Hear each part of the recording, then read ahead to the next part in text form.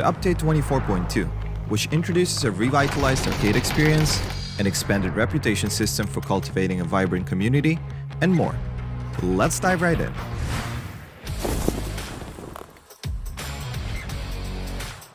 First, allow us to welcome you to our newly revamped arcade, with several game modes waiting to be played.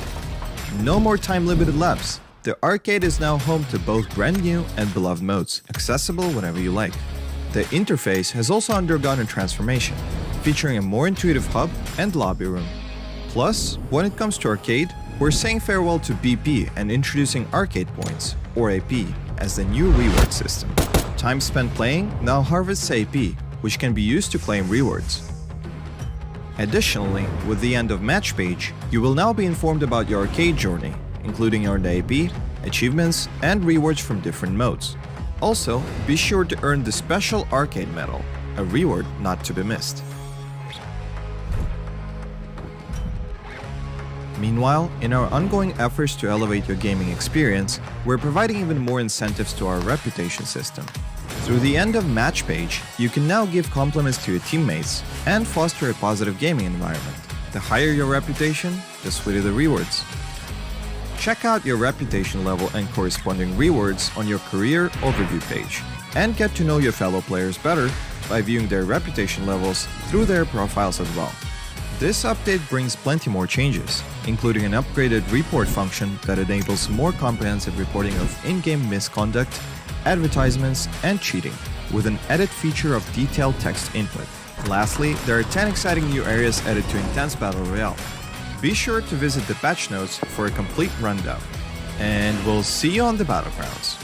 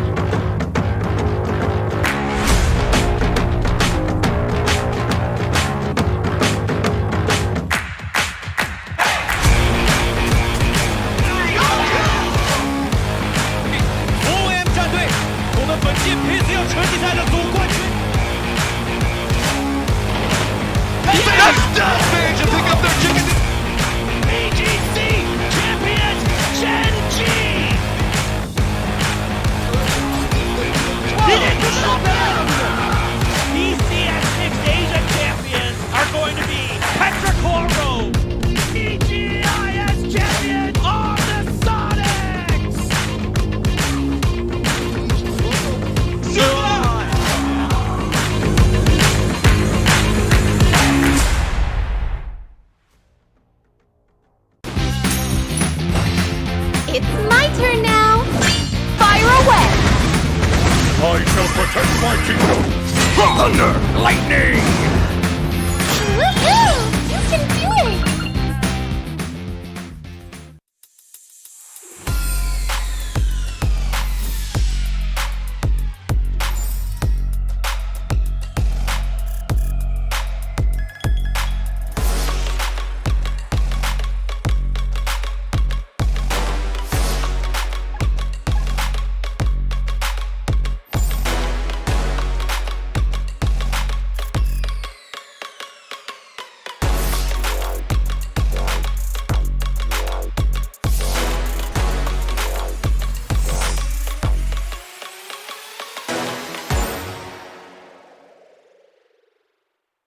Looks like you need my help. Go to hell! Let's go. Now, shall we fight? Fire away! The power of the lightning calls me! Get struck by lightning! Surrender to the power of the dragon! Back off! I'll repay you for your trust. Water clears the mind. I'll show you overwhelming power. My turn!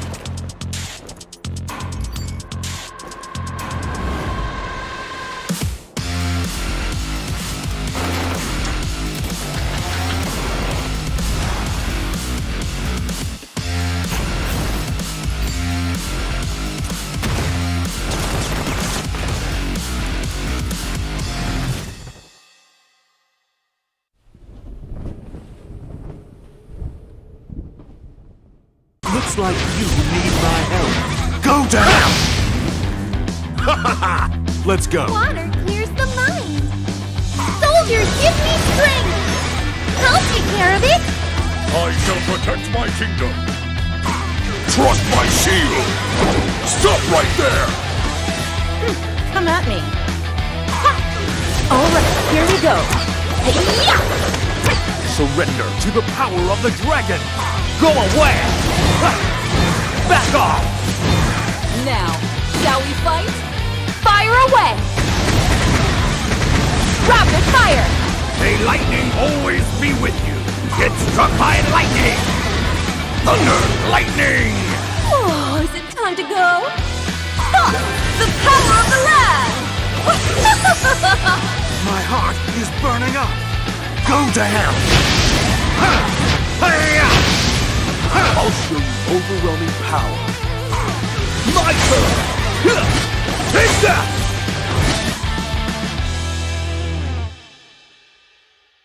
Welcome to the Update 24.2, which introduces a revitalized arcade experience, an expanded reputation system for cultivating a vibrant community, and more. Let's dive right in.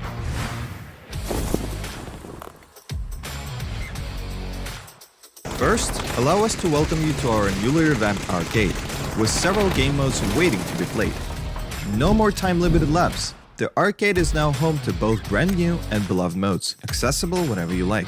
The interface has also undergone a transformation, featuring a more intuitive hub and lobby room. Plus, when it comes to arcade, we're saying farewell to BP and introducing Arcade Points, or AP, as the new reward system. Time spent playing now harvests AP, which can be used to claim rewards. Additionally, with the end of match page, you will now be informed about your arcade journey, including earned AP, achievements, and rewards from different modes. Also, be sure to earn the special arcade medal, a reward not to be missed. Meanwhile, in our ongoing efforts to elevate your gaming experience, we're providing even more incentives to our reputation system. Through the end of match page, you can now give compliments to your teammates and foster a positive gaming environment. The higher your reputation, the sweeter the rewards. Check out your reputation level and corresponding rewards on your career overview page, and get to know your fellow players better by viewing their reputation levels through their profiles as well. This update brings plenty more changes, including an upgraded report function that enables more comprehensive reporting of in-game misconduct, advertisements, and cheating, with an edit feature of detailed text input. Lastly, there are 10 exciting new areas added to Intense Battle Royale. Be sure to visit the patch notes for a complete rundown. And we'll see you on the Battlegrounds.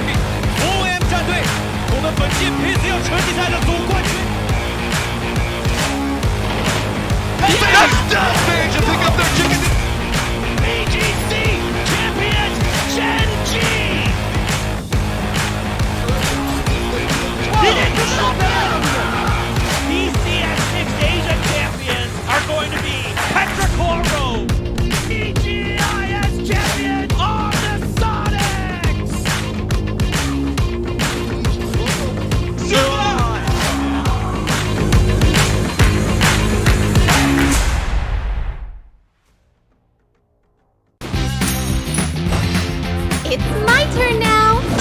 Fire away. I shall protect my kingdom. Thunder, lightning. Woohoo! You can do it.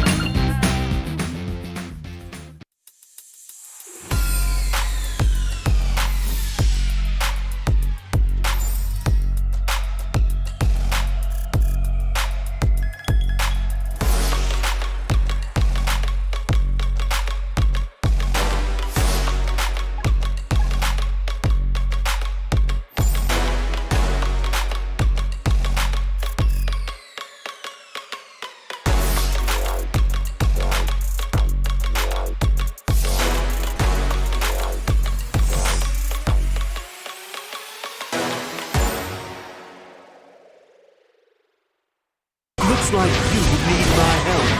Go to hell! Let's go. Now, shall we fight? Fire away! The power of the lightning calls me! Get struck by lightning! Surrender to the power of the dragon! Back off! I'll repay you for your trust. Water clears the mind. I'll show you overwhelming power. My turn!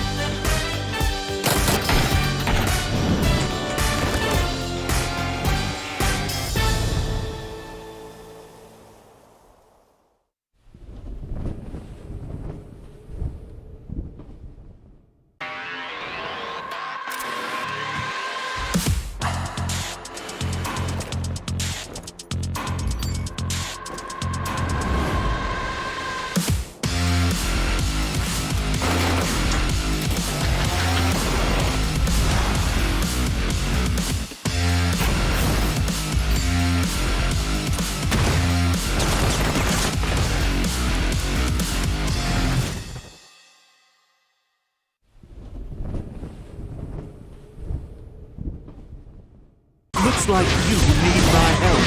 Go to hell! Let's go. Water clears the mind. Soldiers, give me strength. I'll take care of it. I shall protect my kingdom. Trust my shield. Stop right there. Come at me. Alright, here we go. Surrender to the power of the dragon. Go away. Back off. Now, shall we fight? Fire away! Rapid fire! May lightning always be with you. Get struck by lightning. Thunder, lightning. Oh, is it time to go? The power of the land!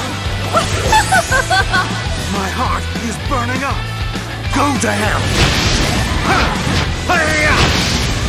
I'll show you overwhelming power. My turn. Take that.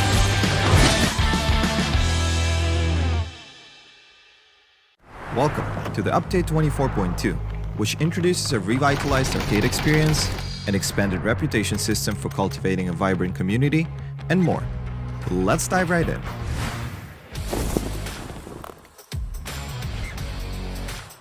First, allow us to welcome you to our newly revamped arcade, with several game modes waiting to be played. No more time-limited laps. The arcade is now home to both brand new and beloved modes, accessible whenever you like. The interface has also undergone a transformation, featuring a more intuitive hub and lobby room. Plus, when it comes to arcade, we're saying farewell to BP and introducing arcade points, or AP, as the new reward system. Time spent playing now harvests AP, which can be used to claim rewards. Additionally, with the end of match page, you will now be informed about your arcade journey, including earned AP, achievements, and rewards from different modes. Also, be sure to earn the special arcade medal, a reward not to be missed. Meanwhile, in our ongoing efforts to elevate your gaming experience, we're providing even more incentives to our reputation system. Through the end of match page, you can now give compliments to your teammates and foster a positive gaming environment. The higher your reputation, the sweeter the rewards. Check out your reputation level and corresponding rewards on your career overview page, and get to know your fellow players better by viewing their reputation levels through their profiles as well. This update brings plenty more changes, including an upgraded report function that enables more comprehensive reporting of in-game misconduct, advertisements, and cheating, with an edit feature of detailed text input. Lastly, there are 10 exciting new areas added to Intense Battle Royale. Be sure to visit the patch notes for a complete rundown, and we'll see you on the Battlegrounds.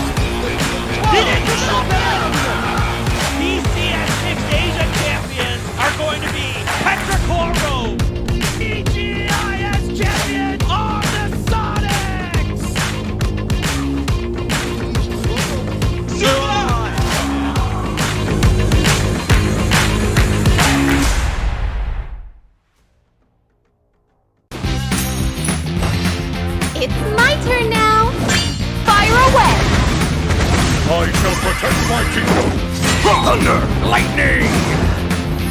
Woohoo! You can do it!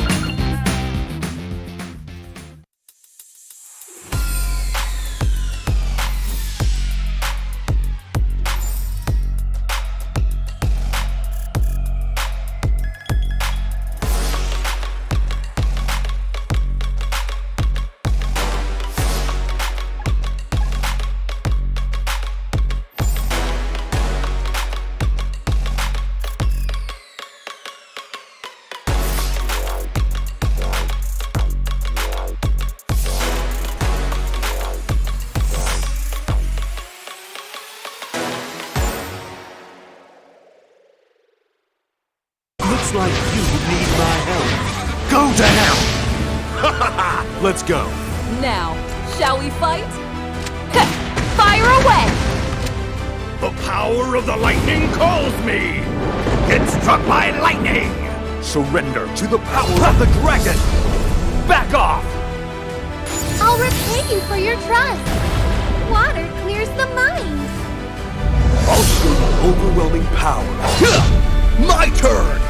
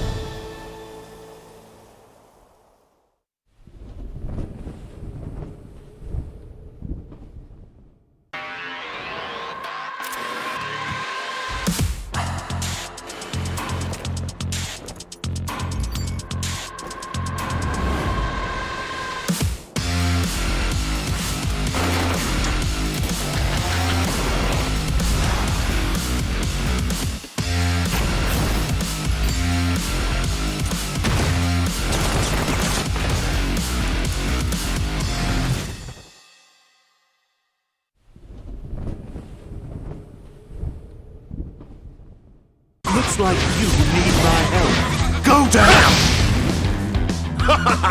Let's go. Water clears the mind. Soldiers, give me strength. I'll take care of it. I shall protect my kingdom. Trust my shield. Stop right there. Come at me. Alright, here we go. Surrender to the power of the dragon. Go away. Back off. Now, shall we fight?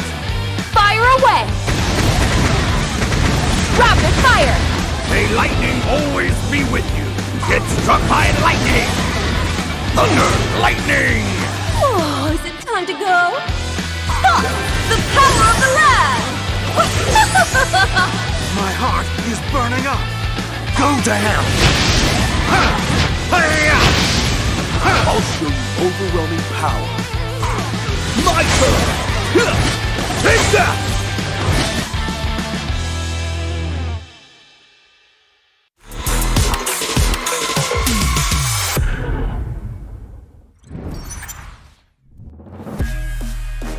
Young now making this push to find that last member of Trendigo who's been there for so long. He finds all three. Tem flash pra cima dele, lá vem panelada!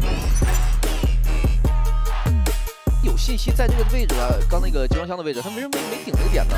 他选择直接来这里。这波是肯定要没了，因为这个半波之前佛们在整个二段这一侧也不吃任何压力。是的。 Bike, I'm not sure if that's going to help all of them. They have 3 phase players currently going without vehicles and weapons. And there you go, one fight, one, but no, the run over. The run over instantly after. And he gets the gun, picks sword effects. Does he? ทีไฟที่สวยสุดนะว่าระเบิดลูกนี้หยอดย้อยๆแต่ไม่ถึงครับถึงนี่ไงไปต่อน็อกเลยไม่แกะสลักเลยถึงโอ้แล้วหลุมนี้เนียบเดินแล้วไม่รู้เนี่ยไม่ได้แกะนี่ไปแกะก่อนนะ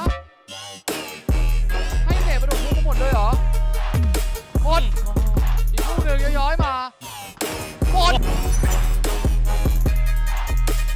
But no, I went to the full 2. Wait. I thought they hadn't added mortars to competitive yet. Well, none of the pros want it, and well, yeah, they're. Oh my I mean, not bad as when you're in that dip once he's like, guys, give me a nade. I got the angle down. Give me a nade. I know how to find them. Everyone is running over, or maybe they just want to do it themselves. He's like, Yes. So My turn. Ein Unterhandgranat, and then that's all. I don't know what I'm saying. I was just trying to make an impression. Oh Until the guy gets it. Welcome to Mortars.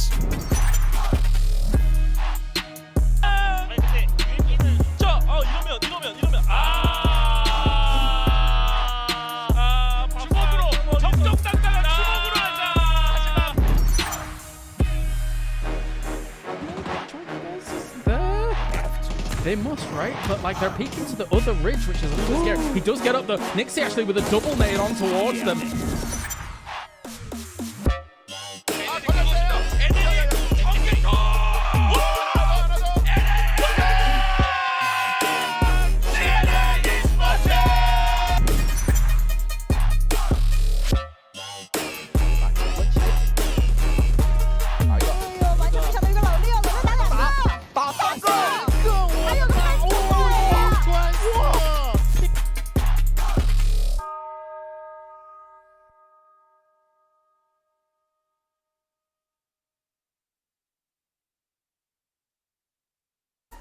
And welcome here to the PGS2 EMEA Qualifiers desk. My name is Avenger, and of course I'm joined again by Toby and Calaris. Calaris, this is your last day. How are you feeling? Ooh, I'm feeling spooky. It's going to be a good time here as we've got ourselves another 6 games to go. Don't know why Toby found that so funny, but you know what? I'm ready, mate. I'm ready.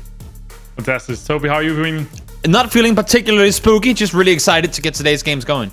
Fantastic. Guys, yesterday we had some crazy games. Twisted Minds James was able to pop off in the very first 3 games to get 47 points, and then another 20 in the 3 more. So they ended up on 67 points. So they're looking really good here for the first day. Yeah, I mean, obviously not getting themselves chicken dinner, but who cares when you're getting that many kills alongside it? I think the one thing that shone really nicely, as much as they didn't get the win on Tego, I loved that they kind of wrestled that location away from Exalt, and then were able to kind of hold down on it with a lot of teams to fire at with the 17 kills that they got there that game. So I want to see more of that, And Toby Ascend was able to get a home turf territory circle to them, and they were able to crush it one more time.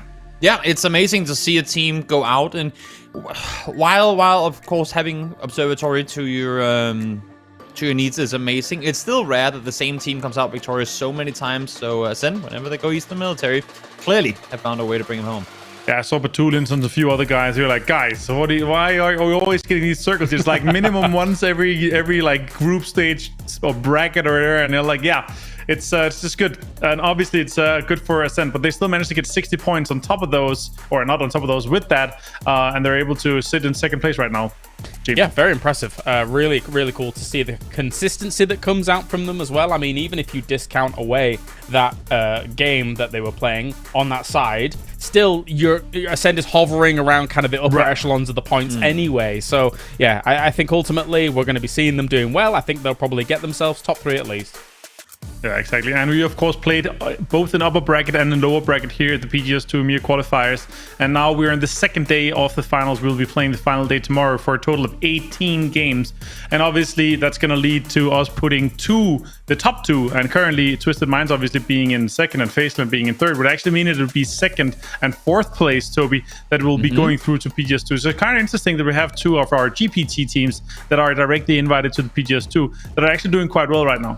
Yeah, it's good to see, showing that I won't say they deserve to be there, because there's of course a ton that goes into who is the GPT teams, but glad to see that Twisted Minds and Face kind of waving the banners, saying we ain't just going for the direct invites, we actually we're up here with the top of the competition. Yeah, and of course here Navi had a rough day yesterday, James, with just 12 points. Needs to step it up because currently they're not going to PGC with the amount of points they have right now. No, it would be disappointing to not see the world champions get to defend their title at PGC. However, I mean, if your results aren't being able to come forth throughout the year, what are you supposed to do? And I think that, of course, we know that they're capable of more than what they've shown so far, just Unfortunately, especially across these last 6 games, the majority of their fights have been against Twisted Minds and FaZe, and they've lost. It's tough. you're kind of caught in like the burger sandwich situation, where it's 2 teams that are currently doing good and taking fights and winning their fights here as well. Of course, this is 16 teams. We saw them yesterday, but Toby, in this case here, like it's not this. Navi have not been at all in a situation where they're not making the right decision or putting themselves into the right fights. They've just been losing most of them.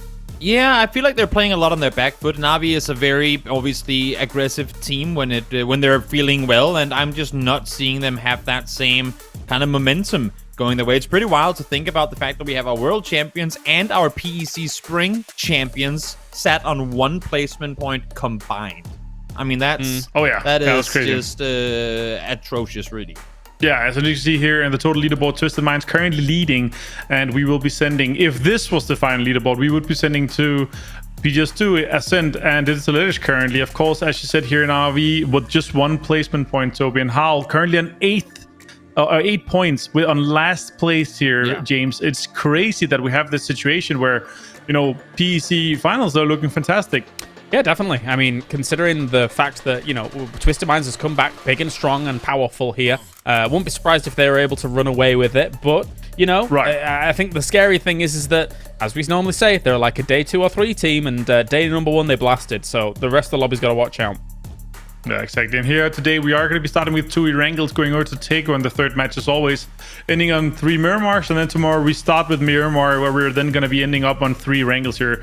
Really lovely balance with 1 extra Erangel in the bag here, Toby.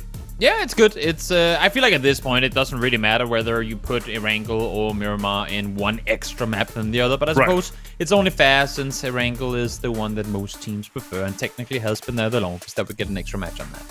Yeah, exactly. And on top of that, of course, as we just saw here with the teams that have been playing out, James, I feel like in this case here, you have like 1 or 2 games to start with here today to get into a pretty decent spot. Otherwise, it's going to be pretty impossible to catch up to the top teams. Yeah, it's getting a little bit tricky considering Twisted Minds and Ascend have got themselves a little bit of a cushion against some of those top teams. Not too much, but when you look at 3rd downwards, though, there's still a lot of room for these teams to be able to try and catch up. And even some of those teams in the middle, like Sarvam, like Monarch, that have come in from that lower bracket, After All is there as well.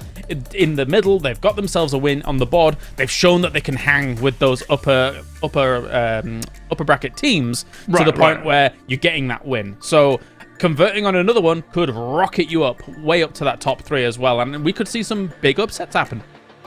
Yeah, and we still have 12 games to go here, Toby. So obviously in a situation where we're probably going to see 1 or 2 maybe bad games from both Ascend and Twisted Minds. And those teams in the mid-pack, they are still within their striking distance if they fall into that, fantastic situation where they're able to get, double-digit kills and a win, while our top teams are going to be falling out with just a couple.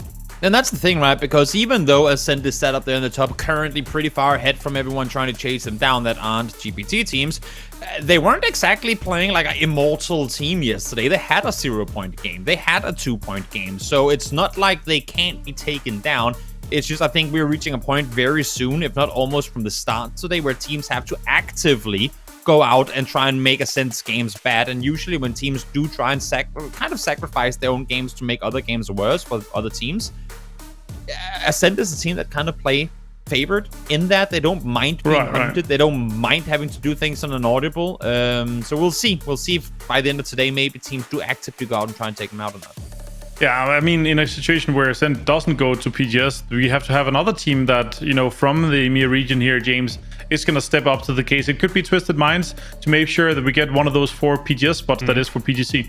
Could be. I mean, they have the chops to be able to do it. And for a team like Twisted Minds, I mean, their goal has always been the absolute highest of highs, right? I mean, yes, they dominated EMEA for such a long time, but they have always said, our goal is to win a world championship. Even a PGS might not be enough for them, all things considered, because the world championship is a whole different ball game. So yeah, their eyes are on bright horizons. Yeah, for sure. And in a case here where we see Twisted Minds step up and, dominate all the way through, I'd be fine with that. I mean, that's kind of back to the era that they've had for some times, and I feel like this year here, Toby, has been one of the roughest in terms of the competition. Again, in the upper bracket, we saw just 9 points separating 1st to 7th. I know there was a little bit of trolling in the last game, but still, it was extremely close. And I feel like it's going to go all the way through here for this tournament too. Yeah, it's pretty insane to me that we've seen the overall step of PUBG and EMEA rise, considering how many curveballs the players have been thrown, with Takeover being added, with a lot of new utility that they have to get used to and work around. But still, despite that, we're seeing them all improve a lot. So curious to see how the teams that we do get sent through the PGS2 are gonna fare, knowing how much of that utility is also gonna be at PGS and how they're gonna compare to other regions. Because right now, EMEA looks really strong across the board. We've seen pretty much all the teams also have somewhat slumbersome games. Yeah, and James, yesterday we saw FaZe being able to step it up with a pretty good top 5 consistency in terms of the placements, and they're able to sit on 3rd right now with just less than 20 points away from Twisted Minds. So they could also step up to the case and get some PGC points that they need. Yeah, they fought against adversity, they fought against some hard situations, and they were able to overcome it. So again, if they're able to do that today, they'll stay top 3. All right, guys, we're going to be starting shortly here with the first game of today. It's the 7th overall. We're going to be playing a total of 18 matches here for the final for the PGS2 EMEA Qualifiers. So, guys, take it away. All right, it is time. The grassy pastures. It's a spooky day. I don't know why it's a spooky day, Toby, but it's a spooky day. And for all of these teams up towards the top, they're going to have to potentially look out as to how this is going to go. Hi, Toby. Hi, Martin. Well, they're going to have to look out as to how things are going to go down here. It looks like we may have a regame here. I'm not sure. Could be. I'm not sure. Martin, you're the host again. Go for it. Yeah, I'm maybe hosting again, James, here, now that it's back. See, I told you it was spooky. It was a spooky day, even for production. It was a spooky day. It was spooky in terms of remaking the game here, so completely fine with that. Let's talk a little bit more about the teams obviously moving into this here now. They were just not ready with the first wrangle. I was getting excited to get everything started here, but we're going to be starting a wrangle, of course. And again, the question is really, are we going to stick to the variety that we've had so far, Toby? Because we've been pretty much all over the place. I hope so. I mean, every time we see a new circle, we see new ways for teams to come out victorious. One thing that I do want to point out, though, in Twisted Minds' good start yesterday, we talked about them as a more of a day 2, day 3 team. But the fact that Twisted Minds has gone out and played a playstyle we don't usually see them do and just going over aggressive is pretty wild to me. Looking at the damage they did yesterday, 3 of 4, like the top 4 damage dealers yesterday, 3 of them are Twisted Minds players. That's pretty wild to me. Considering the fact that they're a team that usually don't start fighting until phase 3, phase 4, maybe even phase 5 if they can wait. It's pretty wild. They off of day 1, we're all up there except for Batulans. My big question to you, James, before we go to the first game here is, did you also Captain Lou for today? No, I didn't change it. So I'm hoping you got 8 seconds, James. Hurry. I caught up anyway. Yeah, I mean, I'm hoping that Lou will stick to the case here and continue to frag out because he's been looking extremely good. But guys, have fun with this one. All right, thank you. It is time for the grassy pastures this time. It's Erangel 2 Electric Boogaloo. We've got ourselves... What's up? What's wrong? What's wrong with you today, James? My mind's melting a little bit. I'm waiting for something and it's not arrived. Yeah, anyway, whatever. We've got ourselves Erangel on the way here, Toby. I'm excited for probably a non-Halloween themed game. What do you think? I wouldn't imagine it being Halloween themed, considering that we're almost as far away as we can be from October. It's we'll see how spooky this game gets. I think for a lot of teams, though, it is a little spooky when you look at the leaderboard. We kind of talked about it at the end of yesterday. We looked over it a bit today, but the fact that considering that it's only top 2 that make it through, and yes, I know that we have our GPT teams that are gonna potentially help bump down that, but let's just say top 4 then. Yeah. Look at the teams you're going up against. We just mentioned Twisted Minds, stellar day yesterday. Ascent, while not immortal, had a really good showing yesterday. They had 28 kills in 2 matches. I mean, that's pretty freaking insane for a day 1 performance. And then you have FaZe, who are currently playing as good as we've ever seen FaZe play. So when you have those teams set up top, you just don't have room to make errors today at all. No, definitely. There's going to be a lot of pressure on your doors, and a lot of wolves at the gate trying to break through. And I think one of those that we look at whilst we're taking a look at how this circle is going to play out, and oh my days, this circle. But one of those, I think, is probably Digital Athletics. I mean, think about it, right? They're currently 4th. Wait, why did Naileup run over Ivers? Did Naileup just run Ivers over and kill him? Is it a remake? And, remake again. Remake again. EB just shot. Yeah. Yeah, okay. It's a remake again. I was gonna... Oh, look at... It always sucks when we see the first circle pop like this. It always sucks when we see a circle pop like this, but we have gotten it confirmed that it is going to be a remake. Oh. Imagine being question mark. Imagine being Exalt, Yepa, these teams that get this circle going in their favor, and then having to go, oh my lord. Yeah. That is... And surprise! welcome back, Martin. How are you doing? It's been a while. I'm great. I just went over to open the window and turn on the AC, you know, to get a little bit of a cold breeze. But the cold breeze of Erangel have left us spiritually here, James, as the guys have killed each other. I've cursed today already, starting this off with the spooky day, and then all of a sudden now we've got regames. What's going on? There's a breeze in Martin's house. Something's creeping up behind him. I don't know. But let me finish my point that I wanted to make, all right? Sure. Before we realized it was a regame.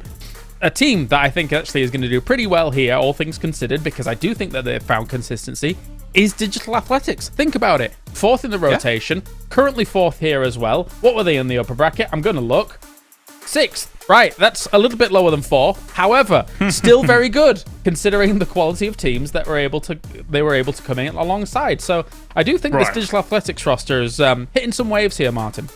I'm honestly super happy to see them perform like this. And also, as we talked about yesterday, too, be like in terms of Nations Cup, if they're able to step it up and have an insane performance here, while Howl maybe does not step it up and lies on the bottom, it could maybe change the roster for Turkey, because we've been discussing a little bit.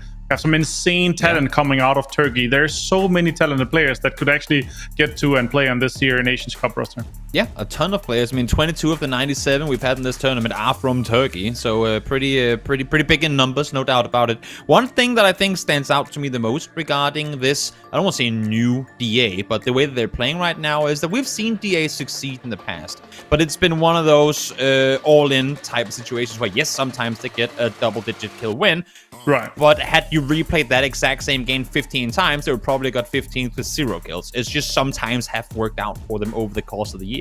Where when we just look at the win they had on military yesterday, the way they came about it was a much more structured DA. A DA that didn't take as many unnecessary risks, but also at the same time knew when they had to make moves in order to come out victorious. So it's a DA that doesn't risk as much, but play on the strengths that they have from the team. And I think that DA, honestly, is as dangerous as any Turkish roster you could put together. Right. And I gotta say, let's go a little bit analytical in this, because it definitely feels like in a case where they know they're given space, they're like getting the information that they're given space, they will take that and they will be smart about it, especially as we're talking about here, this military game here. They're able to take a lot of control in the southwest, and they're able to get like control over the hill, and they hold out Monarch in a situation where maybe Monarch should have been pushed out a little bit more, or other teams could have backfilled, but they just made sure that kind of the side of that cake of the circle was just theirs from the very start, so they can easily push up and take the space that they were given, James. Yeah, I mean, some of the vantage points that they took, like, well, this is partially the military base, but then also, more importantly, Hangar allows them to confirm completely, okay, there's no one really south of us, there's no one southwest of us, there's no one even west of us here. We can now play from here, knowing that we only have to cover, 180 degrees worth of map, which gives you a lot more confidence about when you're making those transitions and how you're going to do them. Of course, everybody in the lobby can shoot very, very well, so you do still have to be able to win those trades, but, you know, only having that to worry about is important. I said yesterday, like, I feel like there's no chance where we don't see a Turkey roster with Komargo, but Toby, what other players would you kind of like to see, or just give me one or two that you're thinking maybe, I don't know, Ruin? I mean, Ruin is definitely up there. He has been a phenomenal player for Howl for quite a while now, but the funny thing is, the first name that comes to mind if you're not talking Code Margo would be Smash, but they aren't even playing in the finals here, so I'm kind of going to leave him out of the equation right now, even though I know that over the last couple of years he has been the name to mention in terms of PUBG coming out of Turkey. But I'd say Schofield as well. Schofield is a player who's been massively stepping up, and we've seen Howl have some of these insane moments, and it's kind of weird that we talk about them considering how they're performing right now. But when Howl has been getting good, when Howl has kind of been getting back on track, a lot of that has come off of Schofield hitting those shots in the early stages of fights to then allow for the rest of the team to swoop in. So maybe that's what they're needing. Maybe they need the Schofield magic back to get fights started. He would be a name to mention. Then Lhasa, of course, with him. It's a player that we've had the pleasure of casting pretty much since the start of PUBG. So can't really go out without mentioning him. Yeah, I mean, there's so many talents, again, James, here in a situation where I mean, Smash, yeah, it sucks that he's not here. He was 9th in upper, 9th in lower, but Smash and Marco has just been, you know, like the 1-2 punch for a long time. Now they're not, and Komako is still kind of thriving in that DA environment. How, of course, you can't deny how they're able to do in PC and how they're able to do in PGS. You have to take that into consideration. Maybe it's not considered directly in terms of how they're picked. It's just rotation, PC, and of course this. But still, if Howl end up, you know, being bottom 3 or 4, that will kind of that will lower their average and how like all these stats that they've kind of averaged up. And yeah, the question is really, will how Smash was being able to playing, will that be enough? Yeah, that's a big question, obviously. I mean, the thing is as well, whilst we were talking about it yesterday, I saw a few dissenting voices here and there saying, oh, why aren't they talking about any other teams or any other? Of course there's going to be hard decisions to make.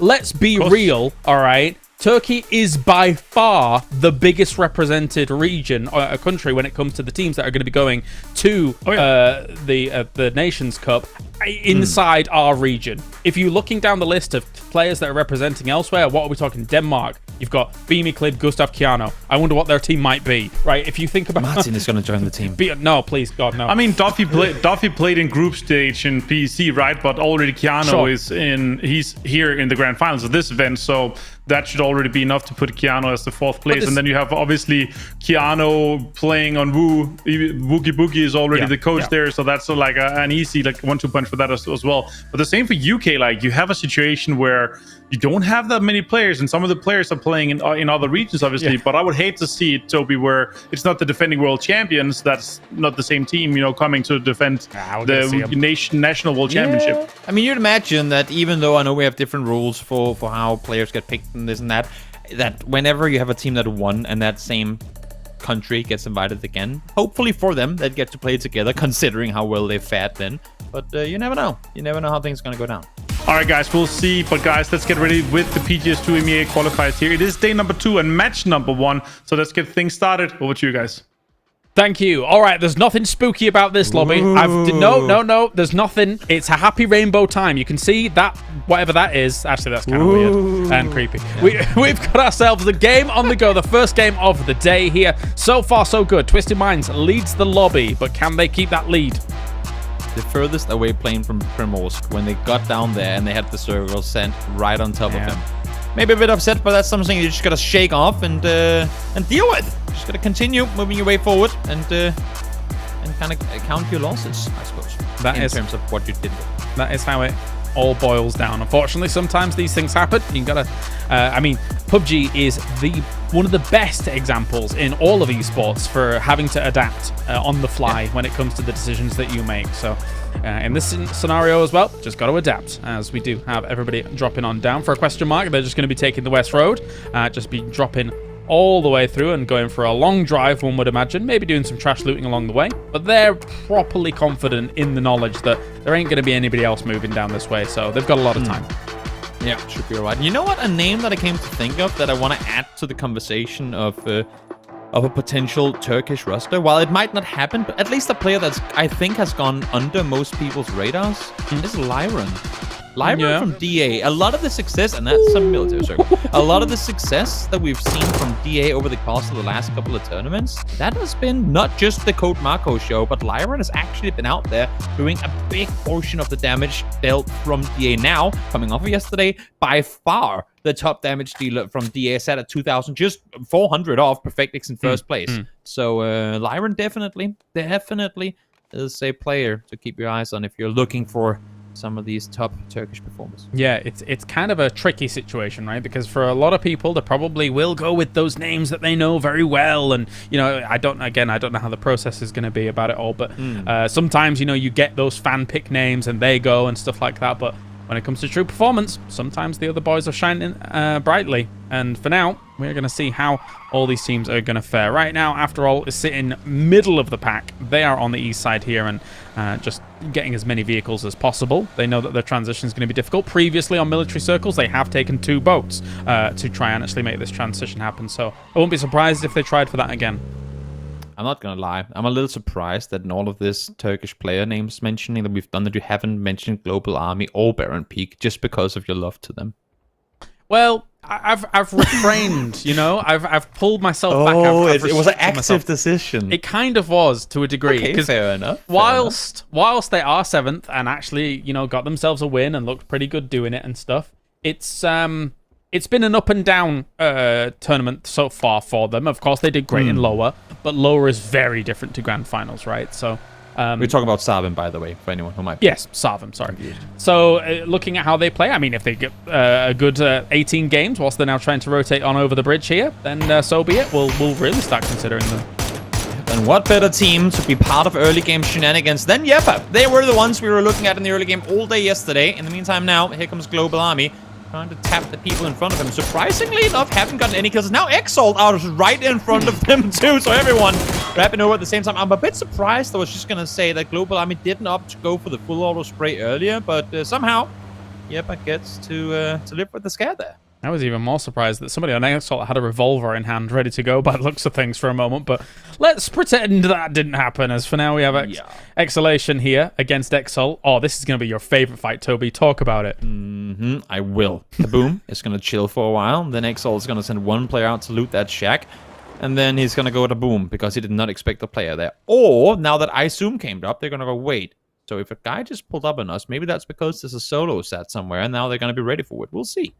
Hoba is coming in as well. Hello, my bad is pulling up on this too. So clear that Exhalation do not want Exalt around here, because why would they want two teams with so similar names right next to each other? That's a good point here. Charging up a grenade from Exhalation. Actually, shots from Exalt come in here. Ferris moves back. Exalt's trying to hold down this compound while Exhalation moving in from the high ground. Exalt, once again, though, might be barraged here. Exhalation throwing in some nades through the windows. Exalt might need to evade those, whilst Exhalation throwing in more nades on towards the roof, or at least towards that second floor. And Fate now from Exalt has been knocked by iZoom from Exhalation. I see what you're doing, James. What you're doing. The Boom, grabbing around the corner. Should be able to get one here, even up against the shotgun. Able to come out on top. Scar prevails, as now the push continues on through. An Exhalation truly doing them dirty. 3 down in a second. Hello, my bad. Finds a double inside the building, and now it's just Art left alive. And again, I mean, Exalt was a team that we were looking at being, what, about 10 seconds away from qualifying to PGS1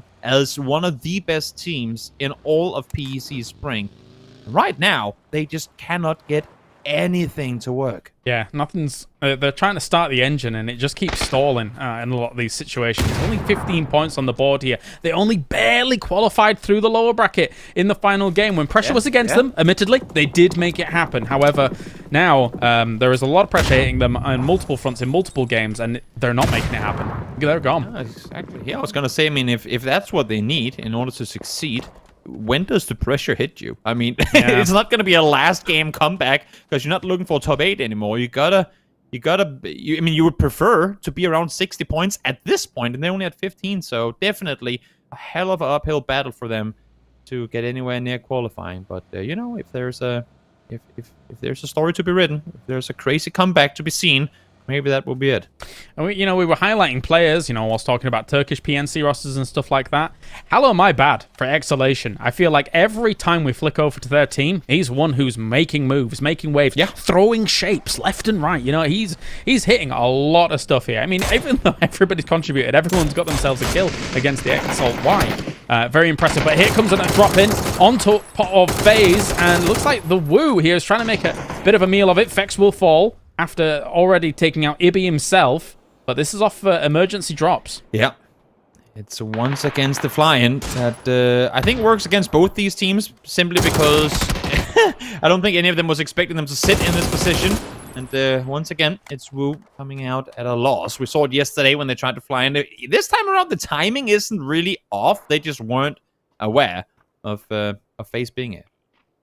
No, they were not. And now James is a little further away to reinforce here for the moment. But when he... Wait a minute. He's looking completely south and not moving. So, not sure what's up over there. No, okay, he's back. He's good to go. As Gustav and Kirexi looking to clear out the rest of this.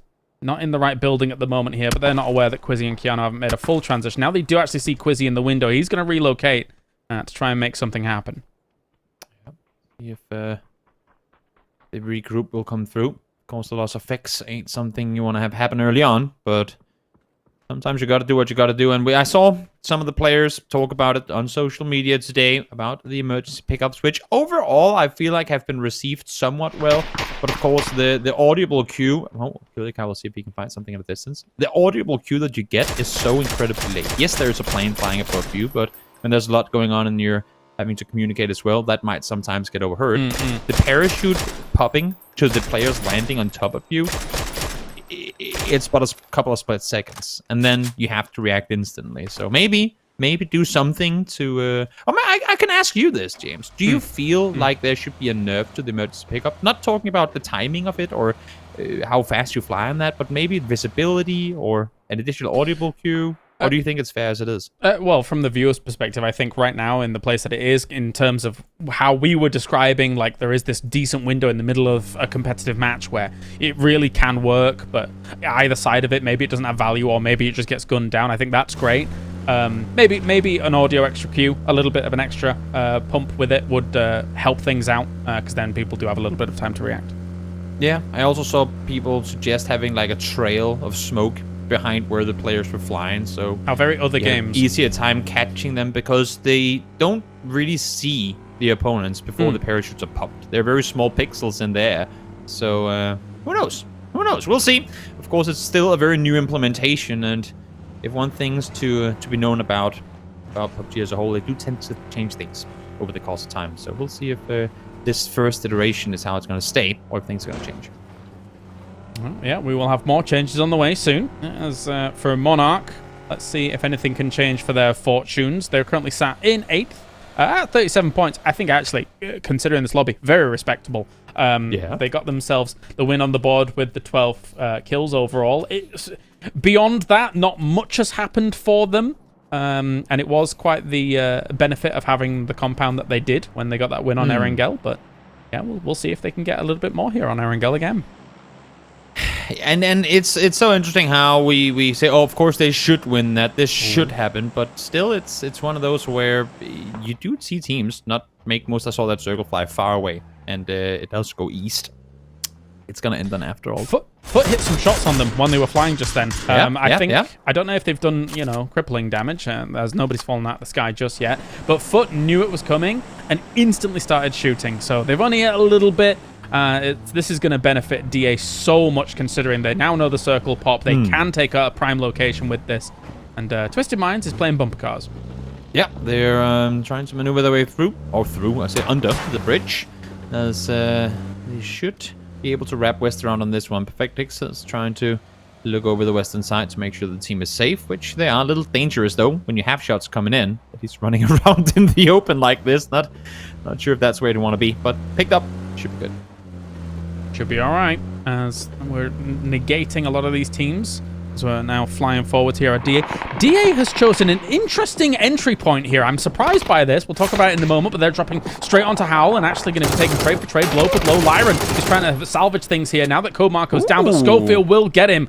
So much Turkish on Turkish action to start off this game. Our conversation was quite apt.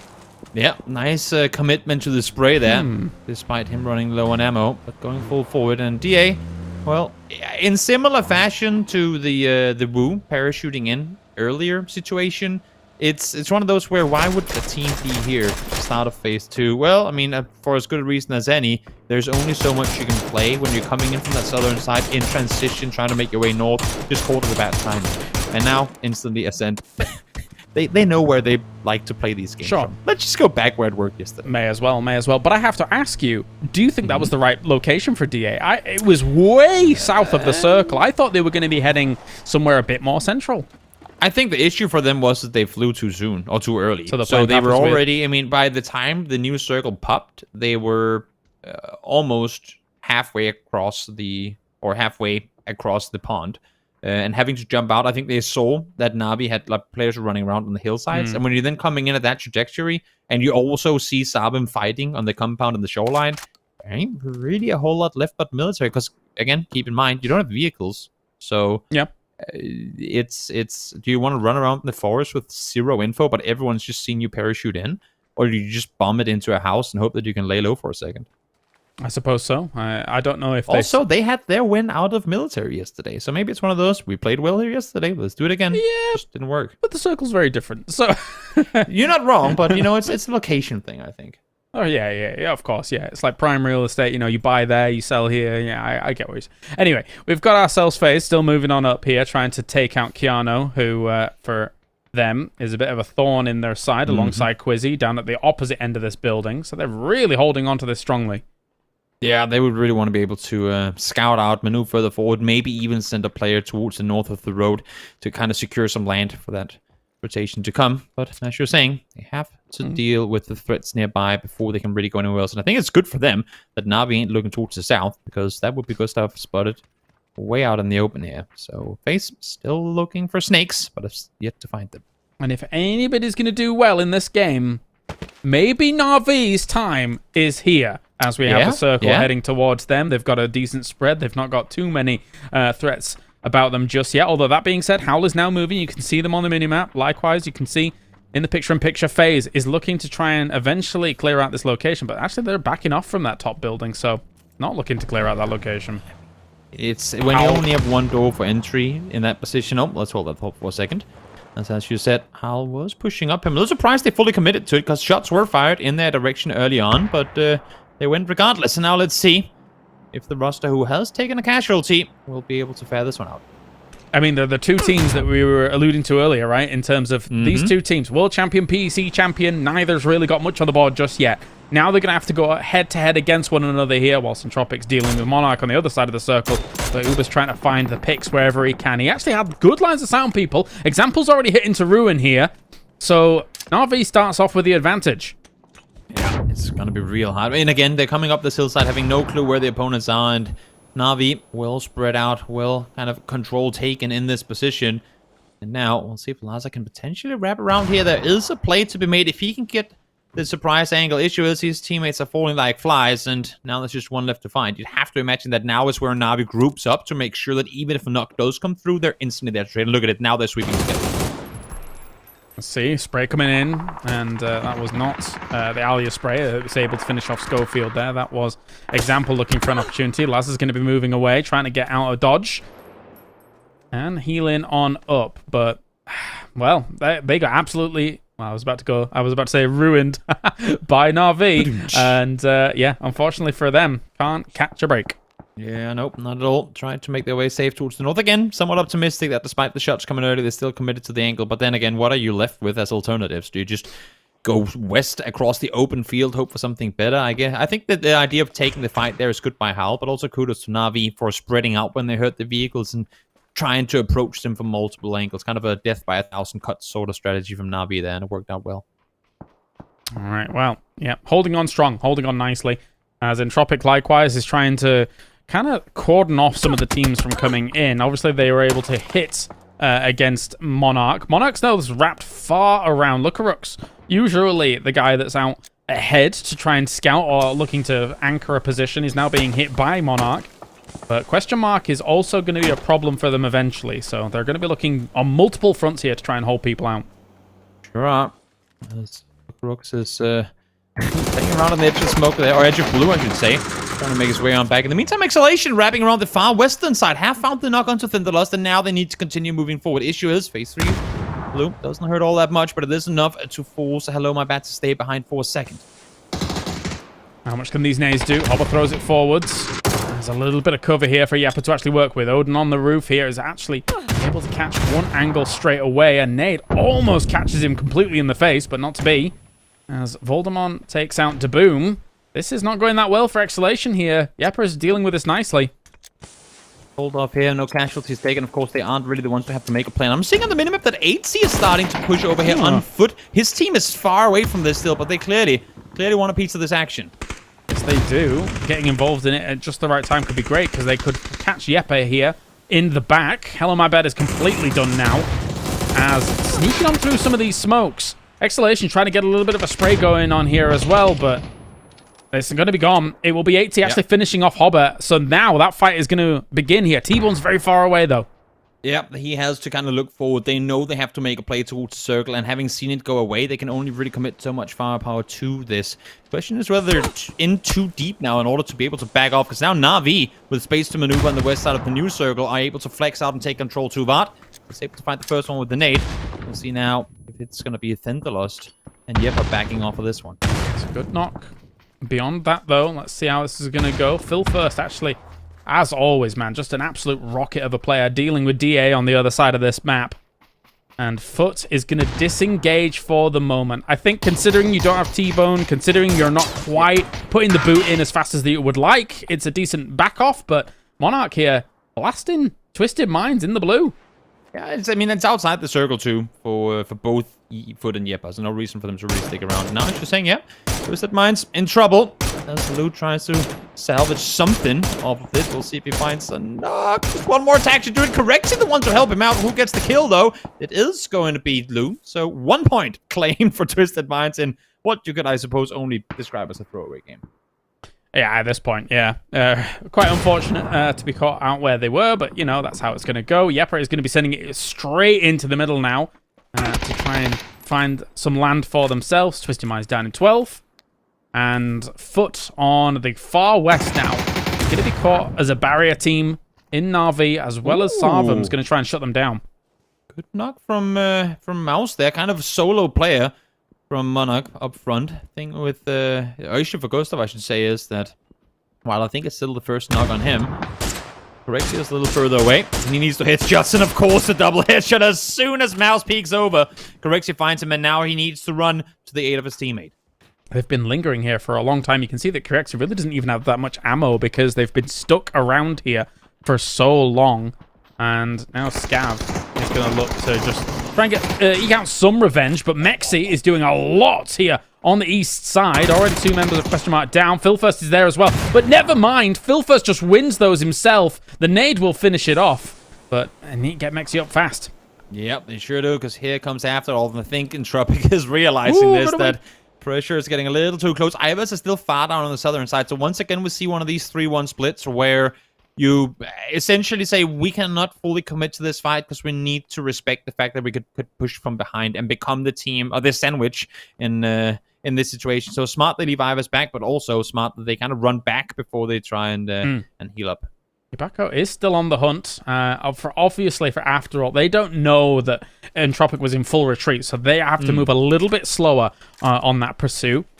As now Mexi is back up, good to go. Entropic as a whole quite spread out across that southeast side, but with shots going towards Hibako from the center of the circle, that's going to give Entropic a bit of time to group up if a fight was to go down on this east. Yeah, a little more time to just set things up here, but I think for after all day, again, I mean, as you were saying, they don't know exactly what they're running into. They came up from that northern side, so no reason for them to overextend into unknown territory when they know they have playable free terrain behind. And also, pretty important that they turn their attention towards that north side now as they hear the vehicle coming in from foot. How many do they have left? Only the 2 remaining? Yeah, just the T-Bone as well as the 80. But they're also being shot at quite aggressively by Ascend, who we haven't really talked much about this game, but they've just, you know, they've been there and they're existing. And Micah is now hitting 80 in the distance as T-Bone looks over that way, but he completely flushes him. No mercy. Yeah, not a whole lot you can do when Ascend is just setting up the barrier like this. They're chilling. They're on the north side of the circle. Now they're getting a crate as well. Circle's favoring them here up towards the north. We'll see if they get the better of this next one as well.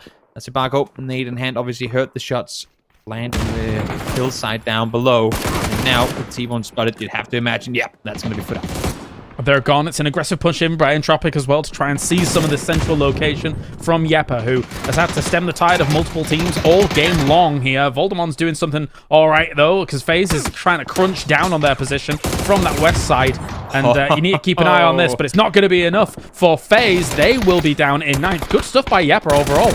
Yep, FaZe got into military and Snakes tore them apart as they fall, as they make their way on out. In the meantime, Uber and Example working in tandem, taking out Sarvim out towards the western side. So as you said, Na'Vi needed a good showing, and this might just be at 7 kills already and no casualties. Yeah, let's get that ball rolling here for Na'Vi. They are currently lobby leaders for this game in terms of the kills coming in so far. And they don't look to be slowing down anytime soon. They'll start pushing around the edges here. I think they might be the next team that Yepa has to kind of deal with, because Entropic's backed off slightly, realizing that After All is a bit more of a concern with the lines of sight they have. And yeah, Na'Vi's going to hit Yepa. Yeah. Oh, Voldemort. Yeah, nice shots coming through. Double head just make it on to Uber. Forced him to retreat a little bit. Does he go for the flush here? I think he would, but he has a UMP as a secondary, so not exactly the easiest shots to hit at a distance, especially not when you're under fire as well. So kudos to Na'Vi to be able to reset. Not bad at all. Danimon looking around here now, realizing that, yes, they will take some shots all the way across the circle here at Yepa. And whilst dealing with those threats, I mean, Entropic is also pushing around against them, so there's actually not too much pressure hitting After All right now, unless, of course, Ascend decides to wrap on the East. After all, it's a situation where they get to pick and choose where they want to go. If I'm them, I take the fight to Ascend now. I mean, there are 3v4, so you don't have to take the fight to them now, then make a play up later. Yeah, but in the meantime, caught on both sides. It was kind of bound to happen that they fall there, so not really too surprising. And now, we'll see this fight, again, has to happen. They know there's a knock on the side of Na'Vi. Do they commit to it or do they back off? Because if they back off, that might just be where After All spots them. Definitely so. Na'Vi here throwing in a lot. Yeah, they're trying to wrap on it. It could be a big brain play here by Entropic. Depends on whether or not they actually get the lines of sight on them quickly. They realize they keep, like, a knock keeps happening and nothing keeps happening off the knock. That's the problem. So they really wanted to kind of press the issue a little bit here. But with Na'Vi 4 alive, this double wrap could go terribly. They could see them instantly. And now Lucarux is down to After All as they've peeked over the ridge. Really smart play here from After All. They never over-aggress. They never full speed send it into it. They just slowly take what SpaceX Entropic gives them. And now, to trying to back off, they're instantly torn apart. And now Entropic has to commit to the fight despite being 2v3. Make that 2v4 if Example gets back up alive. Yeah, and the thing is that After All could quite easily get lines of sight on Entropic here as well while this fight's going on. They are looking towards Na'Vi to start things off. Danimon, there we go. He takes out Entropic because they were in absolute no man's land down there. There was no cover against the After All position. And now Na'Vi, it's going to be a battle of wills between them and After All. The idea of the wraparound was good, but they executed it too slowly and loud for After All to get in here. In the meantime, Ascend has just chilled. They have 2 kills this game. They've been up towards the north. All the attention has been dragged towards the south, as I believe the last 6 or 7 teams eliminated in this game has been on that southern side. And now Ascend can just kind of come in with a, oh, okay, I guess we're top 3 now. I mean, there's a world where this could be a 3-kill win. Like, if these two teams actually rip each other apart and there's one remaining, here comes out Ascend, though. They are going to actually press the issue, and why not? You hear all this fighting going on across it. Just keep them pinned in against each other and clean up the scraps. It has been a little while, though, since there were knocks connected, so you cannot over-aggress to it too much, Uber. So I want this. He spot Chris on the side on the tree. Oh my god, he actually saw him. That is a pixel peek from Uber. Spots him just on the edge of the tree. The circle. The circle couldn't have trolled the lobby harder. Oh my. Okay, Ascend has all the cards, whilst Na'Vi and After All have to solve the puzzle somehow. Oh.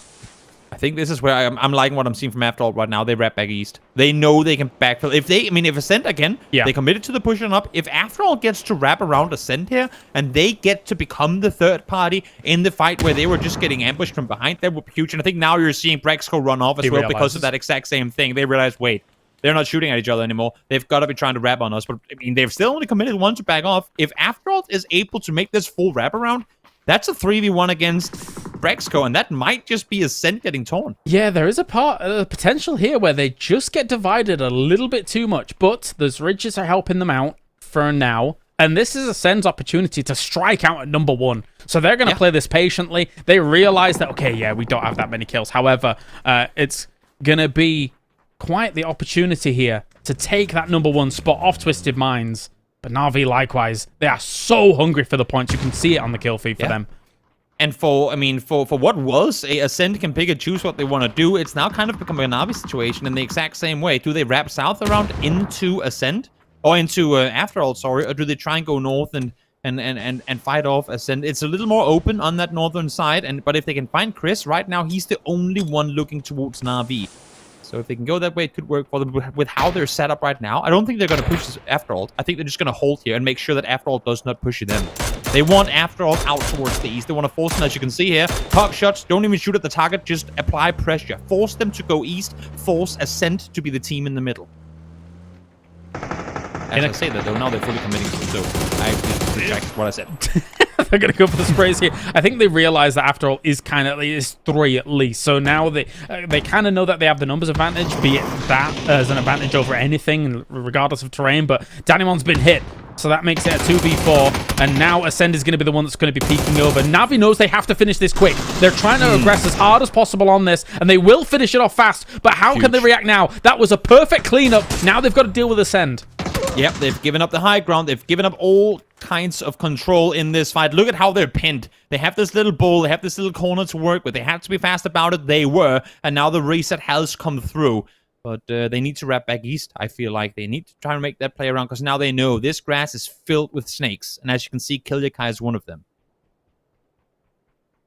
And for Na'Vi, yes, they know that Ascend is over the ridgeline, as you say, but where is the problem? Like, they have so many areas they could be. They could have fanned out while that cleanup was going on for Na'Vi against, after all. If Na'Vi wins this, man, oh boy, they're going to be rolling today. That is going to fill them with confidence. I mean, the 12 kills has probably already done so here, as the world champions looking to rise back up to even get a chance to go to PGC. Yeah, Ascent now tied with Twisted Minds as well, up at 68. So we'll see if they can surpass or not in this match. But it's been an interesting start to the day regardless. Of course, we had a few issues early on, causing some remakes to happen. But outside of that, these players are coming in warm. And now the trap has been sprung. Kilyakai finds one, but he goes down instantly in return. Not bad, not bad. Good start. Big, long-range spray there to try and hit. But not to be successful. Alia trying to hit on Brexco. Not successful either. There are attempts being made. And Ascend is going to relocate, now knowing that they've shown their angles for the second. It's Na'Vi who have to push the ridgeline. It's Na'Vi who has to come up, and I think that's what Ascend is waiting for. They know that they have to come to them. But if they don't keep applying pressure, we know how Na'Vi can sometimes just run away with it. Sometimes this train just comes in at full speed and there's nothing you can do to slow them down. Right now, they're applying all the pressure, they're hitting all the shots, and now Alia sees an opening, but Chris instantly responds. Threw in the nade as the circle was pushing. So the Seeds of Chaos while it's all going on. Micah here on the right-hand side, looking to wrap around against Na'Vi, but if 3 barrels turn towards him on that tree, he isn't going to be destined for this world for much longer. The 3v2 is on the way. Brexco is in no man's land. He's not going to be picked up anytime soon. So Na'Vi still with the advantage in terms of the manpower. 7 spare bullets for Alia, not a whole lot to work with. Mika now peeking over the top, does just exactly cannot see Example. Now he peeks up and over. Shots are fired, but they have them split, and I think they're starting to realize this. Chris on one side, Mika on the other. If they can find just one, if they can isolate these fights somehow, but this ball ain't granting them any advantage. That was smoke, never mind. I was confused by the colors. It's Chris, though, hitting a really nice spray against all of this. I guess the smoke did cause some chaos itself for them. Nice trades here. Back and forth. 2v2 now. Again? Chris finds Uber. Chris! So much damage been done. And again, the fact that neither of them did not, the fact that they can play it smart for as long as they do. Brexco is crawling on top of Example, saying, he's here, he's right here, he's literally on me. And then in doing so, Chris finds the third, finds the final. And Ascend, while it might not have been a flashy start, they sure brought it home in the end. The distraction play is an information game from Ascend for Chris to come and clean up the pieces. Jeez, what a play coming in here from the boys, looking to take #1 in the lobby. They were able to take second at PGS1, and they're back for even more. What a powerhouse we're seeing here in EMEA. If there's a finger you can put on a mistake being made by Na'Vi here in the end of it, because I like the way that they wrapped around on this one. I like their approach on taking out after all as fast as they could and then reset. It's the fact that they don't flush Brexco faster. He was feeding his team so much information of the exact whereabouts of the opponents, because I felt like the ball, while it wasn't exactly helping them all that much, they could have tried to split up the fights. They could have gotten it working their way, but that knock, I mean, he almost bled all the way down on a second knock. He should not have been allowed to crawl around and feed info for as long as he did. Yeah, he was, well, thankfully for him that he was able to be there and get all the information that he did. But very, very impressive stuff. Just to be able to have all of that available when you're in a tense situation like that. 4v4, 4v3, how it all goes down. just information is absolutely king. You can see some of those sprays coming in from Chris here in the final moments, who was able to do so much work. Amazing. Yeah, absolutely phenomenal. Welcome back here, guys, to the PGS2 EMEA Qualifiers desk. Now that you guys are joining your desks, your analysts, your hosts, your commentators, we're everything. The Swiss Army knife, as some may have put it. Guys, in this situation here, I gotta say, I feel like Na'Vi was through everything and Ascent just kind of wandered up to that circle and just chilled here. Toby, what do you think? I would agree with you that they wandered up and to the circle. I mean, and huge from there on, there was, I feel like, no chilling, because I really, as much as I like the way that Na'Vi fought this end game, I also want to give massive credits to Ascent, because they knew what they had to do. They had to keep peeking over, baiting the attention, because as soon as you try and peek Mika, Chris has an angle. As soon as you try and peek Chris, Mika has an angle. So the fact that they just kept punching them back and forth, and never getting knocked in doing so, I think was huge from Ascent.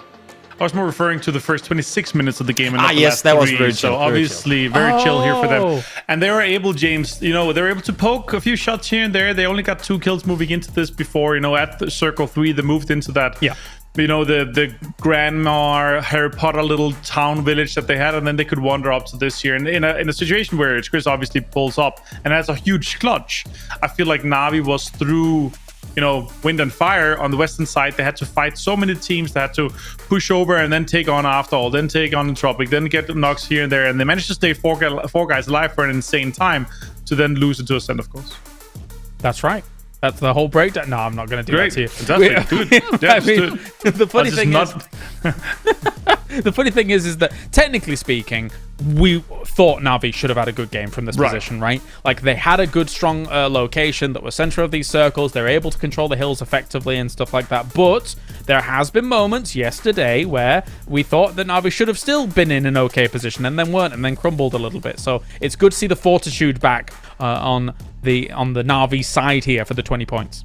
For sure. 20 points for them, 16 for us. And Entropic also with Mexia, I believe, had 5 kills here in this game. Huge game for them too here, Toby. Yeah, great to see them get things going again. I mean, they're in that we need to get top 2. Na'Vi, obviously, being a GPT team, they will make their way on through. But for Ascent to now push even further up, and for Entropic to do what they can to catch up, that is, I think, the right time to do so. Right, and it makes everything, especially in the top, extremely close. Ascent obviously puts up top here, 76 points, extremely impressive for them. And that's, again, James, that's the game we talked about. You're going to have 1 or 2 bad games the next 12 games. And if one team that is either in the top or the mid pack, they're able to have a fantastic one, they're going to jump. Entropic right now and Ascent would be the 2 teams that we would be sending through to PGS2. Look who might be back, Entropic. That's actually kind of exciting, to be honest with you, because, when they really barreled on to the top of the scene here in EMEA, it was a hurricane. It was fast, it was furious, and it was exciting.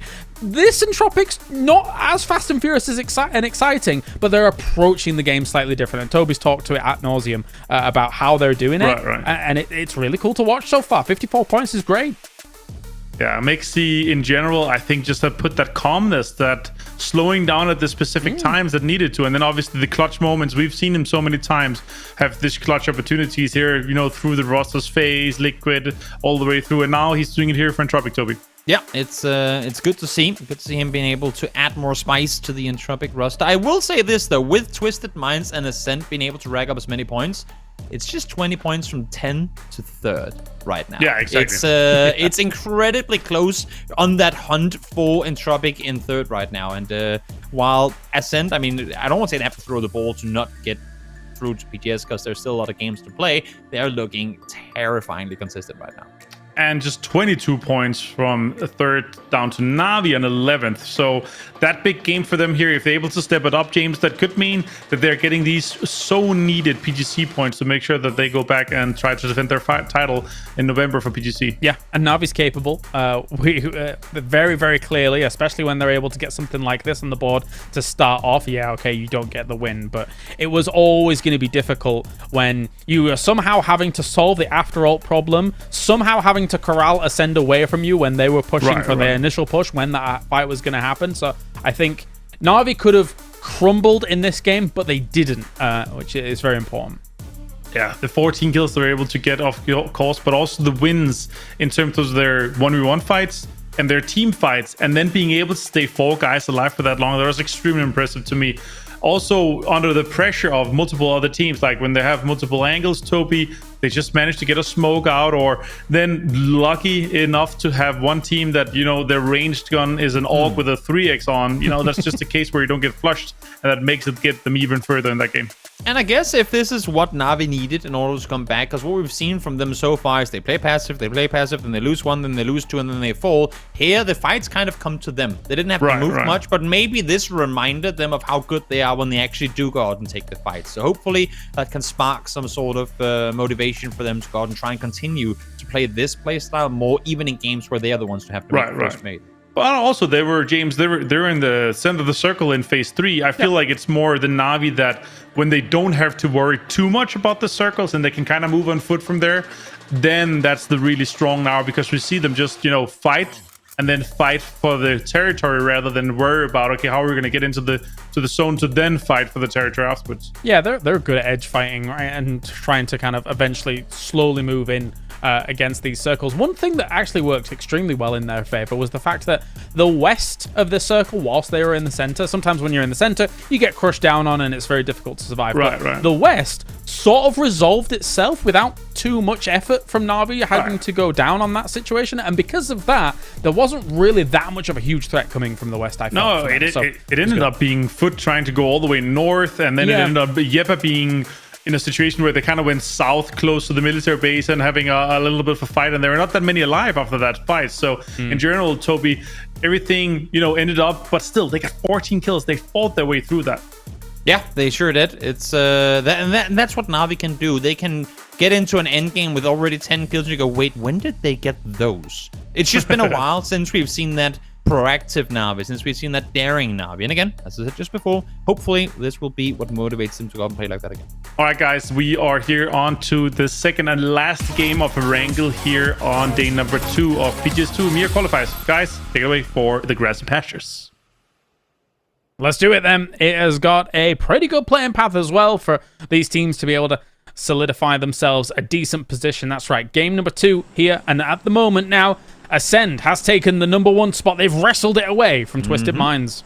Looking strong in doing so as well. Again, not immortal. We have seen them fall under pressure, but I feel like this last game was a Brexco away from being a Na'Vi win. But even with that said, I mean, they stood strong, despite being 2v3 at one point. They knew exactly how to go about it, and they never dwindled. And that's what I like about Ascend. While some of the plays they pull off every now and again seem crazy, because they all commit to them, they work.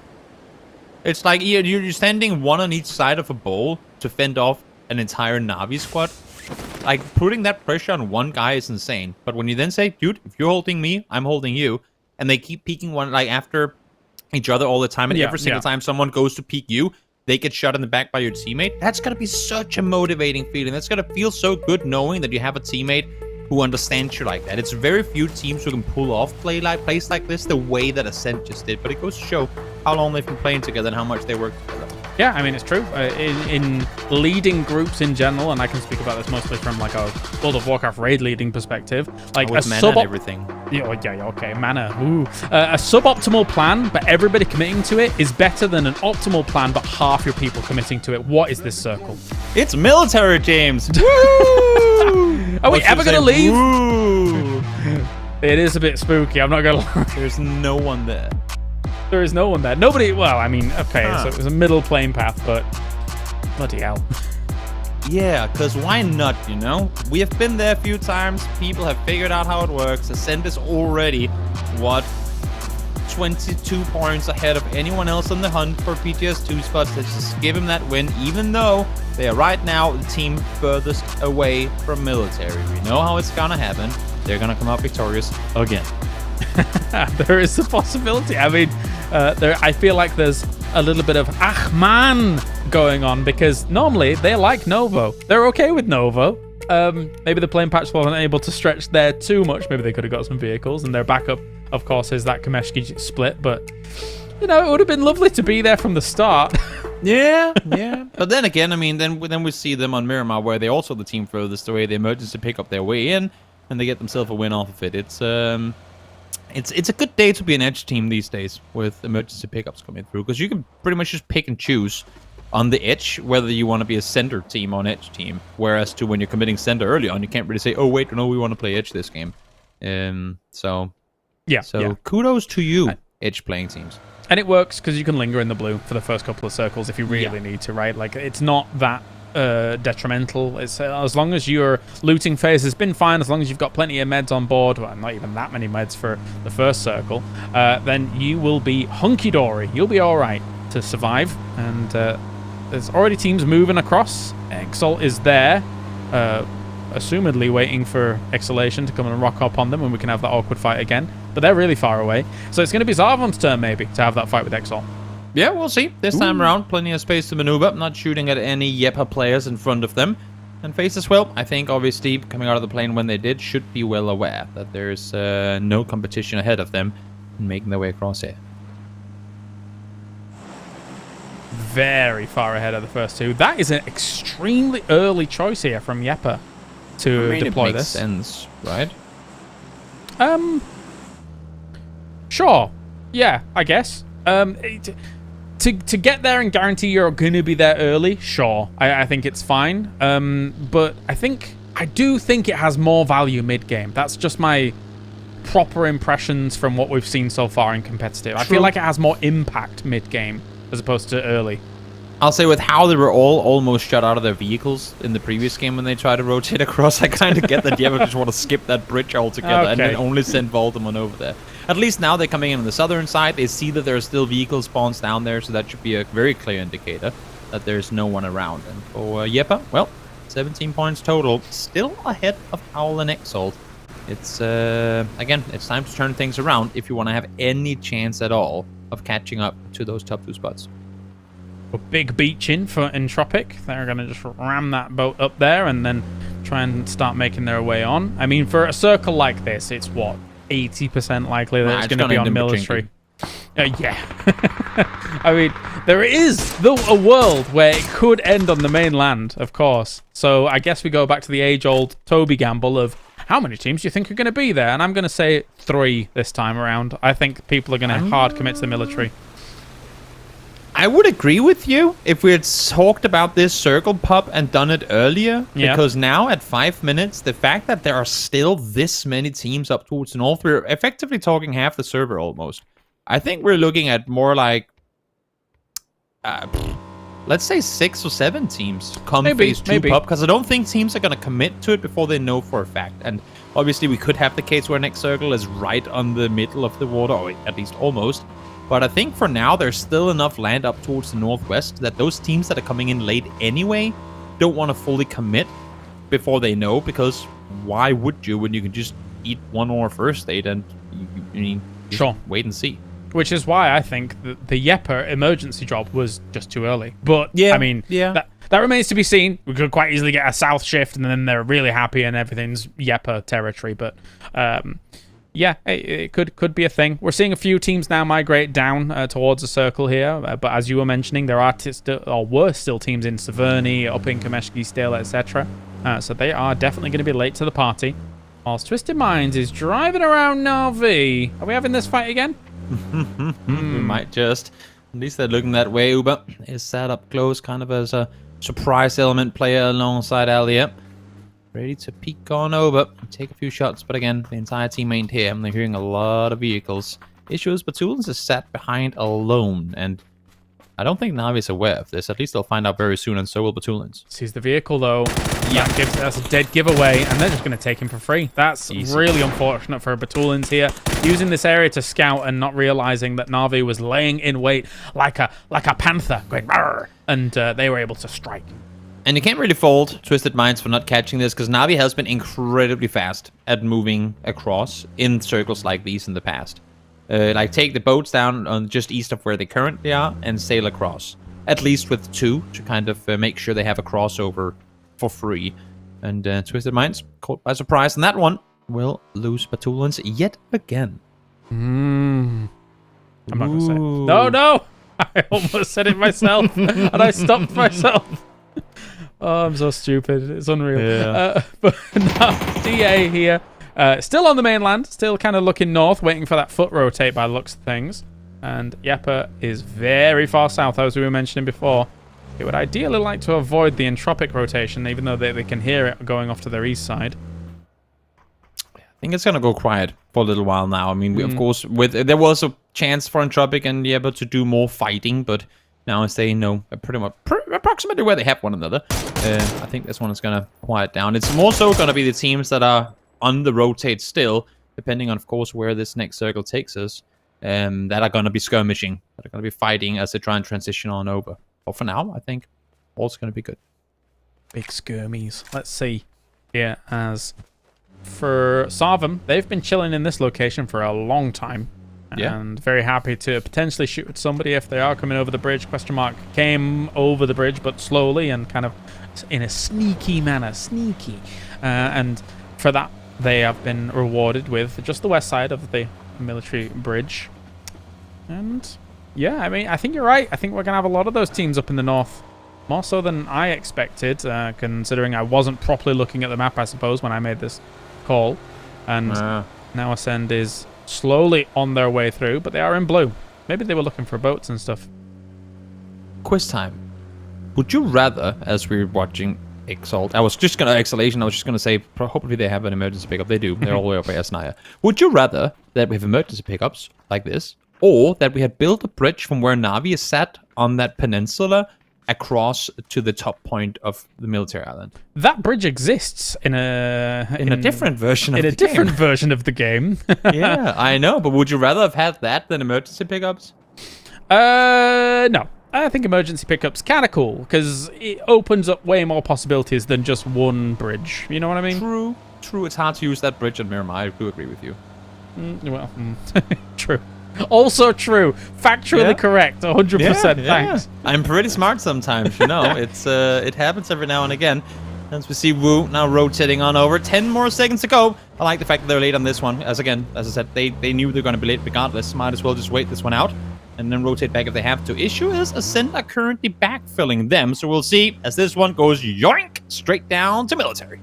All right, well, there was pretty much the 6 or so teams that you were mentioning on the mainland, and they're going to have to make their moves. As we have DA, who had found themselves an emergency pickup as well, so they're going to be moving on. So actually, they've done this after the circle popped, and might be able to find themselves a bit of a better drop location. Although that being said, the middle of the circle is getting quite populated quite quickly. And once again, Foot is shooting at TA for this drop.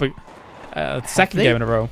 Taken off yet? I think they have, right? Yeah, they did. I was looking at that for a second. They should be all right. They're flying on over. Where do they opt to go, though, with the cross on over? Because a lot of teams, surprisingly many teams, even with Sarvam coming in now as well. The entire north side is completely unvacated. What? Yeah, English. Vacated. That word. Unvacated. Thank you so much. No, not unvacated. It's vacated. But it There's is. no one there. Oh, that's what it means. Yeah. Yes. Again, English. Amazing. Fine. Thank you so much. But I mean, it's free. Yes, it is, and you're totally right. So we're going to see quite a few teams probably land up there from those emergency pickups swiftly and quickly. I am surprised that we have this many teams committing to military base as quickly as they have done. Although that being said, I mean, it is quite difficult to get into military base as well. Never mind getting out of it as time goes on. But Yepa is already taking a lot of shots from all angles, and one is knocked, it's Thendalos, but we'll see if they can get him up. They're a bit separated, so it might be difficult. Oh, no, wait, there's somebody right on him. Yeah, there is. I think one of the crucial questions here to ask, James, is how does Ascent come out victorious in a game of PUBG on Millie Island when they are not the team in control of Observatory? Yeah, I don't know. I think Rex just drove up there, so I was like, nope, yep, it's taken. Not this time around, boys. And now they're driving the opposite direction. Where are they going? They're fanning out They're just saying, no, this was ours. This cannot be. I don't know what they do now. I guess they don't know either. No, I think they'll probably just take the hills west of them, right? Like, and try and use that, and eventually probably butt heads with Exhalation, or maybe After All as they come in. But Monarch is flying in as well. Where are they going to try and go for? Right now, there's not too much anti-air fire hitting them, and Fex is also hitting some other locations. But there you go. So that was very free for them. Yeah, it's Navi above them, though, losing the police station as he's forced to back off, and why not fit one more team in here? Just have the circle hard shift east out of military base altogether. Where's Na'Vi going? Because they were flying over. I don't think I've seen their parachutes open yet. There they are. Okay. So they're going to be opening and heading towards... Looks like one member of Digital Athletics. Maybe two. Yeah, at least you would imagine. Yeah, shots already being fired now. The DA is going to see them on approach. So Code Marco, well, there's one car there. That's a free info for Na'Vi. They all get to land as well. Hewitt is now coming up to help, but Code Marco needs all the help he can get. It sure is. It's coming in too late.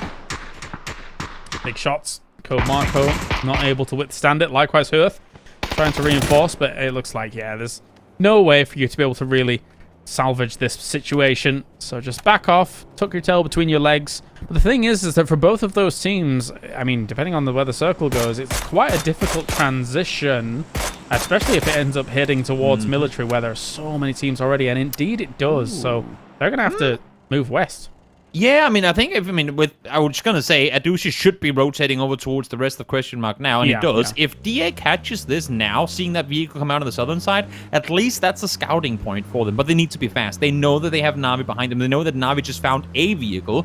Ain't a whole lot to work with, I know. But they just gave it away with Code Marco falling where he did. So if DA is fast enough about this, they should see Adushi leave. Issue is he's already gone, so I think they might have just missed it. Yeah, the race might be on for a bit as DA's moving, so is Na'Vi slowly, half on foot, half in the vehicle. And for Na'Vi, I mean, there's been 3 kills this game, and they're all Na'Vis. They're on the warpath right now. I think somebody's ruffled their feathers a little bit, and going to be looking for even more from this. They're mad. Yeah. Let's just say that Exalt do lose one. Again, a military team. I guess there technically weren't any military teams this game, but Exalt was the first team to wrap around, and now this vehicle ain't bound for no more journeys, as Art is just proning down behind it, trying to see what he can find. And again, Exalt in a pretty dire situation. Yeah, definitely. Using the hangar for a little bit, and now they're trying to rocket out of there to, I guess, reinforce alongside planes as well as the wall.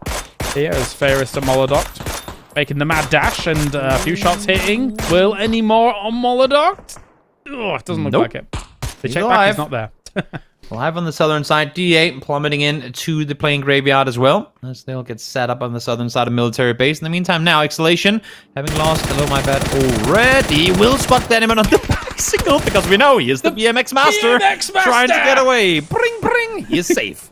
Love it, Danimon. Never have I been a bigger fan of Danimon than these last 2 days, man. It's been fantastic. What a legend. The bring meta. I absolutely love it. We'll see. We'll see. I mean, you know what? We saw it work yesterday against Molly's, so what else can that bike do? Who knows? I want him to do a 450, just flip around and stuff like that and shoot his gun whilst he's doing the 450. I'm like, whoa, this is amazing. But anyway, all right, back to reality. Ascend here is trying to find themselves a not dissimilar position to how they were able to slowly win things out in the previous game. You use these hills. They are going to move back, realizing that threats from the high ground above them will eventually be coming in. So let's clear this out first, or get into our vehicles and move. But, you know, clear out all this behind you and then try and stage your campaign that way. See now. Haven't been seen. Woo, eyes on, but who has a move to make for themselves, so can't really fully commit to just starting shooting up the hill, because I think for now, Entropic isn't aware that they're rotating in from this direction. So if maybe Ascent can bait the attention, that could allow for Wu to cross on through. But here they come, Ascent rolling on down the hill, as now for the first time, playing in late to this military circle. Yeah, this is very late and also quite ambitious. We've seen them be successful with these kinds of plays in the past. This time around, everybody is super ready and waiting for these kinds of moves, considering the way the circles have moved and considering how everybody tried to populate the military so quickly. So Brexco, +1, Micah, it is. Here, still trying to move past teams. They're trying to find a spot to pitch up on, but they just can't find one. In all fairness, if they can continue up the hillside towards the west, they, at least for now, I say only, but have 2 players from Question Mark to deal with. There's also a shack here. That looks nice. Let's just sit here, shall we? Yep, yes. The vehicle is not going to give that away at all. And 1 nade will be their folly if they're not careful down the line. But anyway, let's take a... Oh, that was some funky stuff going on with the scoreboard. Never seen that before, but we're back. It arranged it in terms of kills for a second. That was interesting. That might have been what happened. That might have been what happened. In the meantime now, as we said, Wu had to push on forward. And kind of happening as we, predicted it to, in the sense that Ascent came blasting on through, and Tropic shot at them, figured that's going to be the last one if they're coming through like that. And then Wu just slowly picks up from behind, catches them in the split, and now Nailab and Lookarook still outside the next circle, have to make a run for it. In the meantime, Na'Vi parachuting in from the edge, are starting to make landfall right where they were in the previous game. This time around, though, quite a few more opponents around. Yeah, if they can take strong fights, this will be quite the good drop in. Now, what's cool about that, actually, that you were talking about before, is that usually when an Ascent gets knocked, as more knocks go through, they would assume that they were up on Radio Tower. So that's why they didn't realize that Wu was going to come in behind them. But anyway, that is going to be Entropic here, blasting Exhalation down. And you can get Melman up here and be good to go. They're in a position of safety, I think.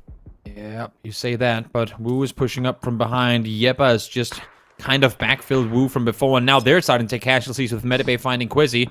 Maybe that's going to slow them down for a bit. Maybe that's going to allow for Na'Vi to get the full reset, because they need that in order to push further forward. And drop it down for the 3rd place, and I mean, with that, it's they got themselves 3 kills on the board, but they want to solidify themselves up there a bit better than that. Hibako gets blasted down by Nixie, as well as some of the shots coming in from Na'Vi as well. That was quite the ambitious play. I'm not sure where he was going. I think he wanted to try and wrap on Na'Vi, but didn't even realize there was other teams present. Well, speaking of wrapping, here comes Yepa. I think they think that they're pulling up to this quietly, but not quite the case. A lot of damage being done. This one does fall, but Medibay from the flank finds one in return. Solid damage coming through as Keanu down to just 5 bullets. Can't get it going. And once again, Medibay, they want to come out victorious. They're totally ruining them and moving back into the circle, getting this play going on once again. Meanwhile, you're still having After All, still alive somehow briefly, but now they will fall as Foot is the next ones to try and control this space. They've got an extreme 2-2 split right now across this circle. As long as they can make sure that nobody's pushing up aggressively on them, this is fine. I mean, you say try and maintain this space. They're effectively sitting on 80% of the circle right now. Because they can't play out there in the open down towards the west side. In the meantime, Na'Vi, well, making great use of nades. That's how you find a triple kill right there. As they are at 8. Again, we talked about it. When they're feeling comfortable, they go out and find kills before the game has almost even started. And here we are once more. Still 11 teams left alive, but Na'Vi already at 8. They are on a mission here. They want to prove to the world that they are still your champions. And right now, it's looking good. They had 12 points at the start of the previous game. They're at 40 now. Help! Panic! Yep. That's a bit scary. It is very scary. Of course, still a fight for them to have. And curious to see where Foot opts to group up. You would imagine that Vard and T-Bone wraps towards the east whenever the circle closes in. But they want to make sure that Question Mark doesn't wrap up behind them. In the meantime, of course, as we see here, still a little bit quiet. That's just one knock comes through from James. But we are a couple of seconds away from all kinds of hell breaking loose down towards the military base proper. Yes, we are. Question Mark's going to be no stranger to taking these kind of fights against the teams in this area, as we have still FaZe holding down these buildings for what seems like 2 games now, and doing all right against Monarch so far. Vasco and Misa down, thanks to a little bit of help from Exalt, who had found themselves into the military base quite nicely as well. They kind of regrouped up. I thought that they were going to have a bit of a harder time with this, considering that, yes, they were here first, but they'd lost someone early, and they were so kind of divided, and they're really not converting numbers so far. But they're doing all right here. Every single move you make here, you're getting spotted by an entire team just waiting for you. This is a snake field unlike any. As all these players are trying to sneak their way further forward. Schofield missing crucial shots. Would have wanted to hit as Perfectix goes down to low HP. Hells to re-peek. It doesn't have an angle to heal. As I say that though now, he is going to try and heal it. He ain't going to find it. Schofield once again. Those damage needed by Spyro instantly there to return. Keen to find the wide angle there, and it did leave him a little bit vulnerable too, but Rune's coming in to try and clean this up. Luke goes down. He had the M249 in his hands of all things. Spiro's in the distance. He's going to try and peek around. He actually saw him as he like flicked beyond that little opening. And now, going to be moving back slightly. Sees the transition across. Spiro hits quite a bit of that spray. Will he hit any more? Rune goes for a jump, and he will be taken down by Spiro. There needs to be reinforcements coming in here for Howl. Last bullet in the chamber there as well, able to get him down with it. And as you're saying, the reinforcement has to arrive, but Laza is alone. He's late to it as well. Now down to low HP and just 11 bullets to work, but still not inside the next circle yet. He has to move, and Dante gets the better. Yeah, just too keen on trying to deal with that. Left himself to open to other angles as well. Spiro's going to get for the heal. Here's Zarvam now, who's been holding down this location for quite a while. They're getting themselves a few kills on the board. Still quite high when it comes to the overall rankings, well, for themselves at least, with 40 points, but Na'Vi surpassed them in as a matter of 2 games, basically. Yeah. And Exalt just throwing a few throwables across. I mean, this is such a hard spot to get out of. They're going to have to use the smokes to their advantage. Question mark running each other over. They had a good time to get down early, to set up in front of all these teams trying to leave, and now they have to spool. Try and reset this one. Good thing for them is the fight down here stalling a bit as well. Now see Monarch eliminated. Example falls as well. That's up towards the north as Baseline has to leave. But now Exalt push on forward. Maldok taken out. A transition through the smokes. Had to try and make something happen against this. Otherwise, they were just going to be caught up against it, up against the blue. Tries to go through the vault forwards, realizing the heal was off, but it doesn't matter. The man advantage for Sarvum wins out the day. And now they're going to have to try and make transitions themselves. Ascend's still alive in that little shack. Guys. Mika chilling. Chilling, and now 1 point richer as we have made our way into the top 8. Na'Vi, again, they found the knock before. Now they find Mailman once again. Na'Vi went up for the rest, and that allowed for FUT Esports to wrap all the way east around on this one. So I think there's no reason for FaZe to try and wrap up the hillside in this one. I was just thinking, if this fight escalates up high, maybe they pull up on it. That's so dangerous. Big spray from Alia coming in, and Uber as well, hitting on FUT. The division for these guys, it was non-existent anymore because FUT have completely rendezvoused together on this east side to try and hold them out. But will it be successful? Because Uber and Alia are putting in some work. Uber goes down to T-Bone. It's all going to be on Alia now to try and find the fix here. But Vard's got him dead to rights, and FUT will take down Na'Vi.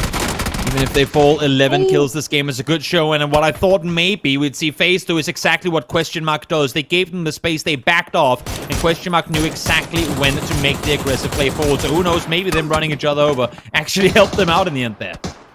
Maybe. It seems at this point, though, that as soon as you finish up a fight, Question Mark's there to answer the door afterwards. Yeah. Phil first and Bestalosh here putting in work, putting on a clinic against FUT. And now they have the entirety of the North Circle to their lonesome. Everybody else is stuck in the South. This could be a relatively free Question Mark victory. You'd think so, but keep in mind, Mika is still alive. So the Ascent dream for the win here lives as he is somehow, I don't think someone found top 5, which is what a gamer. Pretty wild considering where they were just before. Lyron thrown this one out and stay alive on the southern side. Snakes galore down here still. As Baron P, Corexi, and Mika will all soon have to make their way further forward. And all these teams from military just blasting each other to shreds. They're like Swiss cheese. It's a 1-1-1-2-4 in terms of those left alive. And Question Mark is not going to let this one go. All they have to do is flex out a little bit to that west side. Shoot anybody that's having to come out of this, unless Vex can do something amazing. Yeah. In all fairness, with this circle shifting the way that it just has, Mika might just get second place this game. Yeah, he might, yeah. Off of them literally getting torn to pieces with 58 alive. If Question Mark finds Vex, and then yes, there's definitely a real possibility that he could get second place, right? And they find him. Yeah, sometimes you get them going your way. That's the first one down. Now Corexi is left up alone. Lyron, can you do anything here? Or you're just going to prone it out and allow for Question Mark to do the work for you. He doesn't have any throwables either. This is... tis a silly ending, but, I mean, Question Mark's done a lot of work. Well, I mean, not even that much work, actually. 5. It is the top 6 teams that are alive right now, which, of course, is going to make things even more interesting for those on the hunt right now, which in this case would be DA, Question Mark, and Ascent. But the fact that Ascent stays alive, of all the teams that you would want to give a second or third place in this game, like, this was the chance for everyone to start reclaiming, like, to actually play for 2 PGS spots and not just 1. But the fact that Ascent stays alive through all of this, it's just salt in the wound, really. And it's even more salty once Question Mark gets themselves another boatload of points, who is the next team that would be trying to take that PGS2 spot. So, just going to sit here for the moment. That's it. He gets second place, mate. Wow. He gets second place. Ooh. In a game where everything was going against him. In a game where they were driving through the open, flipping vehicles down hillsides and taking casualties by the second. They somehow come out with a 7-point game. That is a hell of a performance. Just run in there, blast him down. Question Mark gets themselves the win on the board. That pushes them up to 3rd place here. And again, in a very important running to try and get them towards PGS2. That was good stuff coming out from Question Mark. Good stuff indeed. A team that we never know exactly what to expect from, but when they need it the most, they tend to come out victorious. They failed to qualify for events in the past, and now here they are showing us once more they're worthy of playing against the best of the best. But in the end, who's the kill leader in this game? It's Na'Vi again, as we take a look at them to start the highlights off. They got 10 on the board. Again, to reiterate, I think they're at 42 points right now. They started off today, just 2 games ago, with 12 points. So they are looking to try and boost up their numbers here and get themselves some decent PGC points, because we all know they need them. Question mark again. I mean, they got 13th at PC Spring. I don't believe they qualified for the rotation, and here they are. I mean, right up there now, 10 points ahead of any team trying to hunt them down for PGS points. That is absolutely phenomenal. Yeah, ridiculous. And this is the cleanup to finish things off. That's question mark getting the win, but I mean, just the multiple insane things, Martin, coming up from this one. What a crazy game. Another military game here. I guarantee you 15 teams have shrugged their shoulders as they saw this first circle pop, Toby, and they were like, not again. I can't believe it. I mean, we had a Primorsk ending. We had a Prim game, and then the games just took it away from us. But I guess one thing is clear, that all the games have gone pretty south today. Yeah, for sure. But question mark, they opened up with a kind of rough spot. They actually roasted in, but the aggressive pushes here, James, they were just able to take it away from both foot and also all the teams here towards the end that didn't have that many players left. Yeah, a decent opportunity for some teams to potentially punish question mark with how late in inverted commas they were coming initially to Military Island. We saw them coming in alongside Sarvam. Sarvam had no answer to that at all. But then you're playing it in kind of hard from the west side when the circles are moving away from you, and they played it really well. I can't fault them here. I will say though, it's quite impressive to me that Na'Vi steps up this game here. This time they didn't have the circle in their hands, Toby, and now they're able to do an infiltration pull up on Code Marco. My fantasy team's in shambles, but they were able to pull up, get some kills, and just push on, and in general just actually succeed quite a long time along the way here. But then again, they obviously folded towards the end, but 10 kills still. The points that they're able to get from just these 2 games alone here to start with is just amazing. But that's what we've come to expect from Na'Vi. That's how we've seen them succeed in doing what they've done best, and that's where their double-digit wins then just go out and become like immense buffer when these are the games that you expect for them to have. So glad to see, again, coming into the day, as I said as well, we want to see them step up, we want to see them get that drive back, and right now they're playing on all cylinders. And James, of course, ascend. They look up to the top and they see, no, our dear tower is already taken here, and they have to move somewhere else, but they still managed to get a 2nd place. Just 1 kills, but it's still that consistency in the placement. They is able to get them 7 points total from a somewhat faulty game. We talked about it at the beginning of the first remake, which was adaptation and how you deal with it, right? And for an Ascend, it's absolutely a game where you had to adapt. You had to try and make a difficult decision. You had to be a little bit fortunate that you all didn't die on this big send through the middle. And then, yeah, look how much it pays off. It's enough to get themselves an okay salvage game here, considering it's 7 points off the back of nothing. And of course, question mark here with 8 kills and a win is going to give them 18 points. But Na'Vi 11, FaZe 10. It's all our top teams, Toby, that's pulling up and pulling good numbers here. Yeah, it is. It's getting real scary if you're sat anywhere bottom 8, because again, we were talking top 8, top 5, something like that. It's great.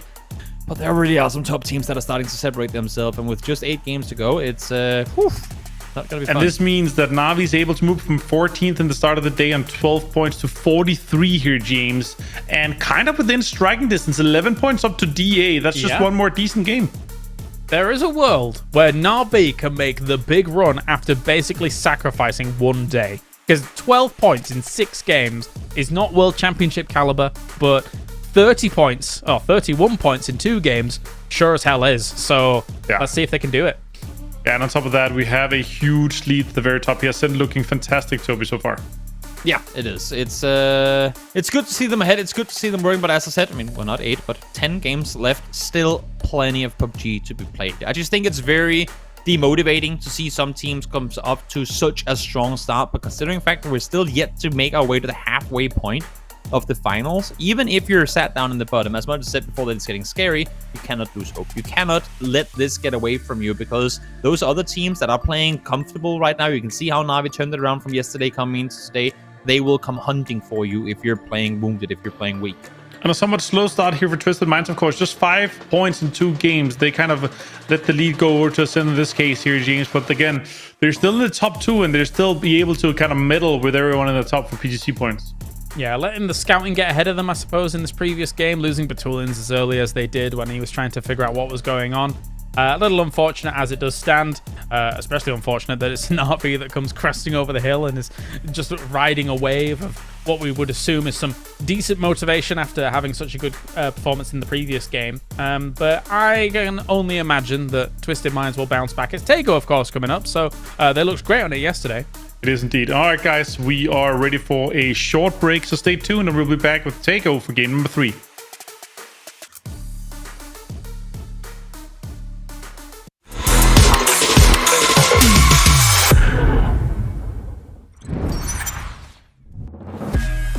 How are you going to deal with it? He's headed towards the roof, looking for an opportunity to get one. Will start things off already with the cape.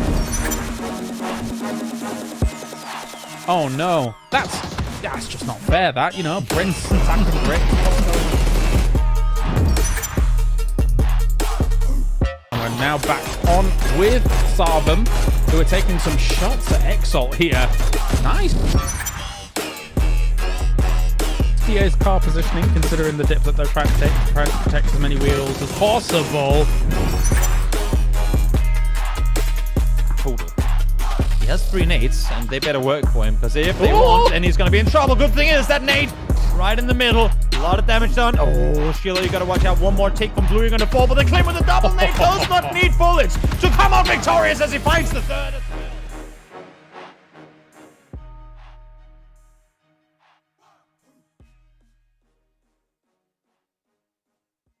Welcome to the Update 24.2, which introduces a revitalized arcade experience, an expanded reputation system for cultivating a vibrant community, and more. Let's dive right in.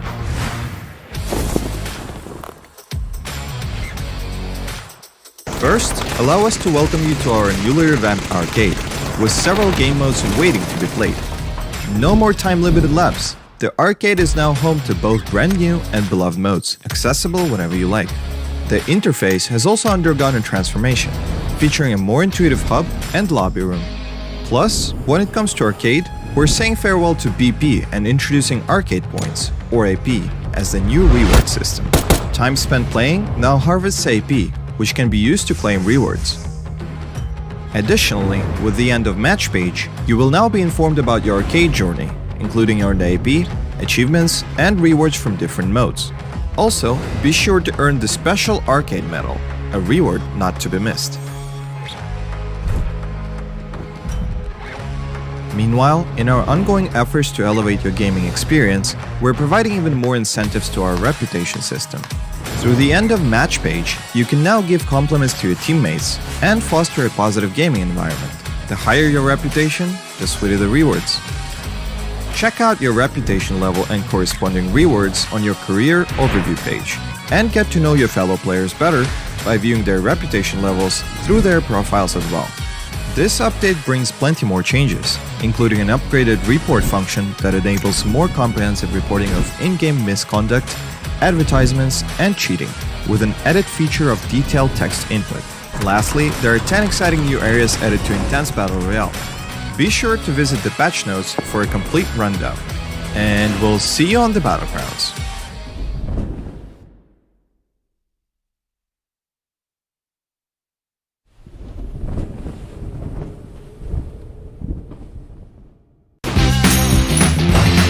It's my turn now! Fire away! I shall protect my kingdom! Thunder! Lightning! Woohoo! You can do it! Looks like you need my help. Go down! Let's go. Water clears the mind. Soldiers, give me strength! I'll take care of it! I shall protect my kingdom. Trust my shield! Stop right there! Come at me. Alright, here we go. Surrender to the power of the dragon! Go away! Back off! Now, shall we fight? Fire away!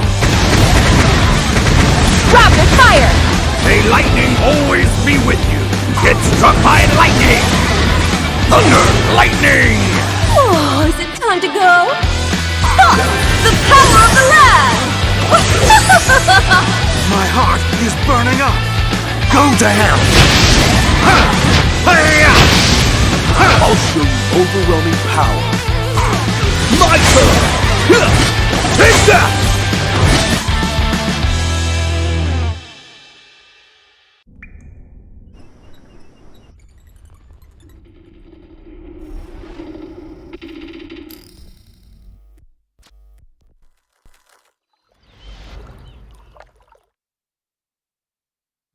And welcome back here to the PGS2 EMEA Qualifiers desk. Here, of course, my name is Avenger, and I'm joined by the lovely Toby and Color Sky. I guess we are 2 games done, and we're going to be going over to the fantastic takeover here, James. And you're super excited about it, aren't you? Yes, I am. Not only for my intro, which Toby loves, but also for the fact that so far, I mean, our Takeover games have been really fun. I've really enjoyed them. Our previous one, of course, we had Sarvam and Twisted Minds really facing off, duking head-to-head to get things going. And Sarvam, up until that Takeover, had really nothing on the board and then had no guns really to finish it off, Toby. So that was interesting. Yeah, it was. It was. Yeah, thank you, James. It is always great having 2 hosts in this show here. I'll just be the one analyst into this, I suppose. No, I think Takeover as well has really played well so far. We still have a few areas of the map we have yet to explore, but I'm sure we'll get them because in terms of the variety we've had so far, it's actually been pretty impressive, despite, I mean, when you look at Erangel and military games on repeat. So thank you, Takeover, for giving us a little bit of variety to play around. Yeah, it was a bit of a fortress you saw yesterday, and then it turns out when you have push, you know, blasted all your bullets on crazy bolt shots and whatnot, James, then you have to go out and with some, you know, not inferior guns, but different guns than you're used to clear out the rest of the guys. Yeah, and it worked. It did work. I mean, I think they had a numbers advantage by the end, right? It was a 4v3, so that definitely helped as well. But they pushed aggressively out of the compound when technically Twisted Minds had a bit of circle favor. Not much. I shouldn't overstate it. But yeah, Sarvam brought the fight to them. It was good. Yeah, I'm looking forward to, again, another variety of our circles today here, Toby. As you've seen, the variety in our Erangel games have been steadfast. Yeah, it's been good so far, and I love how fast teams... I know that the map has been in rank for quite a while, and in play in total for even longer, but still, bringing it to a competitive scene is a whole other ball game, and we're already now seeing teams make use of areas of the map that I don't think teams maybe knew by the start of this tournament were a thing, but then go back into the VODs, they see other teams utilize them and instantly try and take them in the games to come. So I guess that's the only place where, because we haven't seen circles repeat themselves all that much yet, we're still getting new areas of the map that teams have yet to find. But eventually, we will have explored all of it, and the games are going to get even better.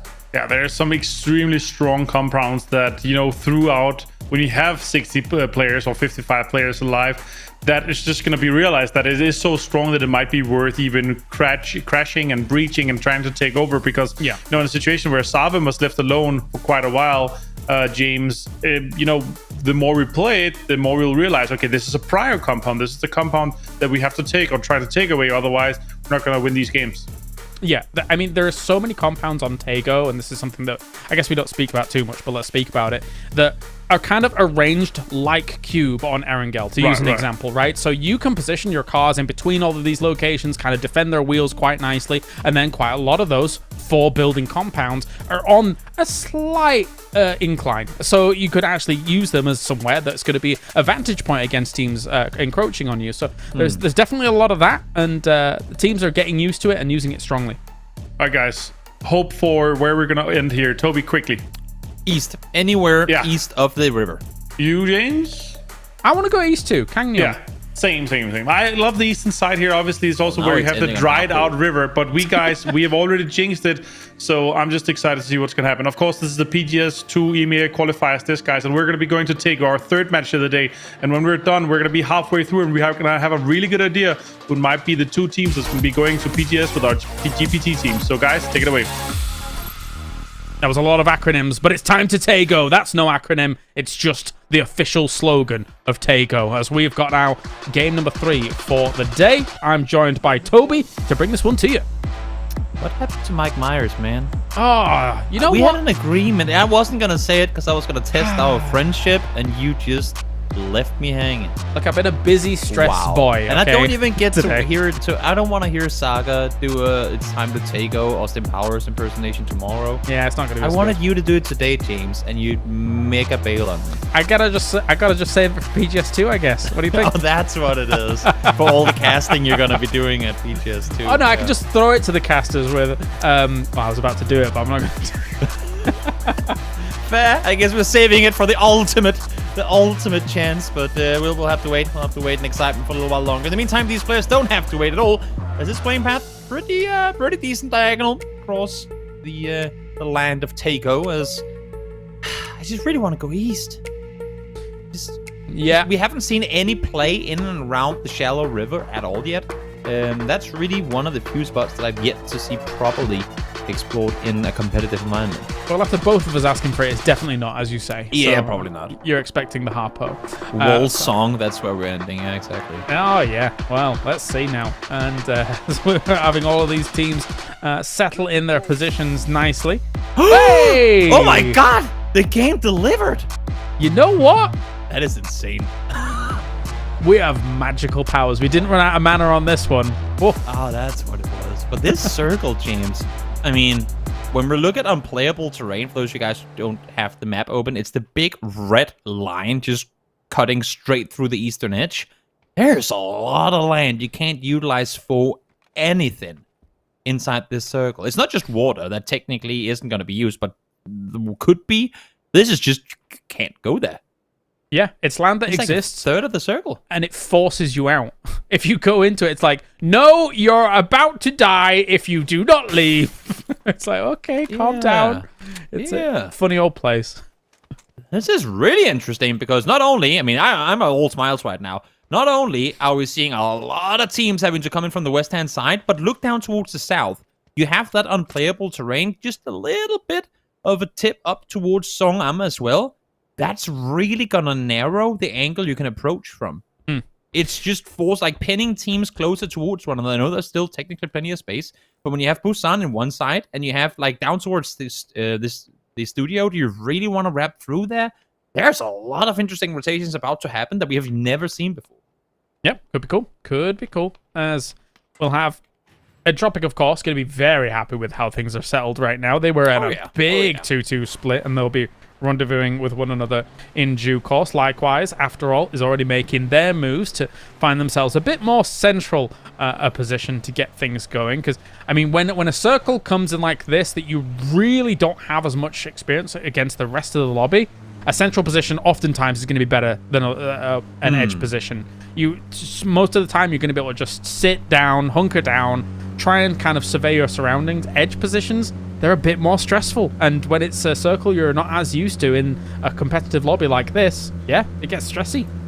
And now, for the sake of everyone on the hunt for a PGS2 ticket, last game, we looked at Ascent as the team in Stolper when the game went hard military and said, ha ha ha, they're gonna die. Everyone's gonna have a chance to rack up points, and they still get second place.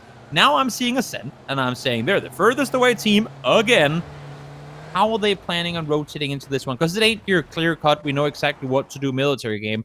This is a rotation that I don't think we've seen any of these teams ever do in a competitive game. And I'm not counting scrims, but we've ever seen them have to go this far southeast. So curious to see if they're going to dare, really, to just emergency pick up their way into the unknown. But the funny thing about Take-O is it's a deceptively long way as well. When you look at the map and you kind of look at how this terrain is and stuff like that, it actually takes quite a long time to get from one side to the other. So gonna have to be accounting for that as well, as all the teams now in the middle are jostling for position. We're having Question Mark coming in from that west side as well, who, I mean, the one thing that is of an advantage, you were talking about that kind of rotation, kind of north of Songam and then in towards Studio. Technically, it's more open than channels of rotation from Miramar, right? Where so the terrain isn't as punishing to people that are wanting to rotate through the hills. Yeah, you're not wrong. Also, you don't have that one team with the perfect angle. As I say that, you don't need a perfect angle. You just need to tap people in the head twice, which is what James did right here. Perfect 100 damage done as he finds the mat. And Howl take casualties early yet again. Howl just cannot get off to a good start. No, they can't. Ruin here now. We're just gonna... I mean, they're slightly away from all of this as well. Any supporting fire that would have been possible against FaZe when they're already relocating is not to be the case. And for now, I mean, actually, I'm quite impressed at how quickly a lot of these teams got into the center. It was quite swift. Only 5 minutes in now, as we're going to have a lot more teams entering. It's going to be Na'Vi trying to make that rotate you were mentioning earlier. Yeah, exactly. Twisted Minds parachuting into the far east now as well. Try and see if they can claim some real estate in the center of the circle.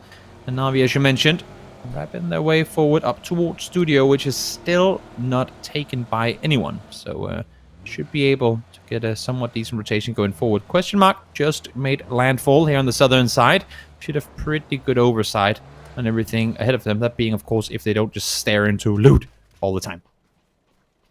And there's a decent possibility that next circle shifts as well are as punishing as this one. I mean, they could still include a lot of that unplayable as a 15 times and a FAMAS.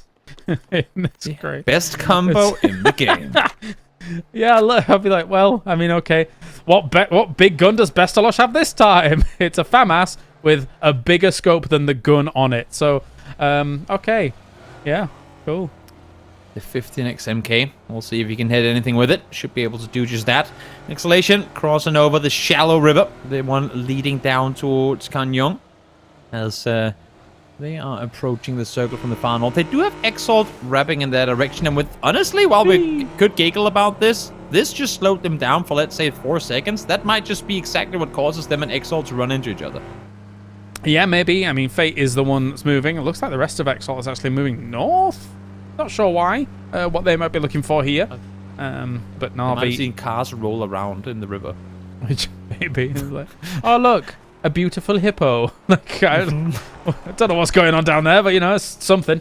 We got ourselves Melman, though, perching up and looking for, once again, a Na'Vi versus Twisted Minds fight. This never ends.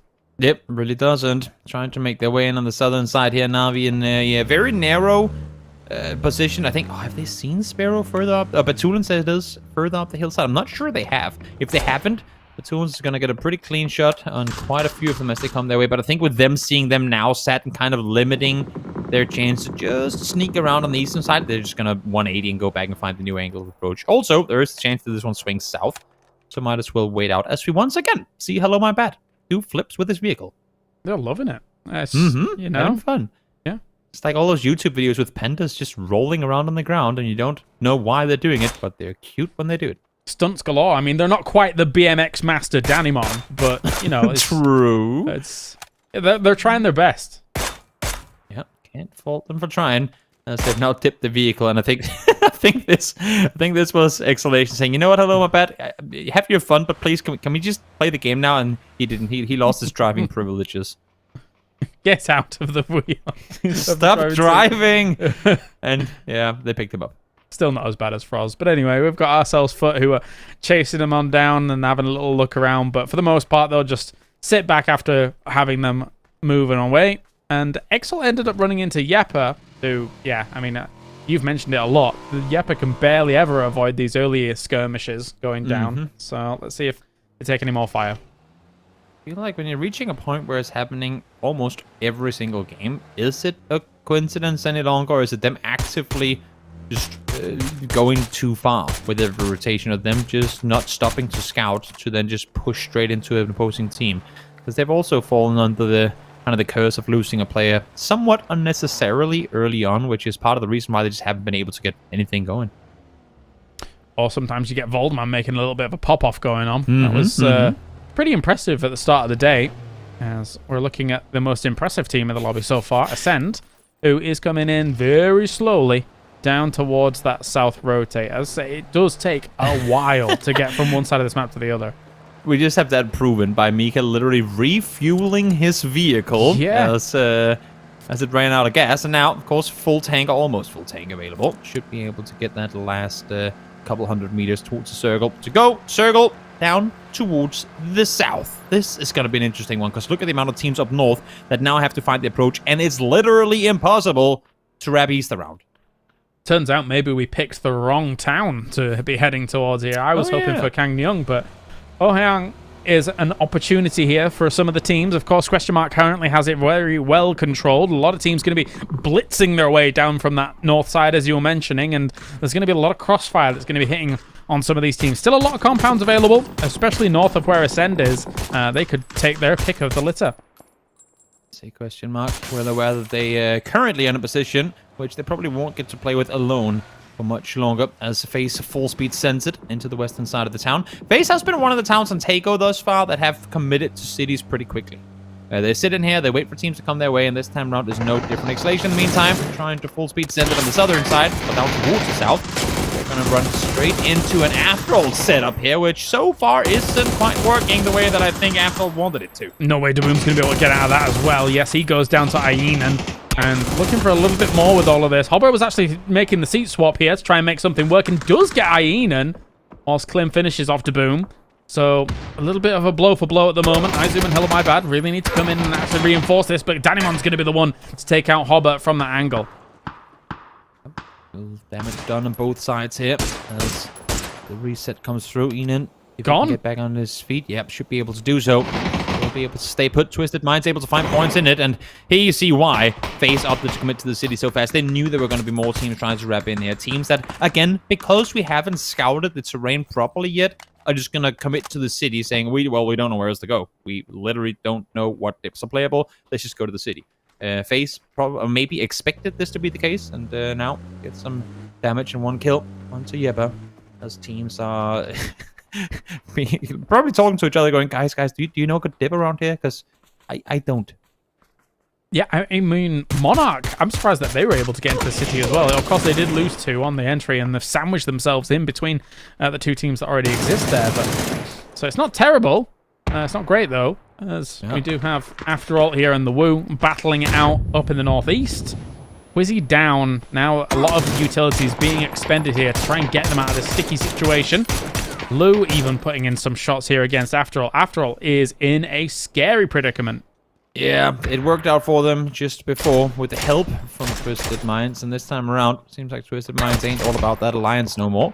So, shots fired this time around. EB does fall to the nade, and curious to see if maybe Twisted Minds opts to aggress more for. We have seen them slowly creep up towards this fight. Daniman right now, though, is the solo defender towards the south. They really need to deal with Wu fast if they want to be able to survive this.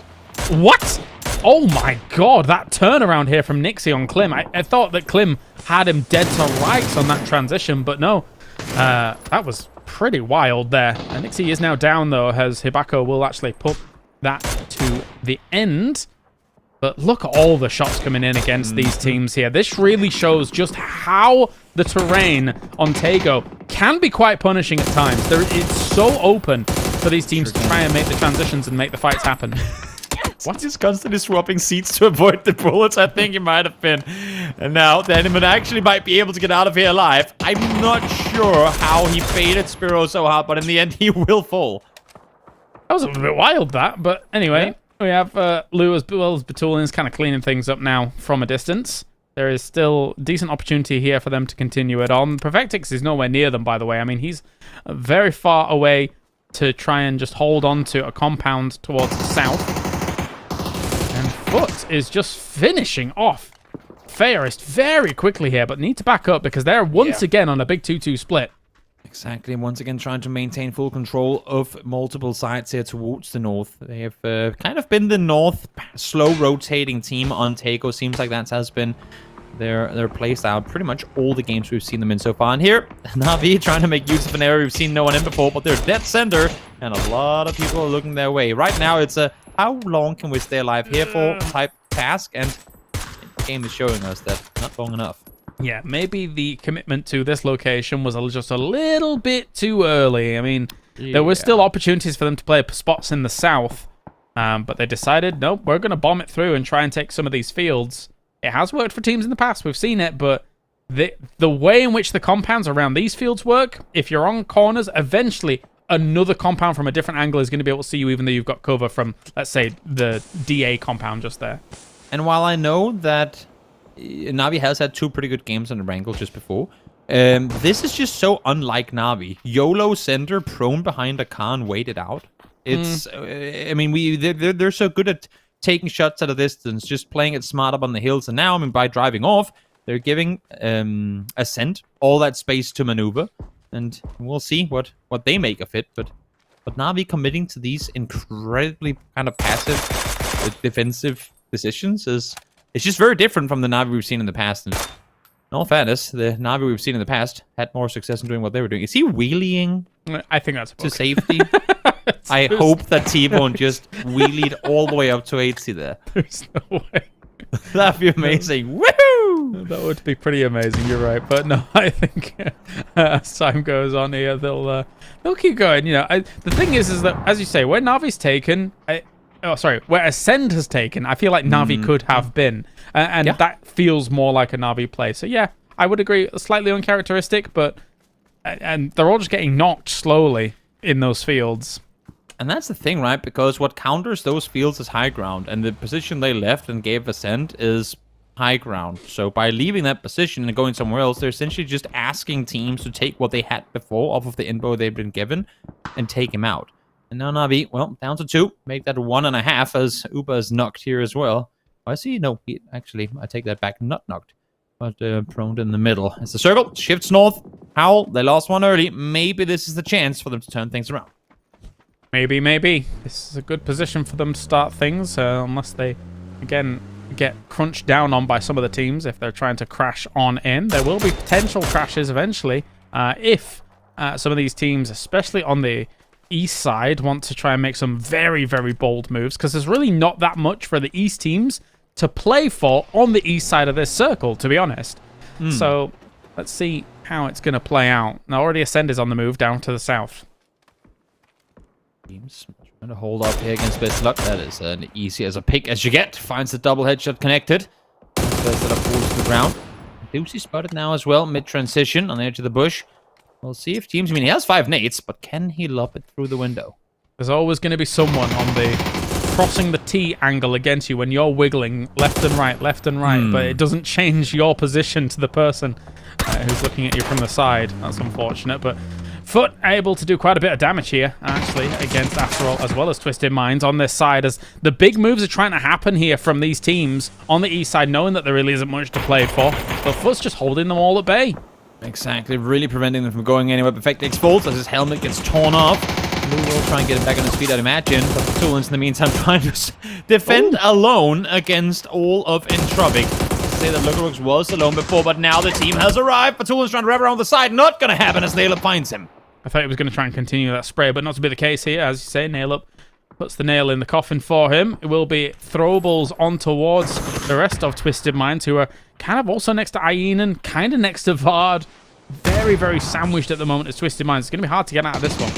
Yeah, impossible. Ienan does but one, takes the second as well. Nice spray transfer there, and taking down both of the Twisted players as they fall in 14th. They're down. Ian's still alive until just now gets taken out at a distance here from Foot. Meanwhile, on the south side, Ascend is doing Ascend things. They're sending it big through here against the position that Na'Vi and DA were actually shooting at them whilst they were making this move. Where are they going to stop? Because they are still 4 alive. No, 3 alive, even, I should say. So they still have some power about them. Not full force strength. But they've found themselves a spot for the moment, it seems. Full speed sending it through field sometimes work out against all odds. FaZe, though, one of the teams that had to try and make their way through the city as they committed to it early on. Not successful in doing so. Now, Beamy, just a little off there with the bolt. And he's good with this bolt. We see him hit a lot of great shots. Already hit some in this game as well, but now Foot, not so bad. Still 4 alive, holding some of these teams at bay, as we were mentioning. Question mark transitioning across the road.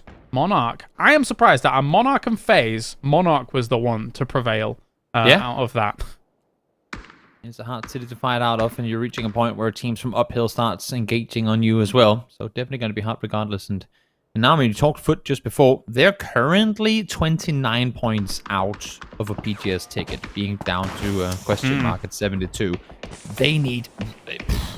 I mean, they really need to get things going, because catching up this many points with just half the games left to play is it's going to be a hell of a tall order. And with the circle just swung in their direction, they need to take out Entropic, and then they need to make a hell of a lot out of this game, because this is a really good chance for them to rack up a ton of points.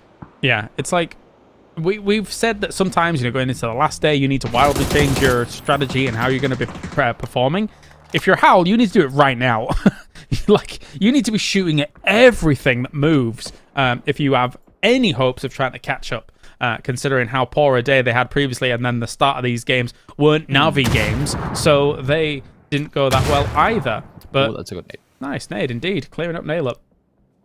Right on his feet, and now it's just Mexi and Ivers left alive, and I feel like, man, as much as Foot wants to focus west right now, they need to keep looking towards Entropic. They cannot give up that angle and allow for Entropic to potentially get a foothold, and especially not now with DA coming in that direction too. Trying for it, Hearth going all the way past Entropic, but just feeding them points at this point. Mexi is going to be still alive. Nail up to the top cannot be saved. It's going to be up to Mexi to try and do something. Shots come through. Don't quite finish him off, but that nade will. And that is DA. Killing off Entropic. Still 4 alive against, I don't want to say against all odds, but that send looked pretty DA doing DA things. Could go back to our conversations we've had in the past in this broadcast. In the meantime now, this city fight, which was a city fight before, now up in the western edge, doesn't have to come through just yet, but Yepa are still not inside the circle. So either they send it straight forward or they wrap north around. Regardless, it's going to be troll order.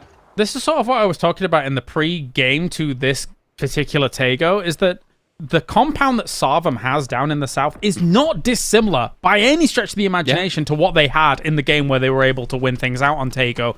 So they've seemed to be able to hold on to it strong, be able to shoot at everything that moves down there. They've not only got themselves 2 kills, but they've been able to hold on to it fine. And so far it's been paying dividends because they got a good nade on question mark. Not quite killed them off just yet, though.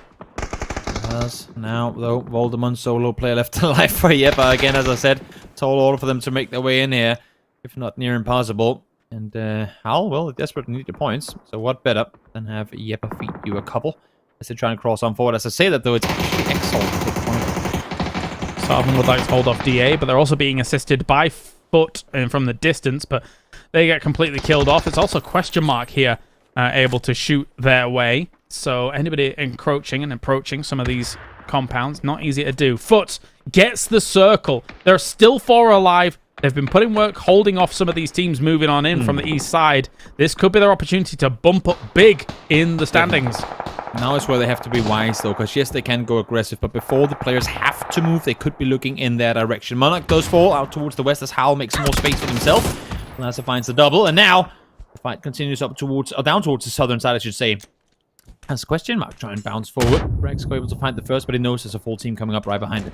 If question mark gets a little bit more as well from this game, look how terrifying this is. Like, you've got 2 spots for PGS2, and it's Ascend and question mark at the top, still alive, still with opportunity of getting something on the board, and question mark has 7 so far. Phil first, Besto, Aduzi, and Dante all still up. If they can get Aduzi somehow, they will get him up here. They're fighting tooth and nail to be able to move through these fields. Yep, nice disengage though from Ascend, realizing that this is not their fight to take. Might as well spend the time getting towards the circle instead. So once again, see best of luck. New charge here, trying to run on forward, but constantly under fire from the north. Trying his best as Ascend's attention is kind of turned a little bit. They know that the fights are happening above them. Howl taking the fight with Exalt, who Fate is down at the moment. Oldoc's charging up a nade here, but gets hit by a nade coming in from Ruin as well. The fact that Laz's blue nade as well, able to do a little bit of ticking damage while this is going on. Big stuff, but a nice spray from Artix coming around the corner. Yeah, I think Ruin had a nade in hand too. Indeed, he did. So he will fall. Are they going to get the rest up here? They could commit to it, but it's dangerous knowing that Laza is on the other side. If you want to get that up, you got to do it now before the blue nade collapses back down. And indeed, now that just happened. So can't commit to the Moldog rest. Damage done towards Laza, though. At the same time while this is going on, question mark's pushed up completely against Ascend. And Ascend is actually getting involved here as Howl gets knocked.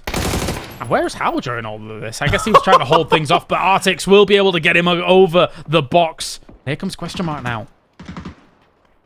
This is a difficult hold off. It's just Chris down here. Brexco's literally just drove it north, far and far away. Said, Chris, please just bait their attention for long enough to me, or for me to make my way inside the circle. I can't save you. You're alone against all of question mark. And somehow, well, somehow Chris is still alive. He's trying. He's going to have to make some absolute magic happen here, and it's not going to be enough at all. Foot can see him from across the way. But now, I mean, this shows the vulnerability of Question Mark's eventual transition from that building. You can see how open it is. Cars are going to try and be utilized. There's 3 in that car. Is there going to be 4 in that car? Spraying comes in, killing off Ascend. Thankfully, they're taken out early-ish compared to where they've normally been at. And that's the thing, right? Early-ish is 5th. Yeah. That's insane. I mean, their ability to fight late game has been through the roof throughout these finals so far. Let's see now. Exalt solo play against the entirety of Question Mark. If he finds one, I mean, the knock would be acceptable. If he gets a flush here, that's a big mistake on the side of Question Mark. Trying for it. Artix is able to hit one on Dante. Gets himself a doozy, but Phil First finishes it off because Phil First is a beast. But yeah, for a Question Mark to try and get out of here now, it might be difficult. They might have to wait for the Sarvam and Foot battle to really kick off. Yeah. This might work out perfectly in their favor, despite them getting 2 players knocked just before. Sarvam got the knock onto 8C. Now they're pushing forward. There's still plenty of space for Foot Esports to kind of spread out and take control, but 8C is still on the ground. And with nades coming in, they cannot commit to the res onto him. But though, nice damage done over the top towards CC. Not bad at all. That's actually, it wasn't a bad trajectory on the nade if they hadn't have moved, but they're much too smart for that. Going to move away. Now, with the position that both of these teams have taken against this hill, they're slowly giving away their angle on Question Mark. Baron Peak's going to be aware of that, though, so we'll be moving back on over there. Try and hold them out. Where are they going? I think they want to hold out Question Mark first. Yeah, I mean, but that's a little... I won't say too late, because they're still on the other side of the road, but at least disengaging. I just feel like this is them putting themselves in a much worse position, because I think Foot can play the far east side on this and shoot Sarvam without being seen by Question Mark. Again, it's those narrow angles that we haven't seen in play before, but I think they might actually be able to play the far southeastern side, which would effectively pin in Sarvam. But of course, they as long as they hit shots like this, they could potentially be all right as Phil first gets knocked. Yeah, this is the angle here, though. Yeah, it's a bit tricky, a bit dicey. I think they were hoping as well that Foot would realize that problem for Question Mark is at least like easy pickings, like shooting fish in a barrel when they were eventually coming out of there, but it's not to be the case. They have not really aggressed quite as hard as they may have done on that. And I think Foot realizes, let's stay up here for the moment, play it slow, and allow Question Mark and Sarvam to have this battle themselves now. The power has shifted. Yeah, but the thing is in all fairness, the thing is, with just 2 spots up for grabs and Ascent being out, Question Mark set at 80, you would, as much as you hate to see teaming in games, you would really want for both Sarvam and Foot to go, guys, we're 1 point apart. We need to take out Question Mark. They cannot get a win and potentially like 4 or 5 more kills this game. True. That's just going to make that journey even harder for both of us. So how about if we just slaughter Question Mark now and then we take a fight for the win afterwards? Yeah, taking them out is of the utmost importance. They're Ascend and Question Mark are gaining an extreme gap over the teams that are also eligible. You're thinking it's almost it's a 21-point gap right now against Question Mark and Entropic, as Bestalosh just decides to do Bestalosh things once again. Hit some nutty shots and try and chuck in some nades for good measure. That's going to be the flush as well. Falls. One of the guys who's been able to do a lot of damage at a distance is going to fall before that fight even starts. Maybe we should give Sarvam some Uzis and maybe they'll win it out on this. Oh, that's what it is. They need shotguns and Uzis. Yeah. They have too much ammo. I think that's the problem. Yeah. Might just be. But Esports now spotting Question Mark as well. Again, these open angles, they could not really prevent Question Mark from being able to wrap across here. And I think Question Mark is playing this one wisely. Playing it slow. Now they got the Foot on the other side. They have a bit of a rich line. They have the vehicles. They have a rock to work with as well. Just play it slow and see if maybe, by staying alive, you'll get a third-party opportunity. I also realize why Foot's playing it slow. They're low on ammo. They've been taking all these fights over on this east side, and we're seeing guys having, like... Somebody had 27 bullets in a gun with nothing to reload. That's an unfortunate smoke hit in the back of Global Army, but, yeah. Okay. See, look, even T-Bone now, he's got, 42 shots, 17 on the reload. Like, there's really not much available. They've been, look, there you go, 21 shots on the mini. 21 no spares. Yeah, you're not wrong. You're not wrong. And low on utility as well. Yeah. You do see 3 smokes on Beamy. I think T-Bone had 1, 8C had nothing. So definitely suboptimal. And I think, honestly, coming into it now, Question Mark is going to be the team with the most to work with. I think so. And they've also got 2 crate guns, which is kind of terrifying as well.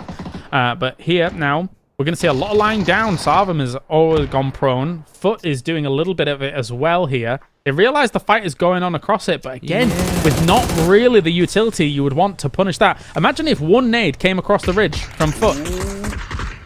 Do they try to wrap on this? I think that's what Question Mark is starting to fear now as well, because there is a chance with the smokes being deployed that Foot could try and wrap east around, or northwest around on this circle.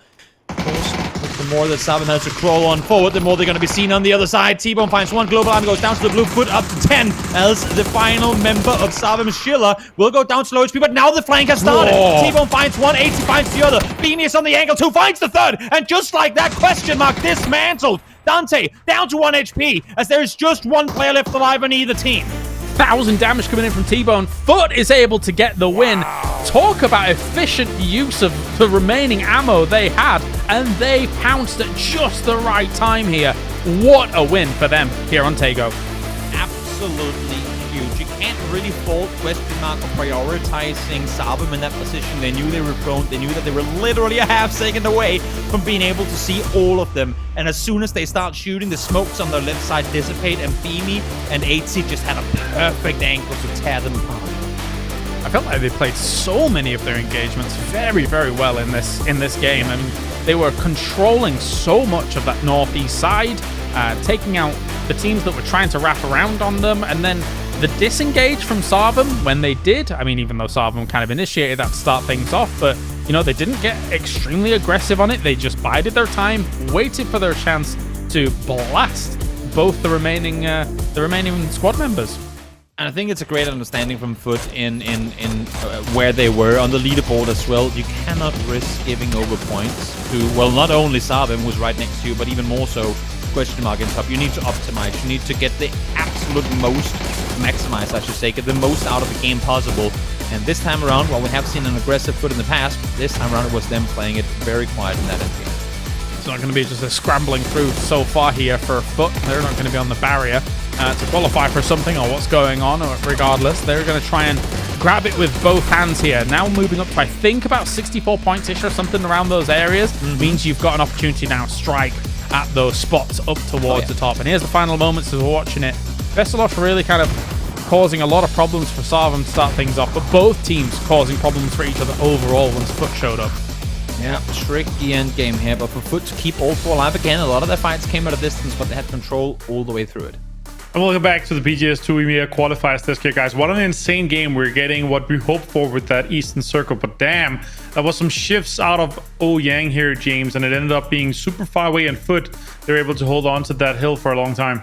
Yeah, I'm going to be real. I actually wasn't paying that much attention to the teams on the northeast side. I did think they weren't going to have the easiest time. I thought it was just too open an area. Oh boy, was I wrong in terms of the kind of contour of the hill that they had available to them. And then they ran away with it, man. They took fight after fight and looked great doing it.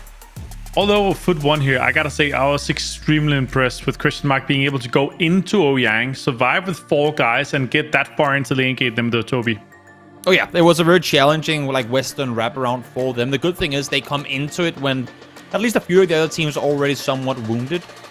So on paper, yes, they should come out victorious in a 4v3, but we know how city fights can go down sometimes. It's so difficult to play. But Question Mark, very good at trading for one another, very good at these like up-close engagements, and stayed alive throughout all of it.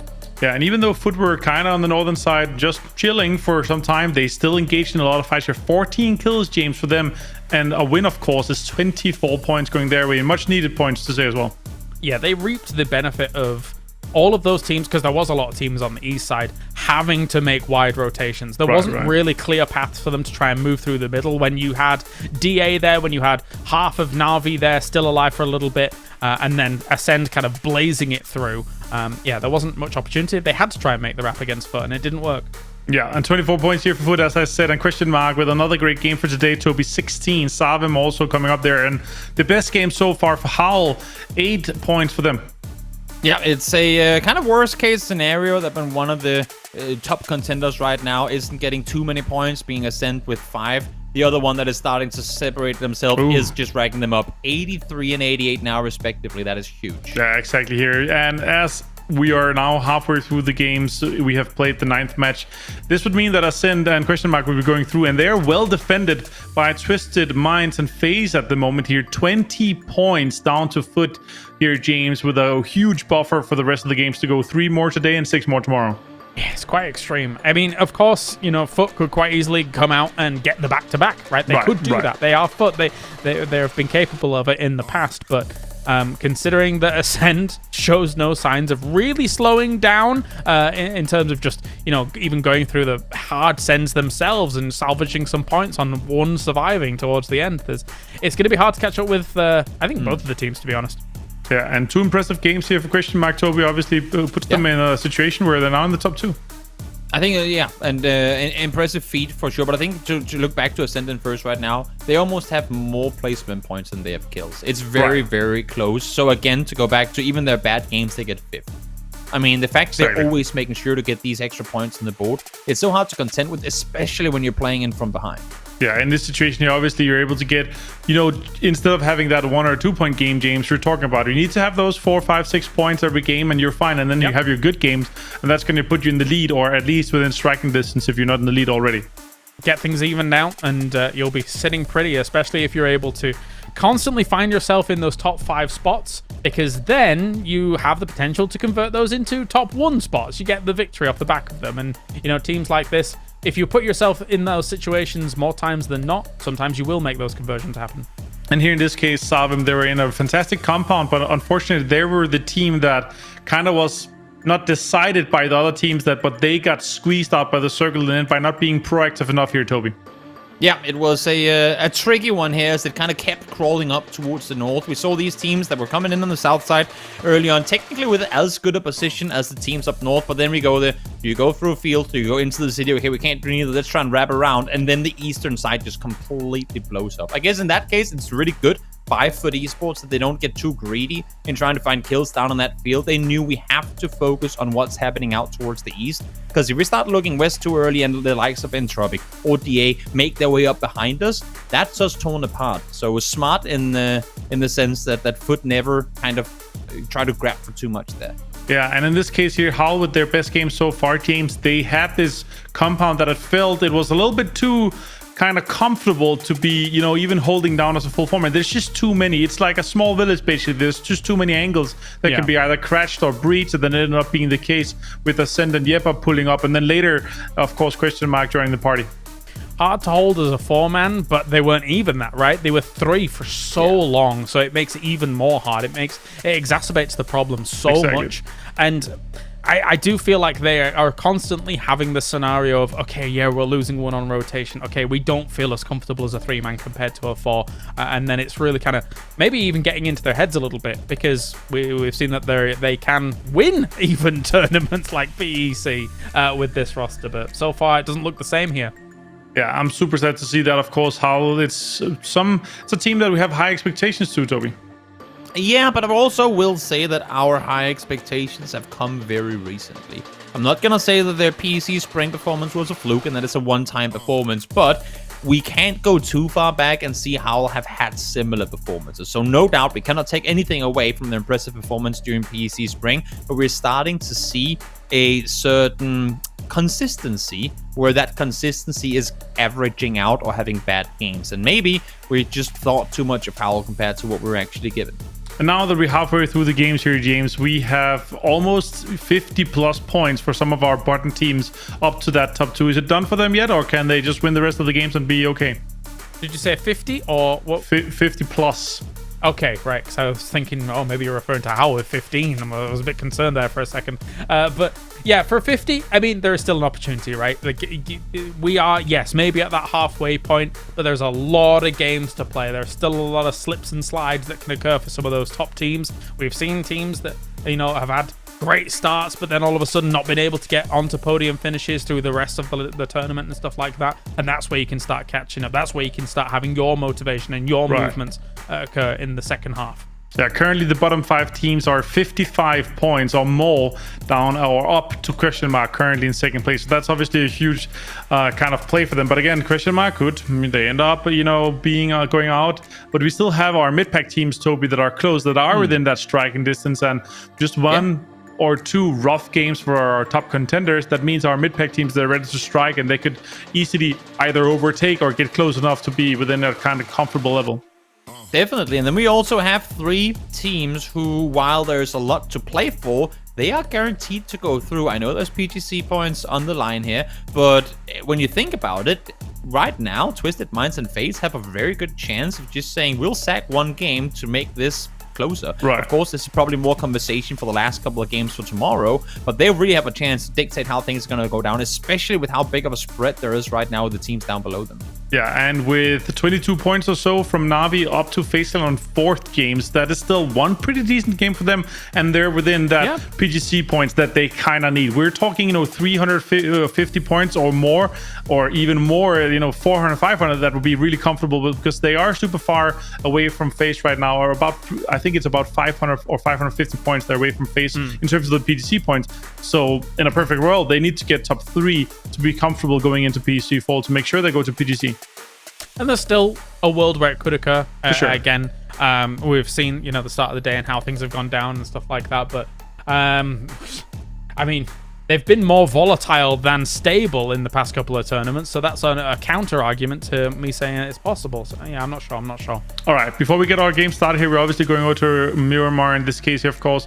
But Toby, now that we're halfway through here, tell me about some teams that have either surprised you pleasantly or not so pleasantly. I'll still go back to DA. I know they haven't had the best couple of games just now, but a team that I didn't expect much from, but like seeing what we have seen when they have come out and done well. And on the other side of that, FaZe, a team who, while still not perfect in their play, have come out and done, like, their average games have been much, much better than what we've seen in the last couple of tournaments. Same question to you, James? Let me muse over it.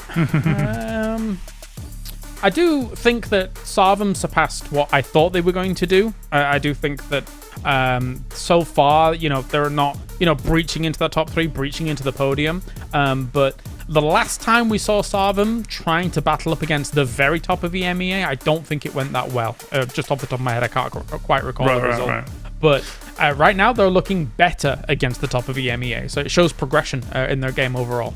And I gotta say, Question Mark has been a pleasant surprise. The best luck change is really coming into effect now, working quite nicely for them here. But on the other side, though, Exalt here, Toby, they just haven't been the Exalt that we've seen from the previous two Europe's tournament here. No, but at the same time, I kind of want to put them in the same... they're putting themselves in the same spot on the leaderboard as Howl, but I want to put them in the same conversation with Howl. Is that, are we expecting things off of a team that does something 2 tournaments out of the maybe 30 tournaments they've played? I love seeing some of these usual open qualifier teams really get things going, but maybe it was only when the stars aligned, and right now they aren't doing so anymore. I'm hoping to see them turn things around, but I'm not expecting it. James, quick thoughts on Question Mark or Exalt? Love what Question Mark's doing. Don't love what Exalt's doing. Those are my quick thoughts. That's fantastic. All right, guys, this is obviously our next set of games here, ready for match 4 shortly here from Miramar, the first one of the day. But we're going to be playing 3 more and 2 more tomorrow, of course, too. PGS2 EMEA Qualifiers starting soon here. Guys, take it away and have fun with it here. All right, let's do it. That was a long one, but here we go. We are ready. The teams are ready as we get into Miramar for the next 3 here for the PGS2 qualifiers from EMEA. And the top 2 so far are not the partnered teams. So there is an opportunity here for those 2 to just run away with it, Toby. Let's see if it occurs. No, not. But one thing that I do know is that this plane path is a very, very southern one. I almost want to say as far southern as they come. On Miramar, it's very rare that even Power Grid is a stretch when you come in from the south side. So, James, are we gonna go Los Leones east side, or are we go Val del Mar? I give up. Yes, we're going there. It's too frequent. I do feel like we're getting a little bit of repetition, but again, that's where we have Takeo to come in and just shake it up. All the variety. Yeah, thank you. That's where we can ask for circles and they are presented. Apparently. Here, a little more weird. Yeah, here we get given the same circle and we're force-fed it. compared to the Tago, the buffet of Tago. But anyway, let's see how it's going to unfold. As for now, we do not have Yepa and DA dropping on each other, but we do have one member of each kind of dropping close to one another. Odin is near. Who is that? Lyran? Yes. Run away. Both have a car by looks things. I mean, we did see them hot dog each other in the church. In the church yesterday, and thankfully they've stopped doing that. So that's evolving in the right direction. In the meantime, we are also, of course, due to the playing path, seeing a lot more teams south. And oh my god, the one circle that I did not mention, the Junkyard Circle, has presented itself. Okay, well, you know what? It's really not one of the three, either way, you know? Yeah, it's not that far a stretch away from where we were expecting anyway, but here we go. It's going to be over towards the east it goes. I feel for the western teams. Not so much the southwest teams, because sometimes they get the circles in those cliffs, in those hillsides. But, you know, anybody who likes western, northwestern drop locations, unfortunate for you. Yeah. Fortunate indeed. As Navi now, off of 2 very good games and then a more quiet game, have at least shown signs of life today. Again, they will be at PGS2, but again, you just don't want to come into it with a bad, sour taste in their mouth. Twisted Minds right now, alongside FaZe, are really showing that they are the GBT-worthy teams. And Navi, while they've had a couple of good back-to-back games here, I feel like with how they're playing today, if you're getting at least 2 of those games a day, that's where I say, okay, Navi, that's almost an average day for the likes of Navi, right? With what we've come to expect from them. And based on what happened yesterday, it haven't been that journey thus far. Yeah, definitely. It's I mean, maybe they're looking to, whenever they come into these tournaments and they're thinking to themselves, okay, maybe it's not really gone that well or whatever. Maybe they're looking to other horizons about how it's going to go down, because technically PGS does provide some points, but not that many.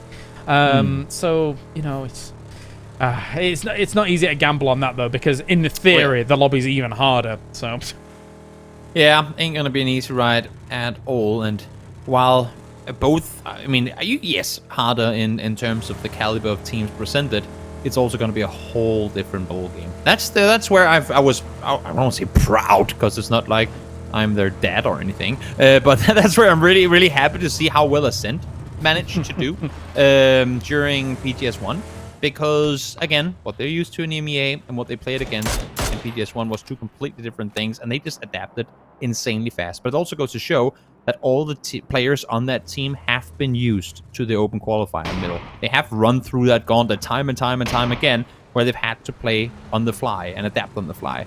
So sometimes, you know, teams would rather get direct invites to tournaments, but having the experience from the Wild West that is open qualifier formats, it can come in pretty handy. The process is working, that's for sure, for Ascent. It's not slowing down. We're constantly seeing them at the top of lobbies in these high-octane, high-profile tournaments going on in EMEA. So long may it continue if they're able to show these kinds of forms. I mean, again, though, a circle like this and a lot of these Eastern circles on Miramar have really not afforded them too much comfort, even though, of course, we have already seen them get a win on Miramar here throughout the tournament so far. The second game of the tournament with the 14 kills they were able to garner. There's 2 crates dropping on the island. That is silly. Dun, dun, dun. They know what's about to happen. Exhalation already eluding the emergency pickup. They know what's about to happen too. And just to kind of underline the whole Ascent journey with how they've come from, literally how they've come from pretty much being retired. I mean, Brexco, Chris, there was a while where we didn't see any of them. Then they go, you know, we'll play a tournament for fun, see what happens. Oops, we qualify for PGS. Haha. And now back in as one of the most stable teams in all of EMEA PUBG. Like, they were out. They were done. They had looked to go other directions with their lives. And here they are back in action, proving that just because you step out for a while, you still have a pretty good shot at getting something going. Clearly kept warm, that's for sure, as FaZe is keeping things warm by dropping on the unplayable, and that is scary for these teams around them. It is very, the lines of sight, so as long as they've got the decent gear to be able to make this work, this is a terrifying outlook. It's the Eye of Sauron properly when it comes to this location. I've never called a player a claymore before, but I kind of feel like that's what Gustav is right now. He's just the player prone down there below saying, if anyone comes, guys, don't worry. I'll warn you. I'll give you the cue that there are people coming your way. And, well, sometimes you pick up the claymore and you then keep running. And I think that's what's going to happen here. They looked around, perfect situation, or perfect position to scout forward. And now, as they know, at least to some extent, the lay of the land, they'll be able to rotate out of it. Is DA dropping on top of them? Somebody from DA is there dropping. Okay, no, he's just DA, scouting. I say one player from DA. Yeah, never mind. It's just Hewitt. Yeah, I just realized it was only one, as DA, the rest of them, is on La Bendita at the moment, or near enough that, as Hearth is being shot at by multiple teams. Is he just going to die? Yeah. I mean, I called Gustav a claymore. I might as well just call Hewitt the UAV. They just keep becoming utility at this point. He's trying to make something happen. He is up on that rock, but I mean, how on earth does he make that work from there alone? You cannot peek. If you get knocked, I mean, what are you going to do? So I think that's the strategy. Just don't peek. Work for info, and that's it. Yeah. Look up to the sky for any other team coming your direction. In the meantime, Chris falls. So, and a rare ascent taking casualties early, but also an ascent where when they have had games gone against them, this has been part of the reason why. Caught and splits early on, where they then take casualties. And, well, there you go. First one down. Chris goes full. Where was that? Because Brexco is driving north of San Martin right now. I know, it was inside, like north of Impala. He was there alone. Looting the area that Gustav is running around in now. Okay, my bad. Yeah, he went down there very early, very much. Oh, interesting. Well, so hard. Well, can't really blame him for that one. He also gone. Yeah, Batulin's doing Batulin's things as Lou is able to catch him on the rotate past. So the rest are going to circumnavigate this position, get out a dodge, because those shots from Lou are dangerous. And yeah, even Batulin's still shooting some. I mean, at this point, XL just cannot catch a break. It's getting pretty brutal to watch, not gonna lie. And the same thing could be said for Jeppe. There is just, and as much as I like what we're seeing from what is obviously a somewhat lower tier team in Jeppe, and XL for that matter too, there's just only so many times it can work out for you. And also, I love that this shows the difference in skill in this lobby. Yeah, and the thing is as well is that, again, emergency drops have opened up angles that just didn't exist prior. So when you're taking spots like this and trying to deal with them, then eventually FaZe is coming from this unplayable that you normally wouldn't be able to get up on. It makes it a little bit more precarious unless you're accounting for these extra angles that have opened up. So for Jeppe, it doesn't look like they've done so much, and FaZe is just slaughtering them. Yep, as we said during the lower bracket qualifiers, sometimes teams are the boxer, sometimes they're the punching bag, and Jeppe has been just kind of been points up for grabs for teams here in the final so far. I don't mean to be rude, but that has been the case, and here they fall once more. Hoping for something, but getting nothing, and that will be FaZe also picking up everybody. What's he up to? Got a kill from the roof. There you go. That's what the position does for you. You got to peek something. You know what? He proved me wrong. Yeah, there you go. It doesn't take much, but he did it. True. There you go. I'm wrong most of the time. But anyway, we've got ourselves Entropic here lurking against. It's actually just Nail Up. Never mind. I thought it was Entropic. Yeah. It's just Nail Up. He's going to run away. Peeking with 15 bullets and 10 spare. Maybe just get out of there. I like the idea that maybe he gets some silver, you know, a quick flush, but at least have enough bullets that you can reload your gun proper. Yeah, would be nice. He's already expended quite a bit, already having done 300 damage this game, but now it's up for Twisted Minds to rotate all the way out of El Azahar. They might have a crate as well, actually, themselves. I didn't see exactly who looted that. Island Circle. I mean, that's... The crates are never wrong, James. That's kind of crazy, but it's still very unlikely. Swing west. Yeah, but the crates are, in fact, never wrong, especially when there's two of them on top of each other.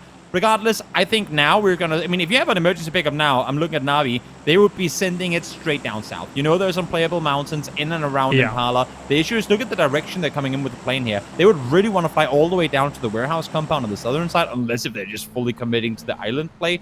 But they know there's spots up for grabs on the southern side, but they are not within reach with that plane path right now. Yeah, so their parachutes currently are heading straight south from where they've currently gone. Yeah, as you say, the plane path wasn't exactly the most ideal for them for this. So it's just going to be a little bit of a stretch as things go on. Looks like they're going to commit to the compound on the edge of the river. Sea, even. It's a body of water. And for now, the rest of the teams here, the Woo, has actually found themselves an all-right spot to pitch up on. Yeah, that's where they've found a lot of their defeats, is trying to make their way in on the edge and then lost people in doing so. So at least for now, they can sit around again, unless if this next circle does something absolutely insane, which it can, because it still doesn't have to go on land. I would expect this one to go down towards question mark, down towards that southwest side, but of course, we'll have to wait and see for a little while longer, as Monarch are now taking the fight to DA inside the city. All right, well, with everybody in Impala, it's going to get a little bit kooky here in the location. Not spooky, just kooky, as we got ourselves Sarvam also entering from the north. Nail Up finding himself a nice grenade to get things rolling on Gustav, finishing him off. Very well done. And another big drop from Exhalation, trying to enter the north side of these rocks and maybe shoot down at everyone. Maybe they're going to land on the mountain. Yeah. I mean, it wouldn't be the worst place to be right now. There's a lot of people looking at you, and yep, I think that's exactly what's happening. Does the boom get down? Indeed he does. 3 of them made it here. In the meantime, Hubba is going to go, well, I guess I'll try and drive up there, guys, but I'm not sure how. He is quite far away. So, yeah, we'll see what he gets up to. As Beamy now, with his usual Balti, is looking for an opportunity against Na'Vi. They're sticking way to the coast here. It gives you a little lip of cover if you want to actually move south alongside it. We were taking shots towards T-Bone just before. Got to live with this gap. I assume in the meantime, does exactly that. Zooms on in, spots people in the city down below, and that's the issue for everyone in Impala right now. There are so many teams in this city that no one really has time to focus uphill. They all have to worry about the teams that are right next to them. And that should, in theory, allow for Exhalation to get quite a few points off of this. In the meantime, Twisted Minds again, we always credit them for being way ahead in terms of their big brain plays, and they just know, James. They just know that this game is gonna go military. And even if it doesn't, there's a chance they could just hard wrap south around. I'm not sure where Batoon is going, but that they could hard wrap south around and actually get into a pretty good spot if this circle goes south again. Maybe he's going the other island. I think he might be. Yeah. This is bold to say the least. Because I think with the circle, yes, okay, it doesn't have to avoid water, but the middle does have to be on land, correct? So for it to be the islands, it would need to be on the far west side. Yeah.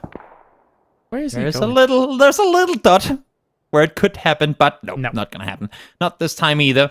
Then we're reaching the fun spot where we both have unplayable mountains and water in, so it could go anywhere. In the meantime, Howl getting some much needed points here as they're finishing off 2 Entropic players. Nail Up, Luckerux, both down. But again, because you cannot place the next circle outside of unplayable territory, we might just see a complete, like, what the hell just happened here, phase 4 shift. Yeah, big shotgun plays coming in from the map there. Very nicely done. Face is kind of perched up against this hillside, and eventually we'll need to move on out. James is nowhere near with them as well, though, so a vert nade will not bounce far enough. But oh my, never mind the vert nade. Kurexi, a homing missile. That was the bait of a lifetime. Lob one in the air, have him bait the attention, and then just take him out afterwards. In the meantime, question mark. They played it on the western side. They wanted to play it slow, but then obviously there's this circle pops, and because you have Exhalation on the hillsides, there's nowhere for them to go but into the city, excuse me. I get why Batulins was driving the boat around the back now, just to keep it out of line of sight in case everybody wanted to shoot at it whilst they were biding their time. And now he's made landfall with the rest of his team, having technically wasted a little bit of time, but you never know. It could have been crazy. Woo. Sure could have been. In the meantime now, what could be crazy as well, Exal going, oh, hello, Navi, you want some kills? Because here we come. Oh, no. Down, and Ferris survives. Yeah, there you go. For about 4 seconds longer. And he's dead. Never mind. No, it's Vard, actually, from up high. He will take him out as Beamy finds one from Exhalation as well. That's the issue for Foot right now, right? Because they have Exhalation sat right up above them. So as much as they want to look north, look east, they also have to worry about the fact there's a team next to them. And then you have Twisted Minds, who sailed back towards the shoreline. And these two, I mean, they have Spear and perfectly inside the circle, but Batulins and Low has quite the journey ahead of them with, I mean, they're going straight down towards the Send, but it's so far up north that we can't even see it on the map feed. Yeah, when Ubersen zoomed in, or whoever it was, it looked like tiny little ants up against the hillside, and Some shots did hit in, but not do a huge amount here. Twisted Minds has somehow been able to get themselves in an okay position. Perfectix is hungry for some shots here as he hears the vehicles moving along. And great shots from Spiro, actually, being the one to be able to put the boot in against Micah. Yep, full committing on that one, sprinting up the hill trying to find it. Now, Sheila, does he get Gillikai down? Nope, a lot of damage done to the vehicle. That car ain't bound for a whole lot more rotations as Gillikai jumps out, taken down, Ascend finally dealt with. In the early games, 0 points for them, and it's not me trying to slander Ascend, it's just me trying to hype up the rest of the lobby, because now they might actually be able to catch up a bit. Yeah, definitely. That's very, very important. I mean, I feel like that's literally their lowest placement. Actually, no, there was a 14th place game already in round 6 of yesterday. But anyway, Circle, very much so Impala focus. This is fun. And considering that hillside is still in, Toby, or the mountain. Yep. That's crazy. And we're not shifting away from mountains for another 3 circles. So this really could get very, very spicy, especially for Exhalation if they get to stay up there throughout all of it. Then we're coming back to the same ammo situation that we talked about earlier with other teams, because from up there you might get flushes and whatnot, but you won't get more loot. So we'll see what they make happen, as after all, coming in a bit late here, still able to get into the warehouse. Of course, the journey not over just yet, but a good place to start from. I can't believe Hobber's just been able to get close. He was all the way up in the northwest. Yeah, you're not wrong. So he's done all right for himself, as the rest of the teams in Impala now. I mean, it's going to be hard for them to do well for themselves here, as Nixie from the south is driving alongside him and taking a few shots from Hobber, but he's fine for now. He's also a Claymore. Woo! We'll see for how long it stays that way. Teams in the meantime taking the solo fight to Twisted Minds. Not what you want to have happen, but the team is somewhat split apart. And well, he's buying himself as much time as he can here. But again, tricky fight to have to take. Fix those fine Batulins, so the support bit working in their way. But oh, worst timing on that headshot. That's perfect. He swings, finds him. Easy kill. Yep, the cleanup. And looks like Spiro's trying to find Batulins, but it will be Beamy finishing him off with the Car 98 once again from a distance. All these guys in these very high locations. Ibby, get off that. That's Danny One's bike. Get off that. But we've got ourselves the rest of the Woo perching up against the roadside. And considering that they were in the compound just west of this, it's not the worst location that they could have gone to, with the majority of Impala now taken. In all fairness, they're in a better position here right now than the teams in the city are, because they still have the chance to rotate around if need be, and none of the teams inside the city do. So right now, I think they're waiting to see, are we going west? Are we going... Honestly, just on what side of the mountain are we ending this? Because then they would play into it fast, and most likely, if not almost guaranteedly, get there before any of these teams inside the city would. Yeah, it's rough. Very rough to try and make something like that occur here for them. Again, though, the problem is that the dynamic has completely changed when it comes to this kind of Impala circle. Not necessarily this one, because, you know, oftentimes this mountain range is just not in play. But with the mountains being occupied the way they are, it's just not something you'd have to deal with before. Yeah. So movement between buildings might be more difficult. Never mind all the other teams in the buildings looking at you. And it being such a focal point here. Where are we going now? What's the circle going to do? Let's see, how spicy are you going to be? How spicy are you going to get? Let's see, up towards the north we go. So what could potentially turn out to be a proper Impala city finish. Not that there's a whole lot of city to fight in, but could just be enough here. As Twisted Minds very pleased with this shit. I think the interesting thing is Exhalation's going to have to go rock climbing, and mostly down, I think, eventually. I mean, they might still have a little bit of a lip to work with on that north side, but maybe they'll be doing some jumping. Hobber actually finds himself Nixie with a car explosion. So he's doing all right for himself, despite having been separated for so long. Able to find one as these city fights do start happening. DA, Question Mark, and Woo are the ones on the southwest side that has to make plays forward. They have to make moves on in. And Exhalation, unluckily for them, have to come off their mountain too. Trying. Here's DA. Putting in some shots against the Woo, who's trying to get over towards Ibby as Keanu. But there's so much danger here. He's got to be very careful about this. Smokes need to be good. Are there any more nades? Yes, there's another one coming on in. I'll finish off Ibby. And Keanu's unfortunate attempts are thwarted. Trying to, I think I'm doing the right thing here and doing as much damage as they can outside the circle before they're eventually going to be forced to make that move forward. Question mark. Good thing for DA. Aren't going too aggressive on this as Lyron is trying to fend off against any pressure coming their way. Hello, my bad. That looked a little off. A little off to the right side there. Yeah, I'm sure he gets that next time. But again, it's just an angle you just usually never have to really equate for. So, well, as the team's in the buildings. So, got to be very cautious about when you turn your back to certain locations. And the Wu just throwing down some smokes to make some transitions happen here, as there's going to be a lot of barrels staring across them when they're trying to make these moves. It's going to be hard for all these teams to try and wrap in on that south side for sure. And for Savum now, they can sit tight, but as you were saying, everyone knows where they are, and eventually they'll get into the crosshairs of quite a few players. In the meantime now, they had to make the move eventually, did as much damage as they could prior to making that happen, and now the next fight is on. I would imagine that they, I don't say have to go up against question mark, but the wrap on the eastern, western side north could also be a play, because they're just one building out of the circle. Yeah, they are. There's an opportunity, as we have lots more shots coming in against the Wu here. Keanu's trying to make a mad dash for it, but it's not going to be enough. Will be shut down by Savum completely, who have the tip of Impala. The parachutes are opened up, so it wasn't so much rock climbing as it was kind of base jumping here, but great shots coming in against iZoom. Another one's going to be open to it. Phil First is absolutely hitting every single one of these. We're watching Vascu's POV, but it was Phil First that was able to do the majority of the work. Yep, down they go as Metralias. Oh, gotta get inside the circle. Just exactly gets there. Circle swings east.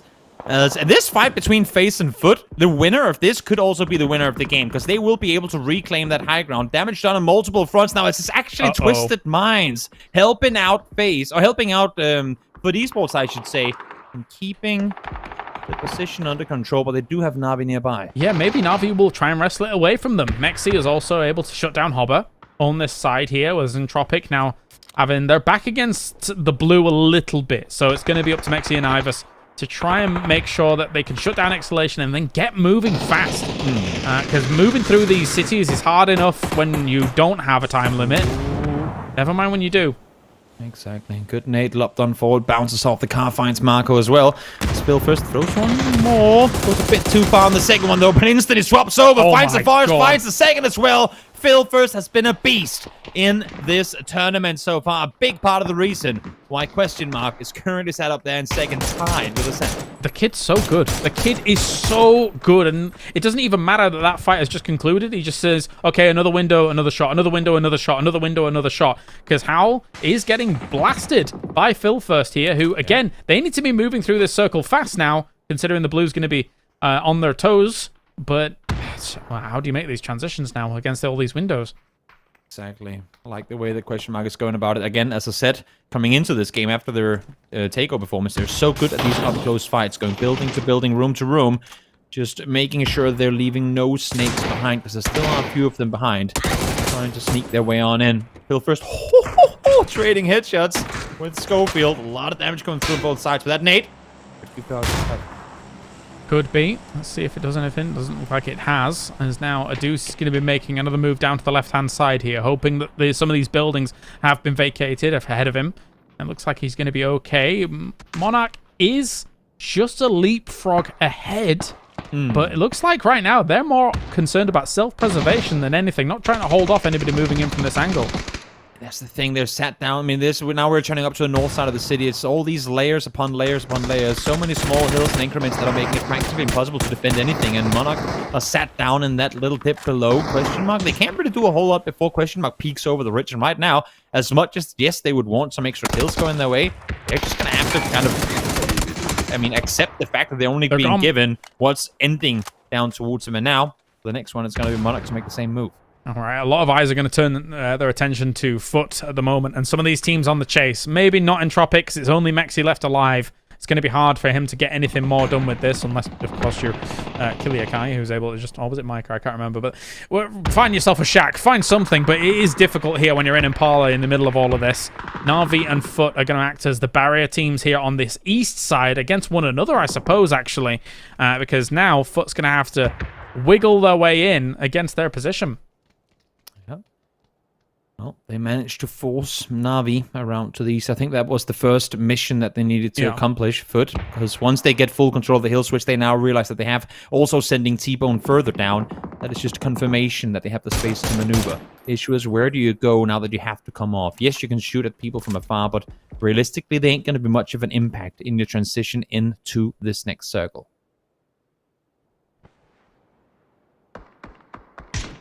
Steady as she goes here, as Na'Vi's just going to hold the ground.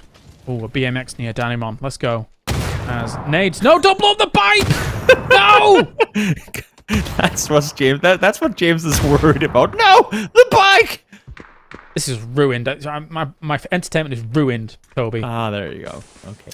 You're set about that, James. In the meantime, let's look at Twisted Minds. And after all, trying to fight this one off again. Both the teams will probably die at the end of this one. We did see that. Look at the bike. And there you go, James. Yes! Entertainment back on. Yes! All right, let's go. Danimon is going to win this game. He's going to clutch it out on the bike. He's going to shoot people with a pistol. We're going to be going. It's going to be great. But at the same time, now he's dead. Yeah. Damn it. Down he goes. As we said, Twisted Minds. And after all, this fight. Oh my god. Both teams are going to die at the end of it. Nice. What? Nice quick kill there. Lou now, solo player to life, does get it back on low HP. They can't see anything inside the smokes. And Lou will win. 9 kills for Twisted Minds. And now for Esports, it was going to be a tough fight against Na'Vi, but they've found 2. They need to find the remaining 2 in Melman and Alia. The T-Bone big wraparound could be impactful, and indeed it will be here as he finishes off. Alia finishes off Uber, and 80's down as well. It's all on Melman to try and salvage it, but with Foot having this advantage with the high ground as well as the big wrap, it's all but done here. EMEA has 11 smokes. He was ready for the field ending, but wasn't to be. As Melman now using what little utility he has left remaining. Example gets confirmed. That's for Esports once again racking up points. They were, as you were saying, at 40 points. Even below, they were at 20 points, weren't they? Coming into the first rank or second rank of the day. Now they're at 71, eyeing a top spot. Yeah, Foot's putting in some big work here. Even catching Melman with a molly. Gonna have a runaway as he's completely on fire.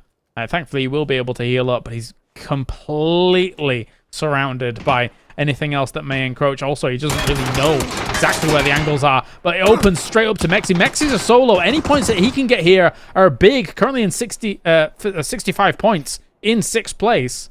Yeah. Not 6s.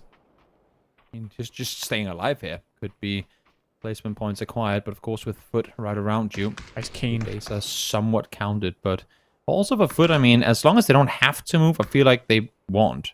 Again, similar position to where they were in the end game in the last one. They want to maximize. They want to get as much as they can and risking everything to take out a solo player, maybe losing 2 when you are already inside the circle, when you can play it slow. Now hearing all these other teams fighting, it's just 3 points coming your way. It's more wounded teams that you'll have an easier time fighting later down the line. You know it's a solo player. As long as you're sat close to one another, you should not be in trouble, even though it's Milman sat on the other side. The fragger of the team. The fragger of the team. I mean, the kills are very evenly spread for the most part here across this, because again, it's that kind of urban situation that we find ourselves in. But, you know, Sarvum's doing all right for themselves. 1 knocked at the moment, and they should be able to get him back up. There is a potential that they're able to convert big on this and try and join that top pack. Are they pushing it? Yes, they are. T-Bone, nice position here. They sent 2 around the left-hand side, and Flash forcing Melman to look that direction. T-Bone wraps on the other one.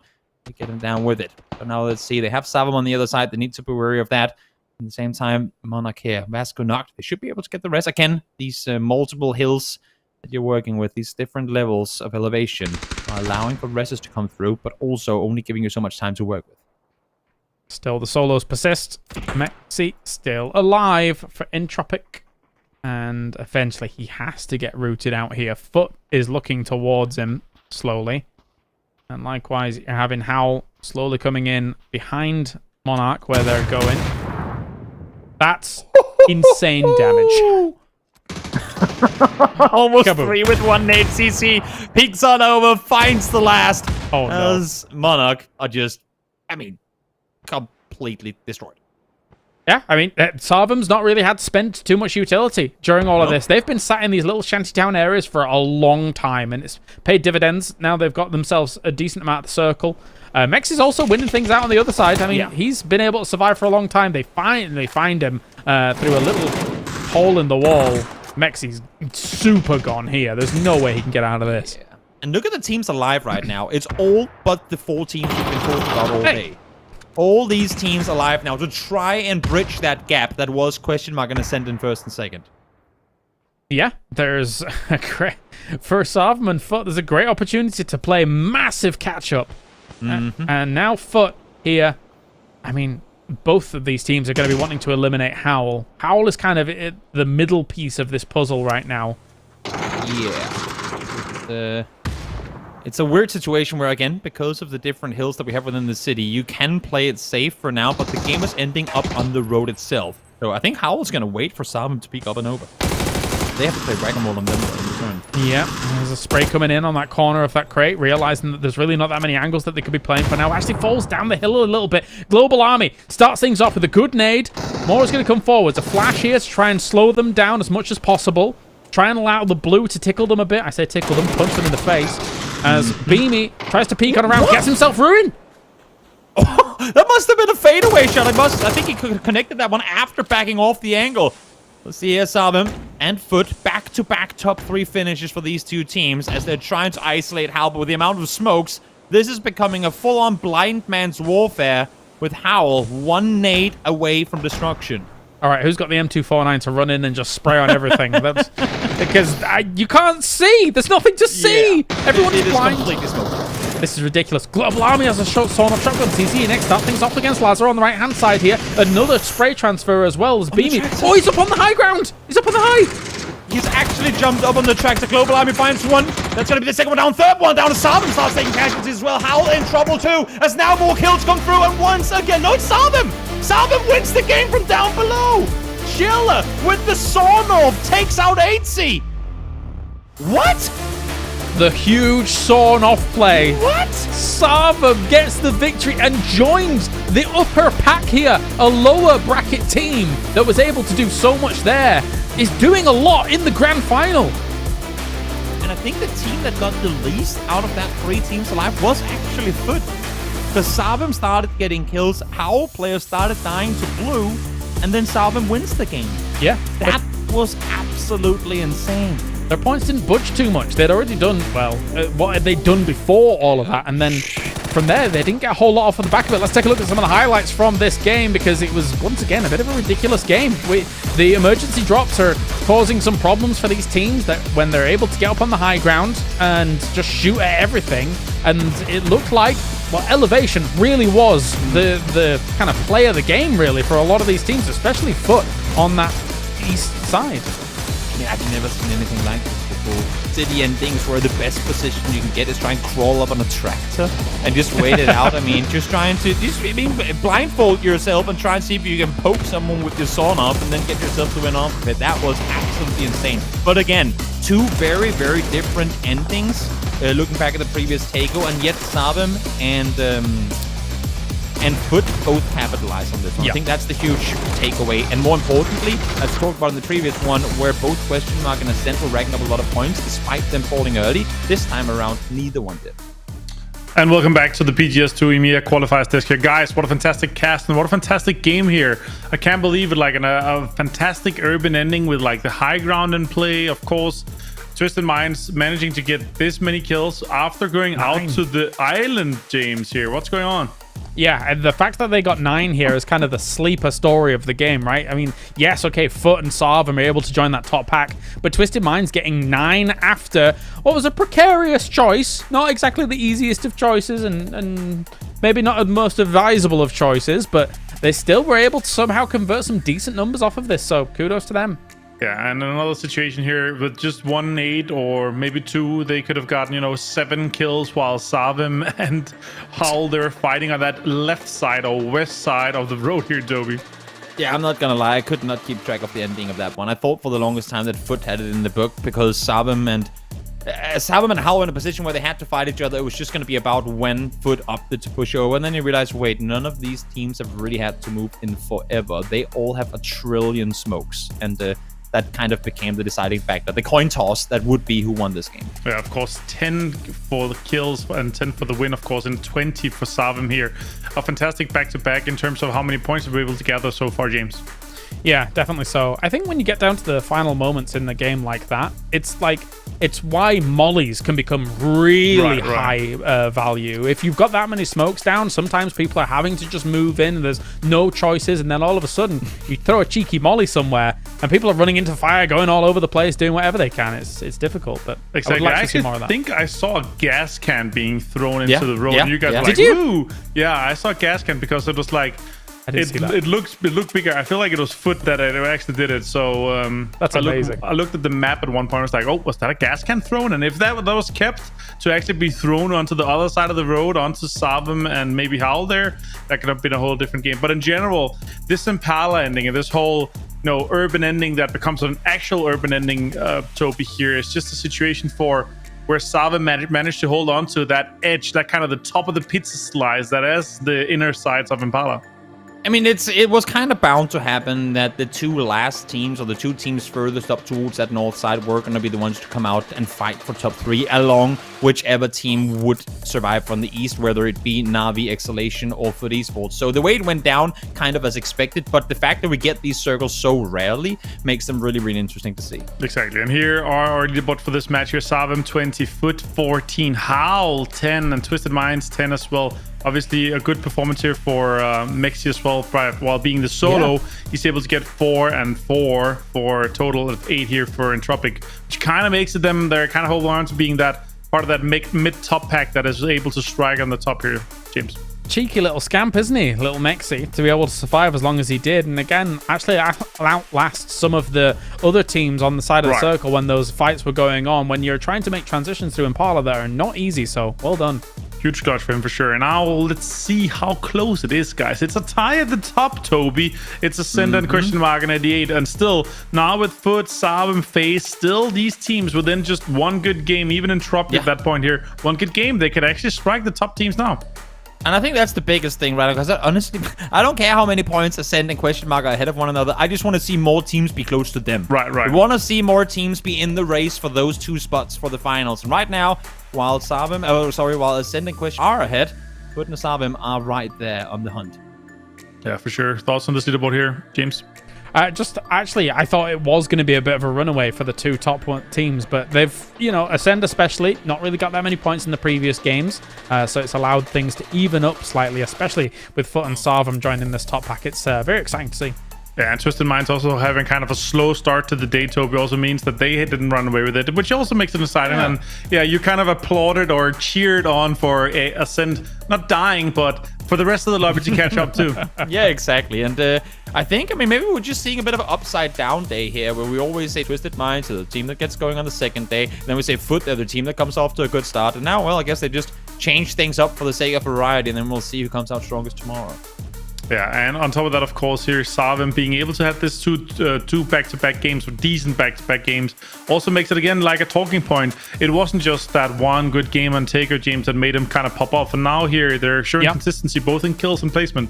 I mean, anything that they get above this is a huge success for this team, for this roster. I mean, yeah, okay, even if you don't get top 3 here, I still think like a top 5, top 6 finish in EMEA in the qualifiers would still be excellent for them. So let's see how it goes. Yeah, for sure. We're going to go off to a short break, and then we're going to be back with a game number 5 and 6 on Miramar. So stay tuned.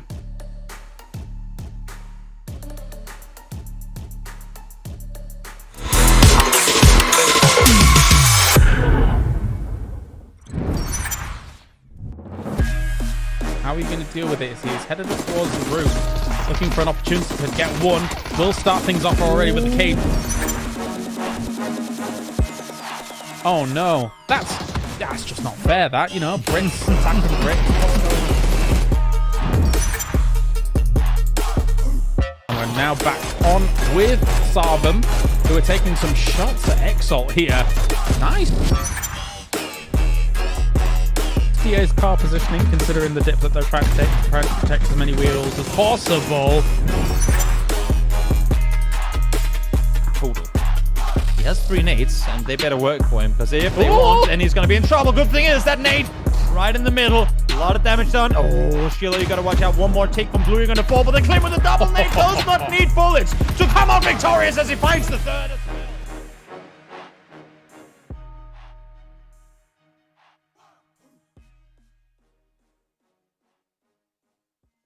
welcome to the Update 24.2, which introduces a revitalized arcade experience, an expanded reputation system for cultivating a vibrant community, and more. Let's dive right in.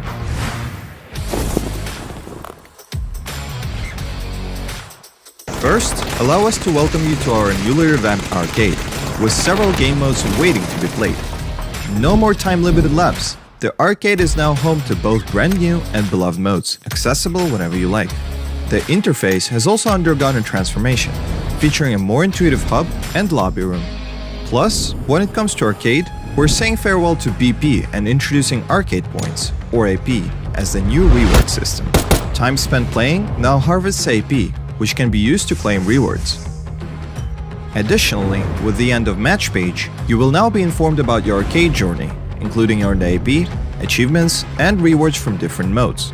Also, be sure to earn the special arcade medal, a reward not to be missed. Meanwhile, in our ongoing efforts to elevate your gaming experience, we're providing even more incentives to our reputation system. Through the end of match page, you can now give compliments to your teammates and foster a positive gaming environment. The higher your reputation, the sweeter the rewards. Check out your reputation level and corresponding rewards on your career overview page, and get to know your fellow players better by viewing their reputation levels through their profiles as well. This update brings plenty more changes, including an upgraded report function that enables more comprehensive reporting of in-game misconduct, advertisements, and cheating, with an edit feature of detailed text input. Lastly, there are 10 exciting new areas added to Intense Battle Royale.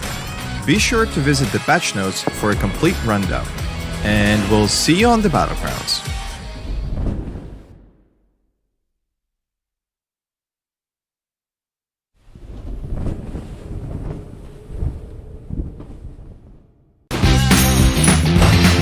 It's my turn now! Fire away! I shall protect my kingdom! Thunder! Lightning!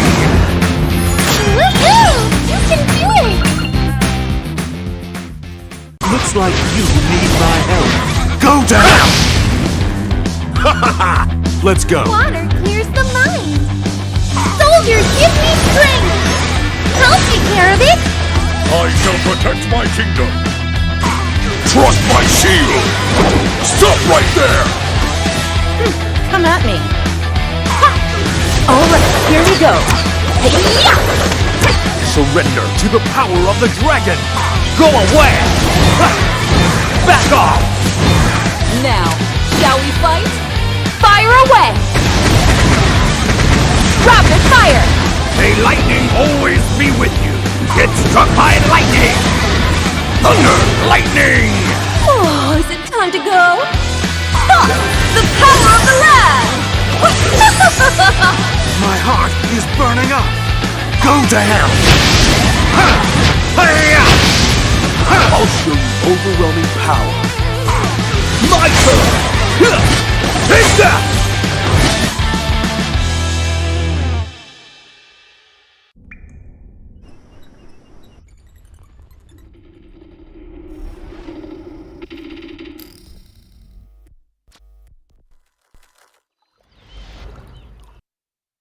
And welcome back. It is the PGS2 EMEA desk here with the qualifiers. Of course, we're going to be sending 2 teams through. My name is Avenger, and I'm joined by Calaris and Toby. We've been bringing you games so far, and guys, it has been some insane set of games here, James. It has, and I didn't think it was going to be this close up towards the top, but now it's narrowed down a little bit. It looks like Ascend and Question Mark we're going to be running away with it quite handily, but not to be the case, and I'm happy for it, mate. I'm happy for it. Yeah, it's always turning up, Toby, here to be in a case where, you know, it gets extremely close and it comes down to the very last day and it comes down to the very last game sometimes, and it's obviously super exciting, but the build-up and the stories and the times that, you know, teams have missed out, Twisted Mind having a rough start to this day, for example, is the reason why it always ends up being super close in the end. Yeah, exactly. It's phenomenal to watch these teams do their absolute best to try and stay afloat. And right now, I feel like that's the case for Ascent, but they're doing so by continuing to succeed. This really is the first game out of one. We had one yesterday, game where they literally got 0 points. So it's curious to see how they're going to turn that around coming into the next one. Yeah, for sure. And on top of this, we have, so many teams that we've considered to be some of the top teams. Foot had a really rough, first day, and then going into some of the later stages today. But then they pulled up and had some fantastic games. Now they're also in the running games.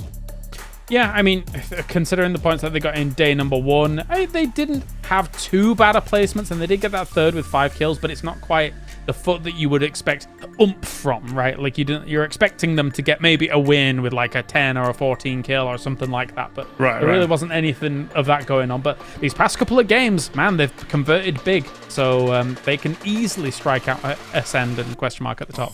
You need so much oomph that it kind of vibrates in the chair when they play, right? That's the kind of stuff we want to see from Foot. But yeah, it's the same for my fantasy team. I had, Vard as my captain. I changed it over to Lou, and Lou has actually been doing super well in this case here. I don't know how you guys' fantasy team are doing. Toby, let's look at yours.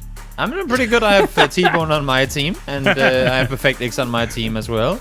So I'm not disappointed by that. I never win this anyway, so whenever I'm close to you guys, I'm just happy. I can talk about my fantasy team all day, but the good thing is, Toby, tomorrow we're gonna have Saga join us, the buddy double of Kyle Harris, and he's gonna be in shambles because he didn't change it at all. James, you caught up to me a little bit in the day, but I've actually fought back. Yeah, I see this, and I'm not happy about it, all right?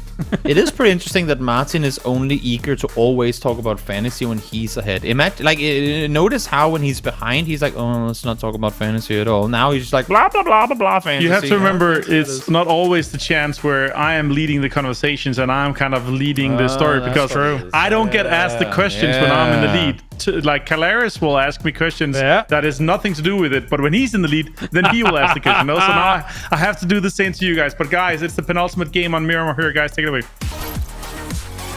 Finished that quick, didn't he? All right, got out of there scot-free. But anyway, let's get to it. That's right. We have 2 more Miramars to go, and we have got ourselves quite the playing path, actually, for everybody to try and get adjusted to this one. And if these emergency drops are telling me anything, Toby, is that people will exploit the high ground. Yeah, we'll see if that's going to be the case this time around or not. It is kind of the case for Miramar as a whole. And we'll see if it comes to fruition this time again. It's one of those that I don't think too many people thought of when they implemented the emergency pickups. Oh wait, they're just going to sit up there with no one being able to do anything about it. The only way they get off is, circles shifting away from them. And good thing for the players that are able to capitalize off it is they're getting a lot of points going their way with it. That's not what I expected. There you go. Yeah. We're here. We're good. We're good to go. Yeah. So up towards the top, the fact that it is so close between the top 3 is awesome. The fact that Foot, Sarvman, FaZe can fight back is awesome. And there is still opportunity for Entropic, DA, even After All, and some of the guys down in 10th to be able to get one big game and then join that top pack. So we could finish off the day with a very close race going into the last one. Yeah, sure could be. As I like to imagine that what we've seen from DA, their I would say improved performance, and their, again, going back to it, very good win on Erankle yesterday wasn't in the same fashion that we're talking about Exalt and how it wasn't just a one-off sort of thing. Because again, they have a really good roster. We've talked about it in the previous broadcasts or in the previous breaks segments. They're 8th currently. I definitely consider them a top echelon EMEA team. I just do not think they're top 2 in this lobby caliber. Well, they've not got much going today, have they? If I exactly. look back at what they had, 47 points coming into today. So they've had 11 here across the last 4 games. Not what you would expect here, especially when quite a few teams have leapfrogged them and been able to put themselves in the running for a PGS2 spot. But for now, I mean, I can't see the map, so I don't know how things are going for them. Yepa is looting, bro. That's all that matters. That is true. Yep, now the map feed is back. True. Cool. Yeah. And Baron Peak, he ate a circle for breakfast. And there you go. Or ate a magnet for breakfast, I suppose we should say. As he's now sitting tight. And I do feel like, as much as I like to give a team credit for coming out and winning a game, because no matter the circles, that can be quite the tall order up against these teams. Sarvim, the last 2 games, while they have been amazing games for them, also have been spoon-fed with circles. First, we have the game that ends just north of the compound on Taco, and this last one, they were that one team to sit on the northern side of I've been part of for quite a while. The good thing is, though, that as much as, yes, circles are just luckily for them going their way, they're also making something of it. How many times have we seen teams that get 7, 8 circles in a row and come out with 2 kills and 4 placement points, you know? It's good to see Simon being able to convert against top-tier teams in this lobby. If it works, it works. And yeah, for Sarvam, I'm not complaining the fact that they've been able to do pretty well here so far in the grand final. Especially after such a good showing in the lower. But DA is now flying already. And again, I get it. Cool. The more I've thought about it, the more I'm a big fan of the mid-game emergency pickups. But it's whatever. This will get them to where they want to go for now, I suppose. But where do they want to go for now? I think north of Chuma. I mean, okay. So they're rotating down towards the south. They're effectively coming down to land in where they would normally be looting from. But the plane path this time around didn't allow for them to go down there. Issue is, as fast as they might think they are, Wu is on the church. Entropic is wrapping in underneath that. Howl has already taken the southeast compounds, and Sarvim are in this area too. So unless if they fully commit to go all the way into Chuma, they're going to be contested. But then again, if that's what they're opting to do, then kudos, because it's completely free. Yeah, there's spots. I mean, the high grounds above Chuma are really cool to be able to take. So it looks like they're going to be moving on down. That's actually where they're going. So, fair play.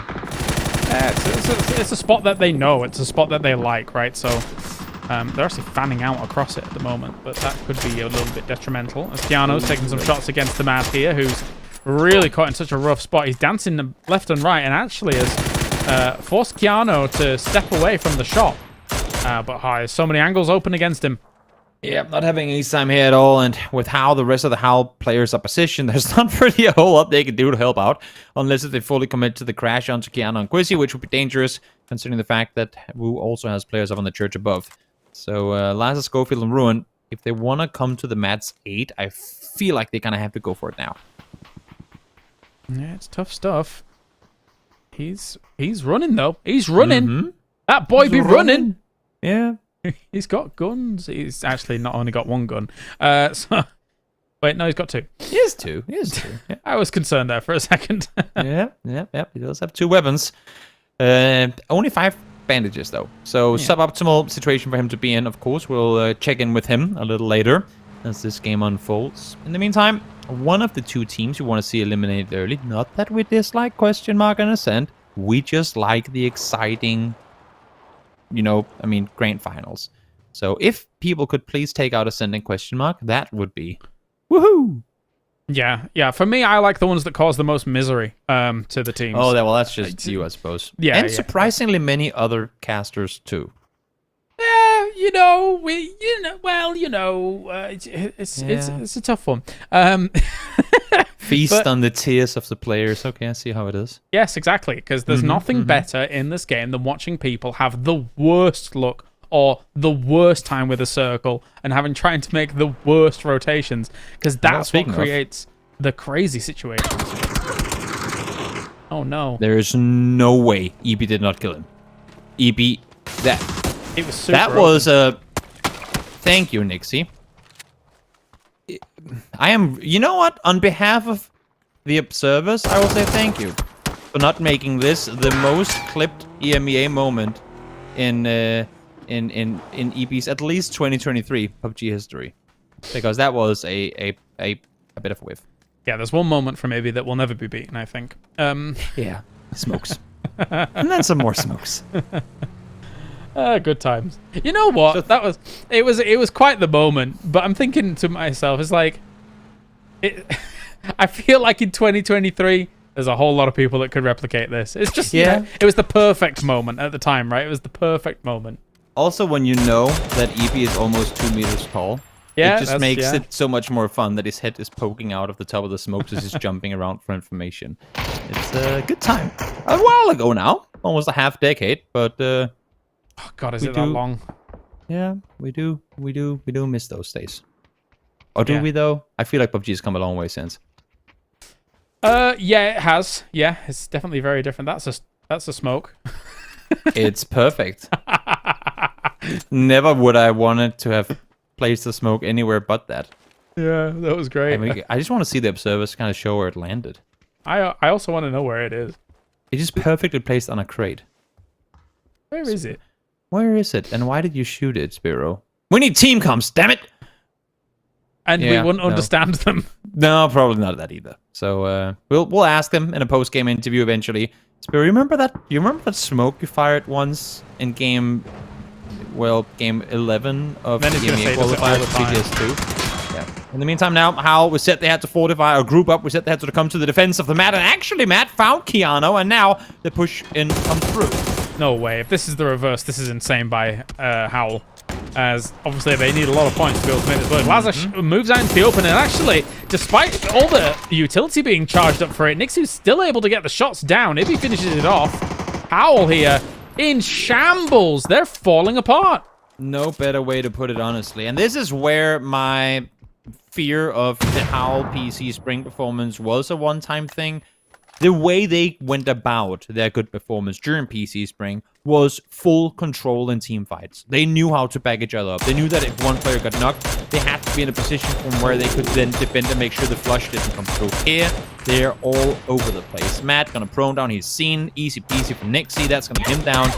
Howl has just, I mean, completely lost their drive in this tournament. They're hoping for other teams to be helping them out here, and it will be Monarch from a distance from the church to try and get some shots to alleviate some of that pressure. Schofield's still alive down there, and he has been one of the guys on Howl that's actually done a lot of work for them, especially through that lower bracket. So can he find Ibby as well as Quizzy to save any semblance of points here in this game? Well, we'll have to wait and see. As Monarch with 3 in the church proper. There to see what they're prioritizing, but will it come? Ooh. Yeah, it will pay off. It will pay off if they sit down here because that search shifted down east, and now Monte and all the teams up and around there. How do you wrap on through? How do you get down towards the east where you know there is space available for you? I feel like a wide wraparound is the play. Issue is, look at what you have to transition through. Hills and hills and hills, and it's going to take so long for you to get all the way around that. Yeah, not as easy on some of the other battlegrounds. Did it again, the kills. Did you see that? It was wild. And the Woo was #1. But they're currently not #1 at all. They're 13th. So let's not talk about that. But Na'Vi's been able to find themselves a decent spot. Likewise, we also saw Sarvum towards the west side of them consolidate their forces and get into a decent spot. Twisted Minds being shot at from a distance here by James. Looking for the easy picks, but couldn't find them. Yeah, no, trying to apply a little more pressure. And of course, seeing as teams out towards that eastern side should allow for phase to wrap down towards the eastern end towards Ricardo. Ooh. Going for the big iron sights with the AKM. Didn't find anything else, I suppose, but for now, Schofield's still retreating back, knowing that eventually this aggression is going to come. Nades through those internal windows, but moving on away. Maybe he's bamboozled them. Yeah, might just have. The game lost, though, I think is safe to say for both these teams. And now, Zadusi finds Hubba. A little more space to play around. And this, again, I mean, happening miles away from the circle. Zadusi finds his former teammate in Hubba. And quite a distance to it as well. It's a nice try to see, but, I mean, question mark here when it comes to these kinds of team fights has been very impactful, very, very stalwart in their defenses and then being able to kind of trade blow for blow with people. So now they're looking to try and completely shut down Exhalation, who've not been able to get much doing themselves here in this tournament for the grand final. Looked great in the lower. We'll see now the nades and utility being lobbed on forward. What they can find with it again, question mark is not, I think, too interested in fully committing to this building. There could just be a shotgun set upstairs, and what would and should have been an easy push becomes that much more difficult, if not almost suicidal. So I think it makes sense for question mark to wait outside. They're not in a hurry to get to the circle. They know they're late to it anyway. Wait outside. Oh, this is him. He might just have. But the window bars defend Hopper. Little bit ambitious. Could have maybe gone in for a little bit of a wider angle to negate those bars, but doesn't matter. As now, once again, Exhalation just taking wounds, being gouged at here by question mark, who unfortunately that did bounce on through. I think actually that hit. That's or, on. Yeah. Wait, what? No. I think it bounced down. Yeah, towards the stairs. A little unfortunate there off the edge of that window. Now, how about sat on his own here again? A similar situation to what we saw on Takeover earlier. If he finds just one flush here, that is, in my opinion, somewhat unforgivable for Question Mark. 4v1, they know approximately where they have him. There should not be a reason for them to take any casualties. A player knocked, that's fine, can work with that, but a flush confirmed shouldn't be the case at all. First knocks come through. He's running. That's best to lock down, and here's the pull-up. Nice play, nice push in from Question Mark. Especially when you're challenging for number 1 right now. Question Mark. Yes, exactly. There's been so, again, it bears repeating.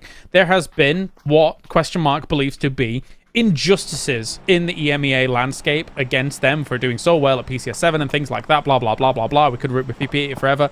But they always come along and do and perform like this. So they're always like, okay, let's put the doubters to rest. And I think they do a great job of it. You say always. I feel like there are one tournament is great, the next is terrible. They technically didn't even qualify for PCS 7. That is true, but then they won it. And then because reasons, they got through, and then they came out victorious. Then they play decent, I suppose, PGS or PC Spring, then they don't even qualify for the rotation. And now they're out here in the top again. So it's very much up and down. Of course, they are a team that have to fight through some of these open qualifiers that other teams don't have to, but still, it's as if they haven't quite found the consistency in waving those waters just yet. Let's see then, because right now they're doing all right. They're doing well for themselves. DA here is as 3, still alive in the middle of all of this, but they don't have a whole lot to work with. And Foot is coming in late again, but it's so far, today it's worked out for them all right. Yeah. Owl is gone. So finally, Schofield actually did fall to Ibby. Eventually the kill would come through. As we're down to 2. At least they have 5 kills, but a rotation now to make as they're sat on the far southern side of this one.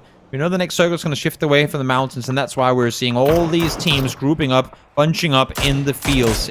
Even if they don't have a compound, get down here now, because trying to make it one circle from now is going to be practically impossible. Definitely. Monarch, with this kind of hillside that they have, is really not that bad at all. It's pretty decent in terms of not having a compound in these kinds of circles. Entropic is pitched up in the middle of Picardo. And Question Mark is rotating all the way down from the high grounds above Power Grid and trying to loop in what I assume might be down into Picardo and then try and work it from there. I think their idea is just wait the circle out. They're happy that they have a plateau which is still in, and there's going to be enough chaos commencing when the next circle does shift, which, again, we should expect to go somewhere in between DA, Sabim, and Jeppe on the road down and around there. But they just want to see it confirmed. We have seen it before where everyone is expecting one thing to happen, something else does, and there's no reason to go for a risky play with 20 seconds to go when they could just sit around and wait a second longer. Shots from Ivers, not really hitting too much though. Wait, he is very far away from the rest of his team. I don't know how. Yeah. He forgot. I think he missed the plane. But then again, we have also seen these 3 people jumping and one staying behind us, kind of the insurance. In case everything goes wrong, at least we might be able to snake a placement point or 2 out of it. But now let's see. Circle swings and exactly where we expected it to go. Yeah, and for teams like Sarvan, man, I mean, they knew. They're ready to go for a circle like this. A lot of shots heading towards over Exalt and Ivers' way. So as much as Ivers might try and rendezvous with the rest of his team, it is going to be nigh on impossible to make that happen. Whilst Foot is going to be staging their efforts towards After All, who have got themselves a compound just ahead of them. They're leaving. They're leaving. They're driving down the hillside, but where are they opting to go? Are they pulling up on Wu? I mean, they were here early. They saw the fight between the 2 teams, and they might just be pulling up on them. Issue is they're pulling up very far apart from one another. So Clem has made it up here with a teammate. We're seeing a bike on the top floor of the building there as well. And now the remaining players have arrived as well. So Wu trying to fend this one off on their own. Maybe don't kill Danimon. That's very important. I need to see him on a bike. But, I mean, actually, Question Mark has also dropped on top of Picardo as well while this has been going on. So absolute chaos going to be unfolding here at the moment as Na'Vi is trying to get rid of FaZe, who's trying to push up onto their position here. Mexi in the kill feed taking out Dante. So Question Mark's drop onto Entropic so far. Not successful. We effectively have 4 fights happening here at the exact same time. FaZe trying to stay afloat, but it's just Gustav on his feet trying to get Corexit back alive. As example, lops one more nade forward, but in the wrong building. And there is still threats a little bit closer I mean, of course, dealing with Fex is nice, but it's going to be difficult. Initial sprays trying to come in, but the reinforcing shots here coming in from the distance against them, so that if they try to transition away from that building towards example, actually the other members of Na'Vi have a good angle on him. Yeah, and right now, for question mark, while they have lost Veselog, this is a team that they do not want to give points across to. Filfus, though, does fall. Tropic down to 2. Ooh, nice shot from above, and Tropic, as Nailup finds the angle once more. Forced inside, though, from Monarch, and now it's just a Doozy left alive. And Tropic had a good opportunity to have the advantage of setup here compared to question mark, who were kind of scrambling once they landed on this location. Doozy can still do something here. He's a bit of a monster himself sometimes, so let's see if he can. He's going to be creeping on around. I believe there's a player above him in this building, so he's going to have to be slow about it. And Foot just backfilling all of this. I mean, they saw after all leave, they take that position, then they see the two teams fight out east, they take that position, and now, just in front of them, you have FaZe and Na'Vi fighting this one out. If there are more casualties coming in here, maybe Foot just pull up on this one as well. Alia managed to make the cross to help out Example's position. That's quite the move. I guess the only people that could have been looking at him really in this angles were some of the FaZe boys, maybe Ascend if they were feeling a little bit spicy from that west side when he made the transition, but yeah, he'll have been blasting across. And where are we going? Well, I mean, Ascent and Sabim has been eating a few of the circles today. Let's see if they get it again. No, at least Ascent won. I mean, Sabim in on the southern side. They're going to have to fend off against the majority of teams down there, but this one just even more out into the open. Yepa got themselves a decent compound too. About time for them, considering, I mean, they're in last place, unfortunately, now. They kept having bleed outs. They kept losing players early. And now they've found themselves an opportunity here to get a bit more on the board. But FaZe and Na'Vi, high-profile matchup, still kind of locking horns with one another. Not really budging, but Curexi will make them budge with a big nade to start things off. Gustav's going to follow it up. That's a belter, I think. Yeah. One is underhand much set on, and now, you'd have to imagine he falls here too. Indeed, he does. And with the amount of damage coming through, imagine that maybe this is where Foot Esports opts to go this direction. They've seen the double knocks now on Na'Vi. They saw damage done to FaZe early. They should know this is where that fight is taking place, but of course, they're currently busy elsewhere. Again, the last survivor here for Na'Vi did not make the transition to try and bring the thunder to them. And we will see as Klim here with, after all, still kind of in a bit of a stalemate alongside the Wu, who have constantly been in these compound fights. Been down to 2 for a while now. Asibi with the Famous in hand. Easily weapon up close. We'll see what he can make of it as he's now starting to get shot from the distance. After all, taking casualties by the second. Wow. I think he realized that he wasn't going to get a whole lot after this. Tried to come in for the flush on one. And now, just exactly inside the circle, just to be taken down by Sabim. Yep, they've got quite the vantage point here from all of this. The one thing that could potentially rumble them is Exalt coming up on their west side. So we'll see if they can make a transition against that. Nailup firing off against Foot here, who now make the move against this compound that you were mentioning before. It is a decent entry point for them if they're able to make it work, but it doesn't look like it has worked at all. And it's a lot in, I mean, due to Nailup up on the 5-story building here. He took out T-Bone before. Now on approach, he takes out Bard as well. This looked to potentially be a good game for Foot again, but Nailup truly making this journey impossible for Footers. Oh, one more nade gets close, but not close enough. All right, well, somehow still alive, though. A little bit of buying time here for the moment, but any move he does make, technically, I think Entropic could eventually see him if they're not preoccupied with what question mark's doing against them. In the distance, Lyran actually dislodging Vascu, so actually getting that. It's a long-range nade up against where they are. Foot only got hit just now, so they gotta worry about it. Then the last, peeks on over, gets one with an A2 with the organ hand, and almost takes out the entirety of Exalt.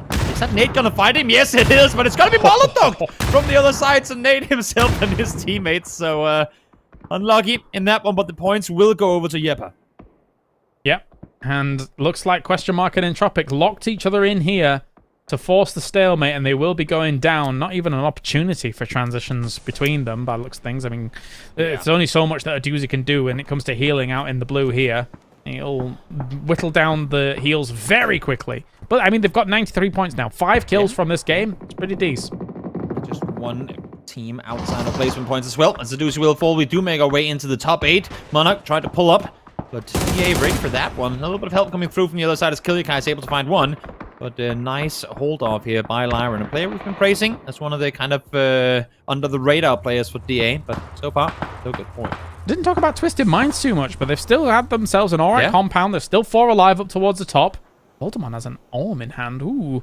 And Sarvam now realizes that they have to make moves away from their compound, which it looks like is going to materialize in their push up against Yepa. And if Yepa realizes that that's the move that they're making aggressively, they're going to focus a lot more on that than they would the eyes on Twisted Minds to the north. Now, does the Saint realize that Gustav is still alive? They're looking the other way. Mouse finds the first one. Solo player left alive on the side of Monarch. They want to be fast about clearing this snake out. Nice nade lopped on over from Killikai as he takes him out. But this should be the time for Rex to potentially make a move, as they are a little surprised by the push that came through from the other side. Here goes the duo, Global Army and Baron Peak, peeking over the hillside themselves. Voldemort switched to Voldemort. I knew it was going to happen eventually. Voldemort peeks for it, and Global Army goes down. How did he hit 200 people with that one shot? But there you go. Can I get that res on? The nade coming. Yep, that's good as well. Oh, bounces a bit too far there. Sticks the res. Again, I mean, Yepa, they're being quiet about this push. I feel like this was their chance to peek on over to get the kill confirmed, but it's a difficult ridge line to really go aggressive on as Correxi tries to run on forward. I don't think he intended to underhand and flash himself. There probably should have been a smoke, but at least now Ascent knows that there's a snake coming from behind. If I can't see you, you can't see me. That's the play, the ostrich strategy. That's right. He is still alive, so again, good stuff by him. Yeah. 4 kills on their side so far. Not enough to be able to play mega catch up against the teams up towards the top. But now Global Army is back up and alive as Twisted Minds sent big to the middle, and that could be the winning play for them, considering they've seized some control here, which is very important. One molly here from Batulans, depending on how many bikes they have inside that shack, of course. Could be death of 2 DA players. At least they're both on fire. Perfectix finds one. Does the molly get the better of Lyra? No, it won't. As I say that, though, yes, indeed it will. Spyro finds a connection on the other side. And now Yepa and Sarvim fight this one off. They had a chance, Yepa, to make the aggressive play earlier when there was a knock player on the side of Sarvim. They opted not to. Now let's see if they can make it happen here. And Twisted Minds is going to have the onus on them. They're going to try and push across this hillside and clean up everything that's going on here as well. Sarvim in danger. They're going to be driving away from this, realizing that, oh no, if Twisted Minds is here as well to try and go for it. It's a P90 in hand, and it's an absolute laser. It's actually Perfectix with the shots that's able to make that happen, but the P90 put in some work as well, and that's Twisted Minds shutting down Sarvim handedly. Yep, this looks like cleanup duty for Twisted Minds as they now grab up towards the north. This should allow for Correxi to get a second place guaranteed, depending on how aggressive he opts to go here. Maybe even a win, depending on how this one unfolds. But of course, we know Correxi ain't one to just sit around and wait this one out. No, he wants as much as he possibly can. Charging up that Orm. What will he hit? It actually does get him for the 81 damage there. Voldemort pulls out the Org quickly and goes for the spray down. Twisted Minds with a little bit of aggression coming their way. Also, you really want to get that P90 back in action. Yeah. Medibay is flanking. He's wrapping down the roadside. I don't think he has any clue that Correxi is just over the ridge, because he would be extremely exposed. And I think Correxi actually might be smart to not shoot at Medibay before he takes out at least one of the players from Twisted Minds. And he's got a Groza as well. That is a dangerous flank around. Definitely is. Charging it up once again. What can Voldemort do? If he's able to hit something. They are still consciously aware, though, that there is a snake somewhere. And it will be Batulans hitting Odin on the distance and actually able to connect with him very, very nicely. Both teams are a little bit cautious. Now with Correxi peeking over. That extra blue. Not a whole lot they can do. Twisted Mind's going to push forward here. Only 1 kill so far, though, on this fight, as they do find the second this time around. But a lot of damage coming in return from Voldemort. But look at the amount of blue damage coming through. So difficult to go aggressive here. Having to respect the blue, and now Batulans lopping and laid on down finds Voldemort as well. Yeah, very rough. Batulans putting in a lot of work alongside this, and now it's going to be up to Correxi to try and do some big wrap. I mean, technically speaking, yeah, you could kill off the solo here in Medibay, get yourself an extra placement point, and that's probably the play that Correxi will be looking for here, knowing that Twisted Minds is a full force, now breaching the 100-point mark. He knows he's inside the circle. I think he has an idea of where Medibay is as well, so think Rexy waits this one out. Could go aggressive. He knows there's 5 alive. So, I mean, has to be at least 2 teams, right? So, I mean, 6 met at 5 opponents. 5 has to be 2 teams. I'm a little, not going to say worried that he's going for this, but there you go. Goes for it. Let's see if he can get more of it. Or if this one is just a GG for Twisted Minds. I mean, if there was ever a moment to try and deny yourself, it might be now, but I mean, yeah. Jirexy might try. If you can get a kill and then a flush on somebody quickly, that's always worth. Just don't kill Perfectix, because he's in my fantasy team. Don't kill Lou. He's on mine and Martin, so we're 2-1. Oh, please kill. No. Thank you, Lou. I take that. I'll take that any day of the week. Twisted Minds out victorious. Had me worried for a second there. But thank you, Lou, I suppose. I'll give that 1 extra point over to you guys. Thank you very much. But Twisted Minds now, a huge win for them. It was quiet up north for quite a while there, but they were able to flex out when they needed to and now put themselves back squarely in number 1. It's Twisted Minds all over. Yeah, huge game for them. It's a, I feel like a pretty clear-cut game of how they usually like to play it. Allow for teams to wrap around them early on, come down as one of the later teams from the north, and then just sit in the compound, wait it out for a while, and play into the hills. Smart timing of when they approach the center there in the end, but that is just, I mean, again, as recipe play for the Twisted Minds as they get.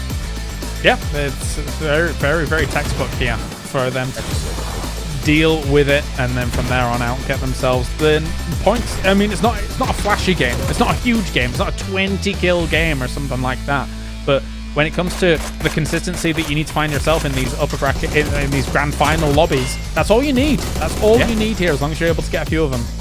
Especially when you're off to as good a start as they currently have been. So we have a GPT team once again back in top, Martin. All right, guys, welcome back to the PGS2 EMEA Qualifiers disc here. What a fantastic game, and I gotta say, the amount of control that they had on that compound for a very long time was just insane. I was actually expecting a team to either breach it or something, because it's a big warehouse, James, and then the longhouse building, so it's very breachable, but not even, you know, question mark or anybody with the emergency pickup ended up doing so. Yeah, absolutely. This was a situation where I didn't think it was going to pay off, and it obviously kind of went the way it did. So there's not much more I can say about it, really. No, 21 points here going Twisted Minds way, 11 kills, and they're back here on the very top. Toby obviously looking really strong and good, but staying 4 guys live and taking that center control at that exact time when everyone else was fighting was crucial for that win. I mean, I think for the better part of the last 2, maybe 3, let's say 2.5 years, Twisted Minds has been one of the teams that we know to be one of the best at finishing off games. They thrive during winner chicken dinner for this exact reason, bringing home win after win after win, and here they are doing it again, making it look like they've never done anything but that. Yeah, and on top of that, of course, FaZe being able to kind of clutch out, both getting 6 kills and the second place for Corexy, while I bibble babble and not be able to speak English here. But yeah, that case with, you know, Navi, I feel like leaving, I believe it was Alia or Mailman behind in that compound, the brick compound, not the brick compound, the concrete compound. If they were 2 or 3 more like kind of strong there, they would have pushed out FaZe in this case, James, and they would have maybe been that team in the end to be second place and more kills. Yeah, maybe. I think that when you get in a compound like that, when you're that close to FaZe and Navi and the way that fight works out, it so easily stalemates if you're not able to hit the nades. And then if you're concerned about not hitting the nades, like then conserving utility into the later stages of the game, then you're like, okay, well, what can we do? If we peek around, if we try and go for that, maybe they have peek's advantage and we don't want to give them that. So yeah, it gets slow in those scenarios, right? Yeah, and a rough game for question mark, but still 5 kills going their way here, Toby. That's obviously still kind of holding on for everything in the top of them. Again, I mean, as I'm saying, as long as your bad games are decent games in most other teams' books, you're going to kind of come out on top in the end, because then your good games are going to count for even more. So the fact that they're somewhat, I mean, mediocre games still ends them in 8th place overall off of this game, I think is pretty big. Yeah, and 21 points here for Twisted Mind going their way means that they're going to be the first team to penetrate the triple digits. FaZe Clan 12, Yepa 9, good to see them up there. And again, a decent game here for Savan, James. Yep, love it. I mean, what are their points at right now here? 81 points. Mate, there is really a world where Savam could go to PGS2. Yeah, 12 points ahead, or 12 points ahead, yeah. Question mark is right now, so it's a pretty good one. But our upper mid pack is, you know, it's Pretty damn close here, James. And, you know, even in Tropic with one decent game, they're still within striking distance here with just one more game to go today. That's the cool thing, and makes me kind of sad that I'm actually not here tomorrow. Because it is getting really close now, of course, for all of these teams as well. Yeah, okay, they see Twisted Minds, they see FaZe up here as teams that are doing great, but that really doesn't hugely, unless they run into them in the lobby, it doesn't hugely impact their potential of going to PGS2. So yeah, the gap is slowly closing between Ace and Question Mark, and then the teams that are challenging for them. And Navi's great start to the day also led to them having not so great games here for the rest of the day. So they're sitting at 50 points. Yeah, it's been a bit of a slow halt for them, where other teams have been better at racking up the great back-to-backs. But again, I mean, the fact that at least they got that, so they're in some sort of race still. But again, I mean, I feel like where normally we say coming into the final game, it's super close for everyone and most teams have a chance. This is going to be like maybe 4 or 5 games left tomorrow. We're really starting to count out. I mean, even mathematically possible teams being able to qualify. Right. I mean, there's 30 points from Foot down to Navi right now. That's a huge gap. Not even one great game with Foot not getting anything, James. That would mean they would still have to have like a back-to-back great game for them to catch up to the top. It's Navi, they can do it, but still, it feels like the other teams at the very top, they're just getting those 4, 5, 6, 7 points every game, and then they pop off and have a great game, you know, once or twice a day. Yeah, it gets very difficult. Especially when there's some scenarios here where, say for example, some of these teams are leapfrogging ahead of you because of those emergency drops. That's not a factor, or hasn't been a factor when they were truly at their peak, which is winning a world championship and things like that. So the landscape's changed a lot, and sometimes you just got to adjust. Yeah, and on top of that, you know, there's a situation where we have Entropic holding on to Picardo, Toby, and then you have a Question Mark flying in. And also, Entropic kind of forgot one guy and unfortunately left Ivers behind, or I don't know what happened exactly. You guys were also, I wasn't sure. It looked like he missed the pickup. No, I think it's intentional, honestly. We see it with many teams. DA has done it, FaZe has done it, multiple teams have done this. We're sending 3 guys flying in, 1 guy as kind of the, again, in case the circle goes away, or in case you can just kind of linger in on the edge. That's our I don't want to say safety, but kind of safety anyway. We'll have that solo left alive in case the entire team just gets completely blasted now. We've seen it time and time again. I'm still more for the let's just send all 4 players in. 100%. But I've seen it I've seen it enough times now that I think it's on purpose. I will go the other way and say I've seen enough time where it didn't succeed, where they didn't get anything out of it, that they should just committed 4 guys for it. It happened to Best of Lush this game, it happened to Ivers this game, and it's been multiple other times where I just want to see them full man, 4-man commit here, James. Yeah. I mean, look at how much strength it gives you in those later stages of the game, right? Like, for example, when it comes to Entropic, for Ivers being stuck on completely the opposite side of a circle like this, and it's like, okay, well, Question Mark then drops on you. What happens if you have that extra man? It's a huge difference, Yeah, and there's a huge gap between Howl and Navi. 15 points now here, Toby. And there's also a 60-point gap up to Ascend here. Is it too late for the bottom teams, or what? Can they do something here? What do you think? There are definitely, I'd say the bottom 4 are not going to have any chance at top 2. I say this now because I hope for the turnaround. I hope to be proven wrong, but I truly do not believe that is going to happen. Yeah, and it's sad teams that we saw on. It's Howl, it's Woo, it's Yepa, it's Exhalation, and it's Exalt. You know, a team that has 1,000 PGC points right now, James. It's a team that we kind of was hoping to have a big tournament to maybe log in their PGC points now. I mean, the wild thing is if points go awry at the top, there's a potential they could still make it with 1,000 some points or something like that. But, you know, you'd have to have the cards go in your favor, and there are still tournaments in the future to help out. Yeah, exactly. One more tournament with PGC points is going to be PGC Fall later in the year. But this is the PGS2 EMEA Qualifiers, guys. This is the last game of day number 2. We obviously play 6 more games tomorrow, but let's see what happens in this last match here in Miramar, guys. All right. One final game for the day. Let's bring some energy. We've got the desert once again, and we have had actually a different circle for once on a Miramar. Ooh. Spooky again, I know. Yeah, very spooky. And what was a southern plane before is now a northern one. So maybe a variety, maybe Junkyard. We'll have to wait and see. But I do like the idea, honestly. Again, as as much as I said, please Ascent and question mark die. It's not that I don't like them. It's just that I like it being close. And in the same fashion, please Howl and Exalt die. Mainly Howl, because Exalt is already kind of doing that in 16. Because they are above the 1,000 points on PTC points. So if we give them minimum points now, PEC fall is going to be that much more exciting because it's going to be that much closer between the teams up there at the top. So maybe, since they're not going to qualify anyway, just don't get points. There you go. Let's do it. Don't get points. Simple as that. Yeah. I mean, at the same time, though, looking at this playing path, hoping for a North Circle. You know, really shake it up a little bit here and see how these teams are going to deal with it. What do you want? I said Oasis. Oh, you said Oasis. I thought you said, oh, wait. Oh, wait. Sis. Okay. There you go. Yeah. That's a mutant. That's all I'm asking for. That's all I'm asking for. It is a mutant indeed. Odin forgot to swap it over to bolt or to burst action. That must have been the reason why I didn't get the kill. Oh yeah. And now we see a circle we've seen before, but at least with a different spread of teams due to how far northern the playing path was. So a little bit of variety does come through, as Ascent are gonna be very pleased with this first shift going that way. Gone are those halcyon days of everybody hoping that the mutant meta was going to be, you know, truly alive and well. I'm still waiting for it to happen. And then the org. Yeah, and then they all came around. Yeah. Cheeky green gun. We've got ourselves now the Woo on the move. They're going to be trying to get to their little loot spot. Their little loot spot. You can tell it's late. You can tell it's a game 6.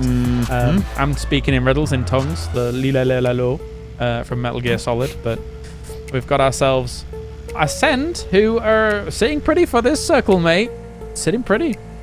Yeah, it's I mean, when you get to loot the areas of the map that just have a tendency of yoinking circles, you're gonna be in for a good run. I'm not gonna say that that's the reason why they're currently sat in second, because they have been playing a really, really, really good set of 11 games thus far in order to be up there. But it sure has helped them, knowing, I mean, that.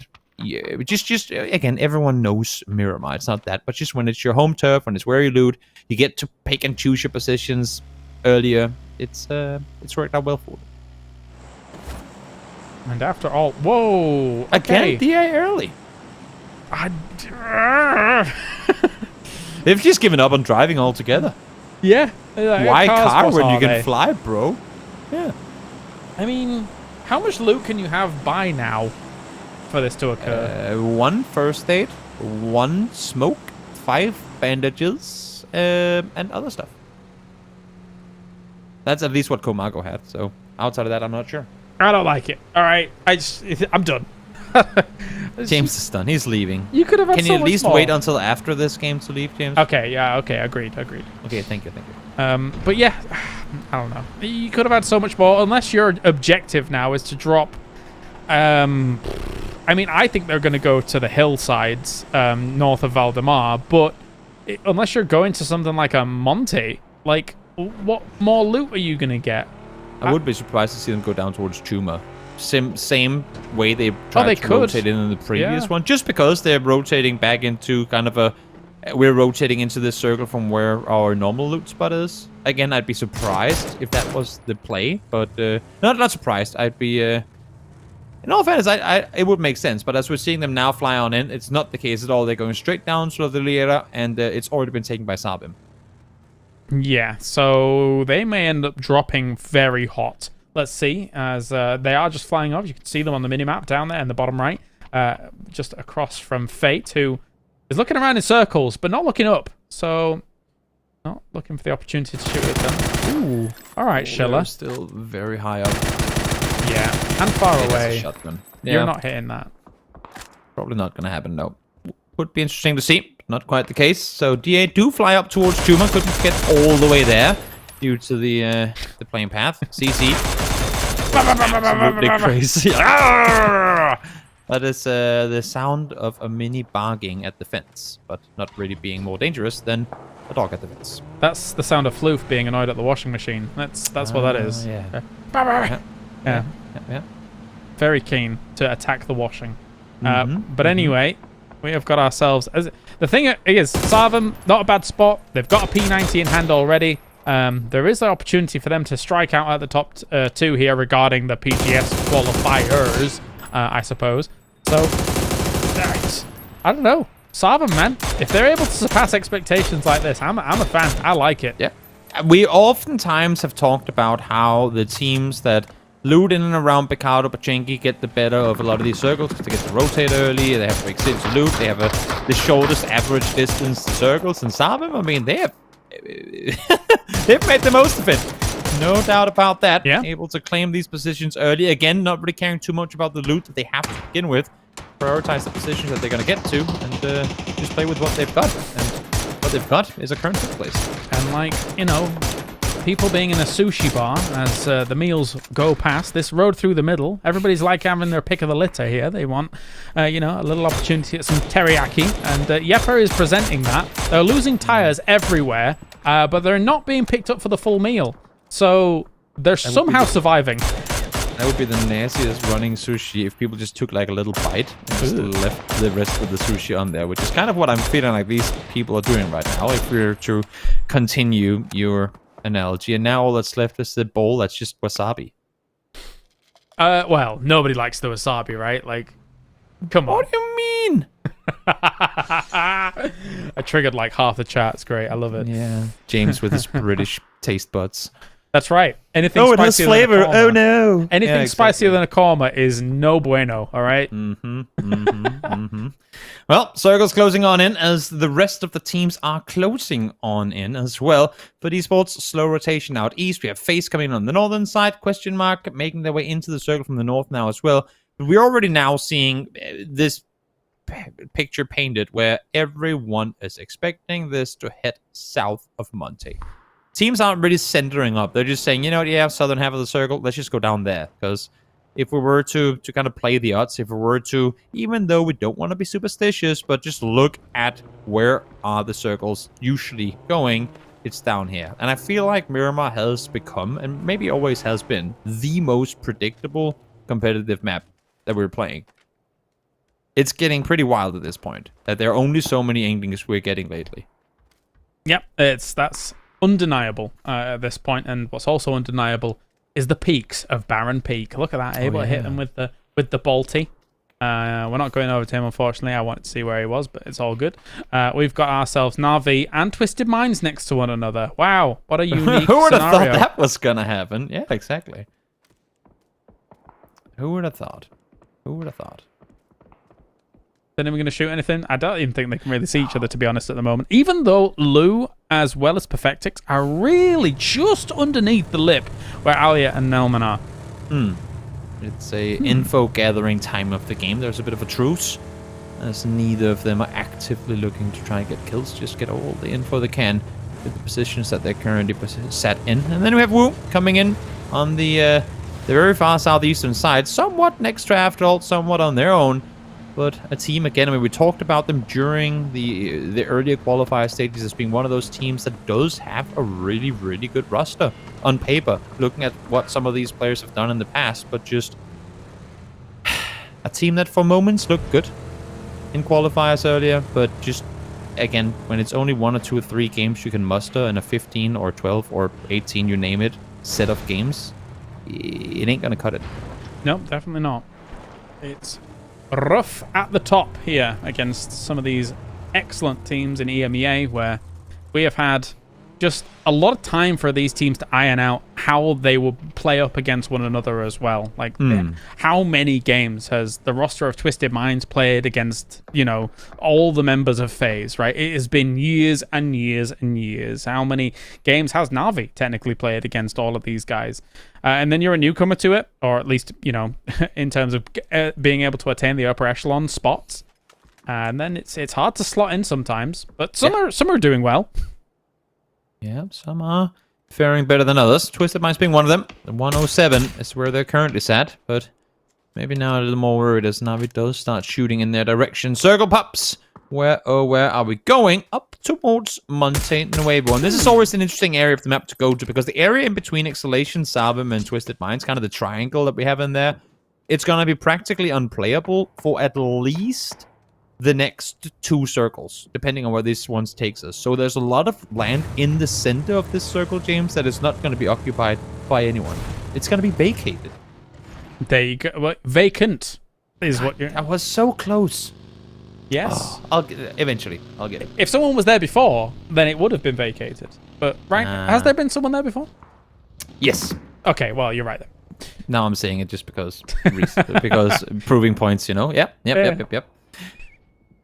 Tons of people. But anyway, Tons. We've got still the Loop Effectix duo now being swarmed a bit more. Initially, it was only 2 Navi members next to them. Now it's 4. So it might be a get out of free for jail or whatever you said it was all those days ago. I can't remember.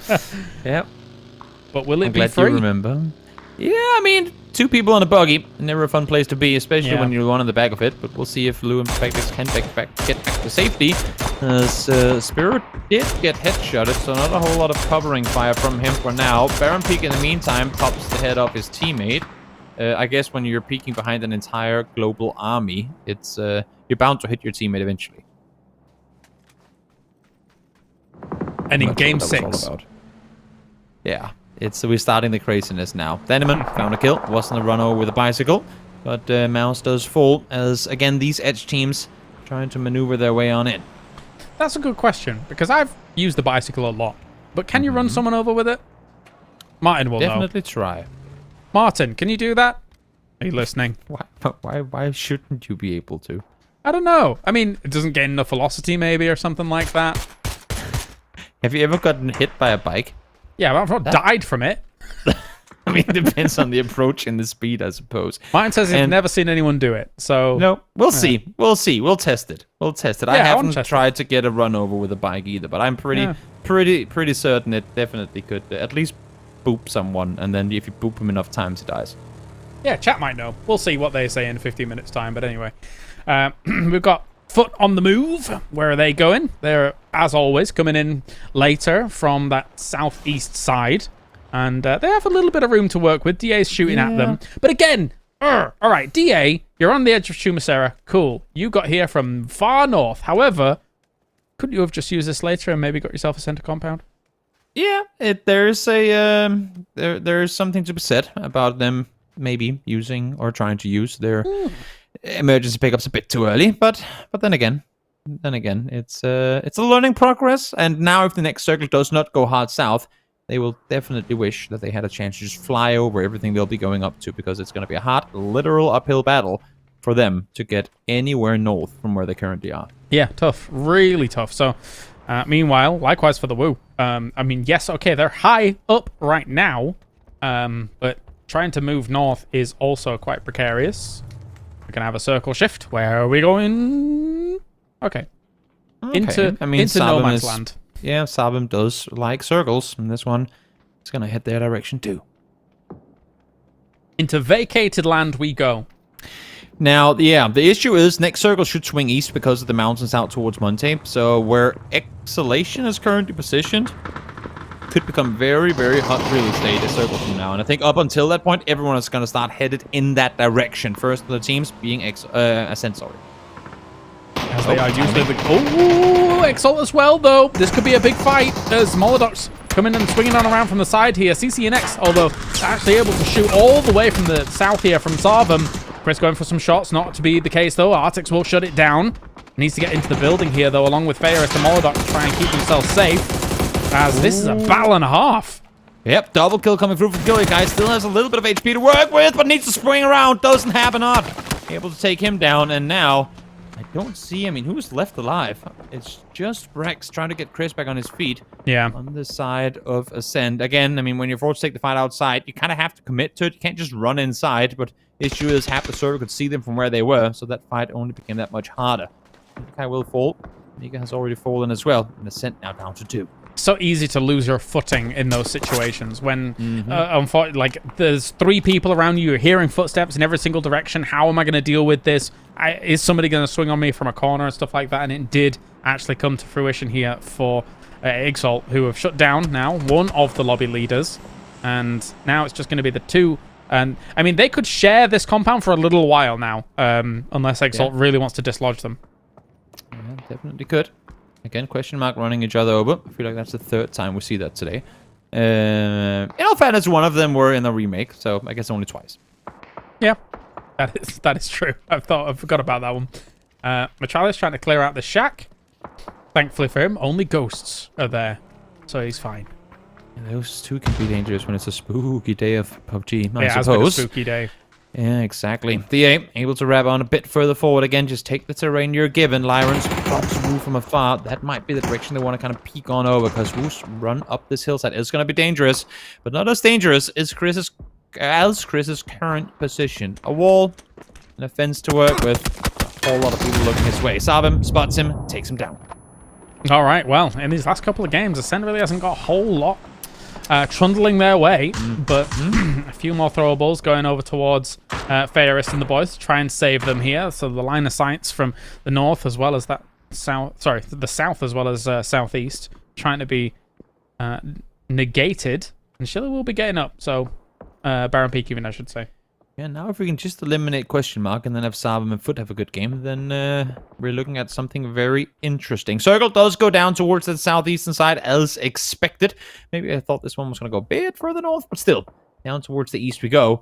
As Na'Vi in a good position to rag up a lot of points from this uphill position. But again, we're playing around this area in the middle. As I said before, can't really use it for anything. Currently, Vasco is sat in there with a teammate in the shack with nothing but that to work with.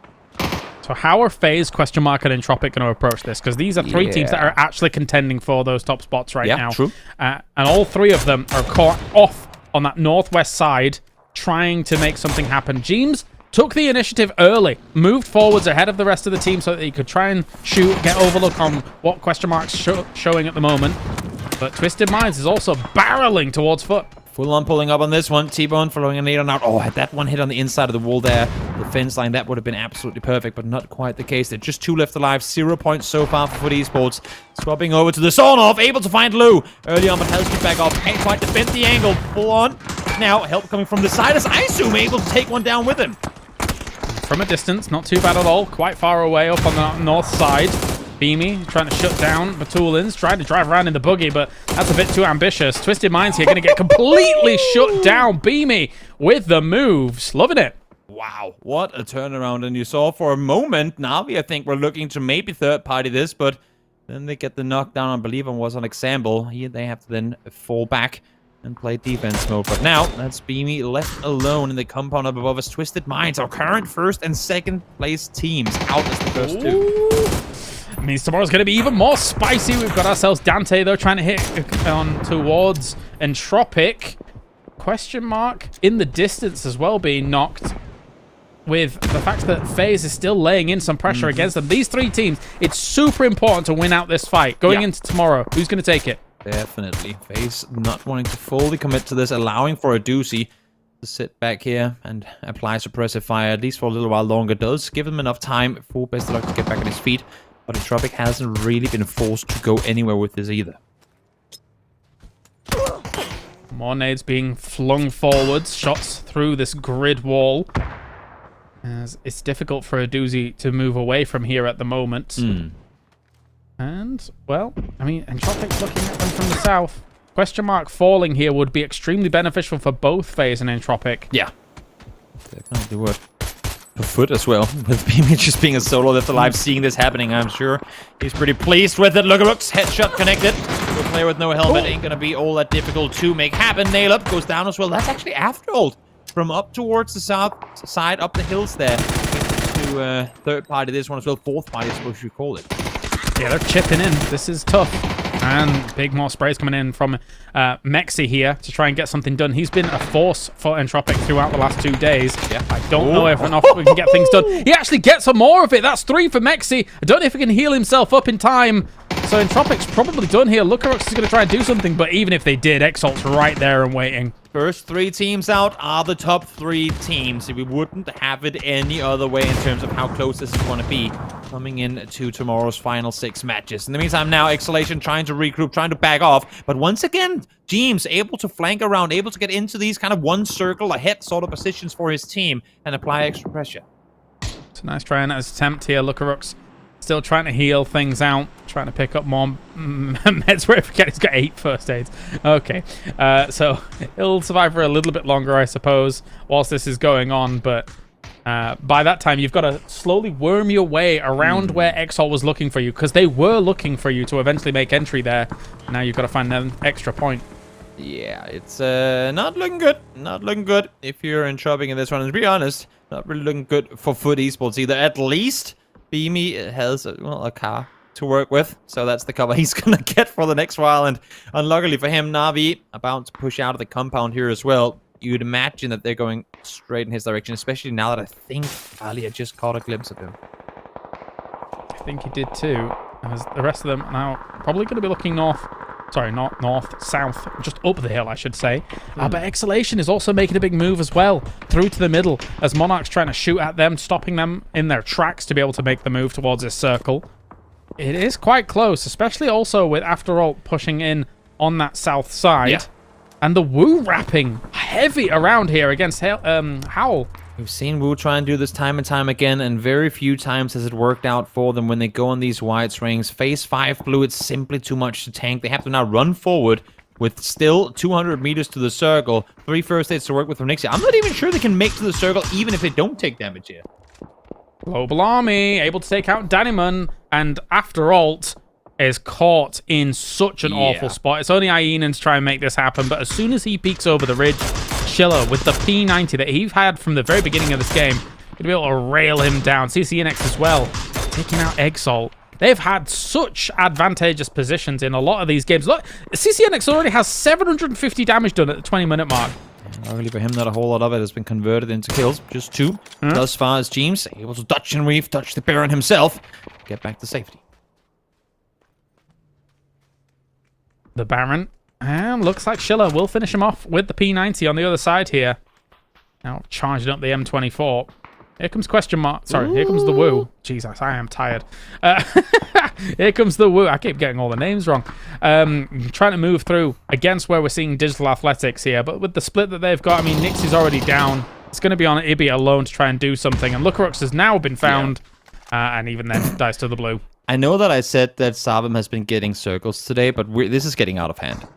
This is getting absurd. The fact that they are set with the only proper compound left in play and a huge gutter all the way around the building. Just like a wall you can't climb at this point in the game. And it's still inside the circle. It's getting wild. The last 4 games for Sabem has been, I mean, at least in terms of the circles, they've been playing well. At least in terms of the circle, spoon-fed. If you get him, you get him. Oh yeah, you embrace it. You're a big fan, no doubt about it.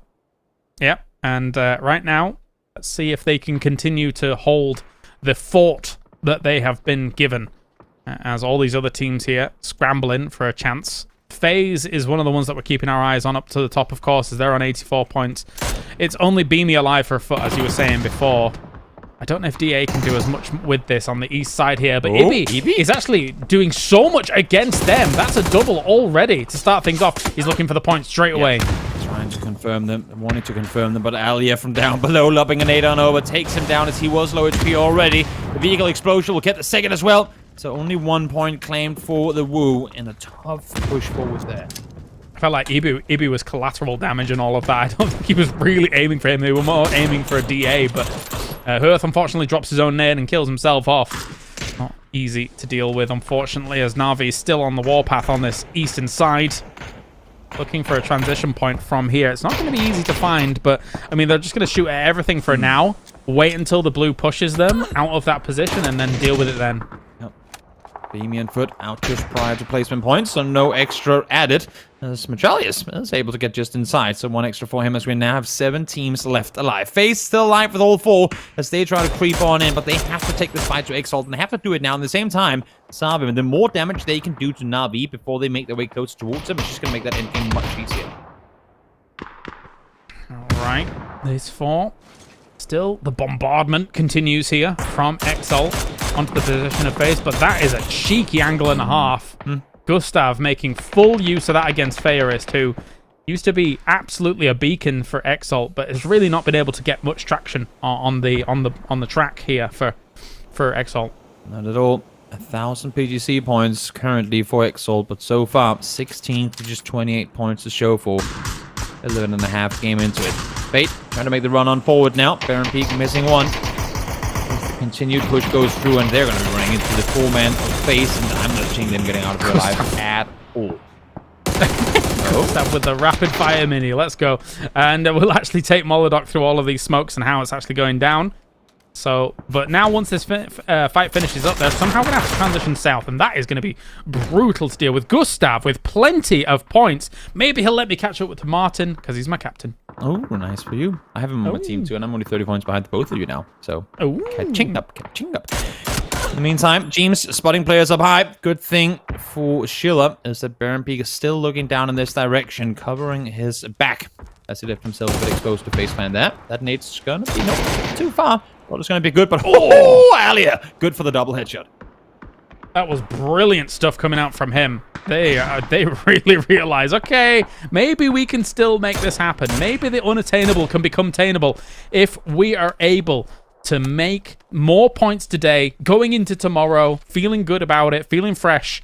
But how would you feel fresh when Sarvam is just reaping the rewards of these circles? Yeah. They are chilling this one out, and no one is going to be able to get up on their plateau because of how aggressive they've played, because of how much they've dared to go out and take control in the mid game, and no one is in a position to do anything to encroach on that compound. The worst thing would be if the next circle shifts west as well, as it would end on the hill in their direction. But let's see now. Na'Vi fighting in the open for a while. 2 spare bullets, for example, on his SLR. Only 2. That is rough. That is very rough indeed. I mean, even, you know, the majority of the FaZe members aren't really working with a whole lot here. 16 bullets I saw in Fex's DMR with no spare ammo as well. 4 alive for all of the teams, though. Impressive feat for all of them to be able to stay put for as far as they were. But now, again, as you said, they were wounded before, but this is pretty dire straits for a lot of these teams. 7 bullets for Corexi. And when you've got these guys looking down at you with M24s, MK12s, global armies just absolutely destroying this position. Wait a minute. No. Oh, okay. Well, global armies on my team as well. Yeah, wasn't bound to happen. Wasn't bound to happen.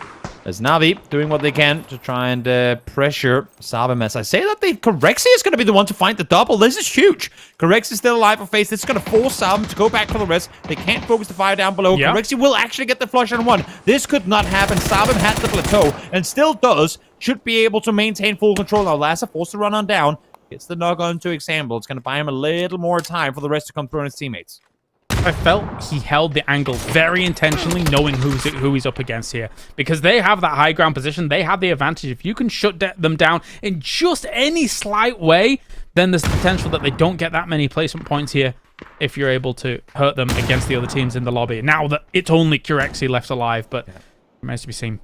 I'll be back up to 4 alive as well, as they try to continue further forward. Low on utility on their side as well.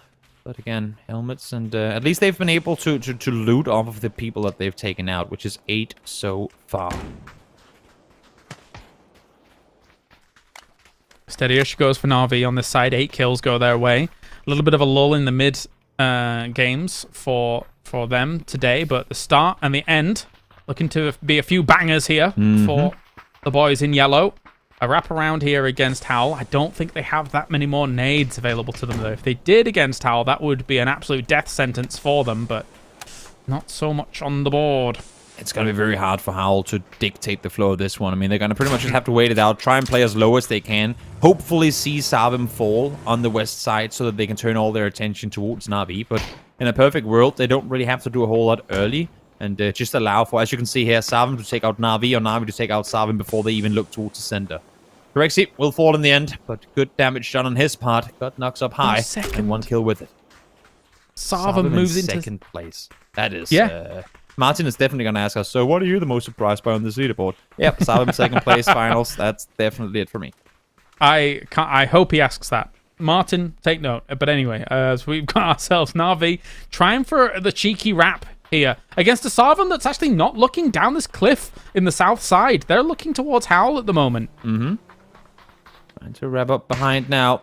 If this has gone unnoticed, Ali is baiting the attention. He's still sat back on the other side. If this has gone unnoticed by Sarvam, that is a big mistake. But now Uber shoots down below. They were exposed to Howl. Unlucky that they have to give up the position, give the info across. They were set down. Looking for the shots. What can he find? As, Alia able to hit with the mini. A big angle to take. And now If Na'Vi pushes on this could be massive for the boys in yellow. Goes for the shots. Melman, the fragger of the team, gets Baron Peak. There's only one left alive here for Savin. If they wrestle the high ground away from them, they could fire down on Howl, no problem.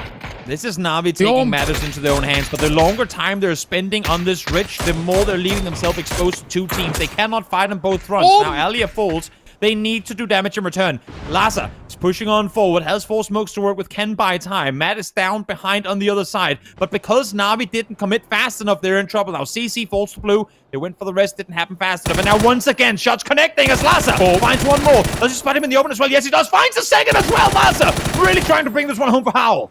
Finally, Howl coming alive in this tournament. Not many kills to boot here, but Global Army is able to shut down the rest of Howl.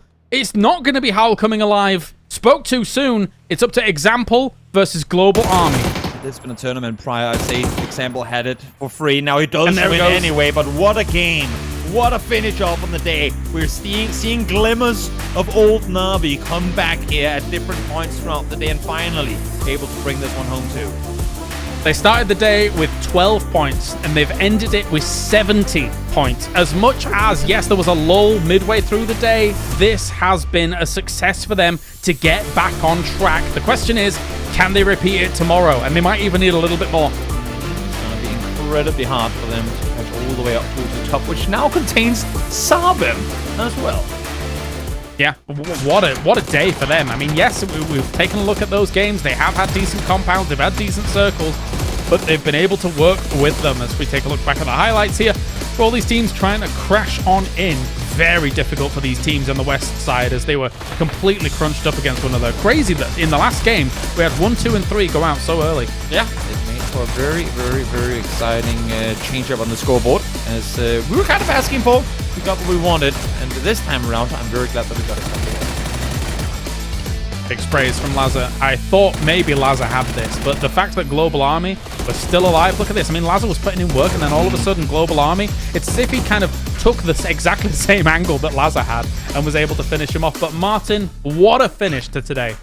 Guys, what a crazy finish. And again, huge step up for Savim and Na'Vi here, but a huge clutch for coming in here, James, for example. He's back in old form, maybe, with them being able to get 58 points today. It's about bloody time, isn't it?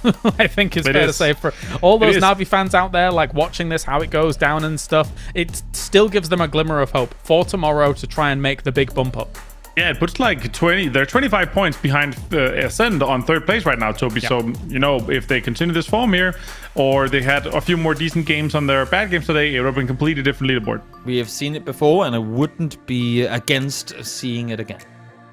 I'll give you a chance to talk a little bit about, you know, Savim. As she was saying, they were, you know, good. They got some circles, sure, but again, 12 kills and a high ground. You still have to defend the circles. Yes, exactly. And I think getting some circles is definitely an understatement. Even they probably felt like it was getting a little wild there in the end. But again, you got to make the most. You got to make as much of it as you can. You're not going to get those circles every game. In the games you aren't going to get them, you need a lot of points. And in the game you do get them, you better capitalize. And kudos to Savim that the games where they have been getting these circles, they get top 3 placements. They get a lot of kills to boot as well. So good job on them.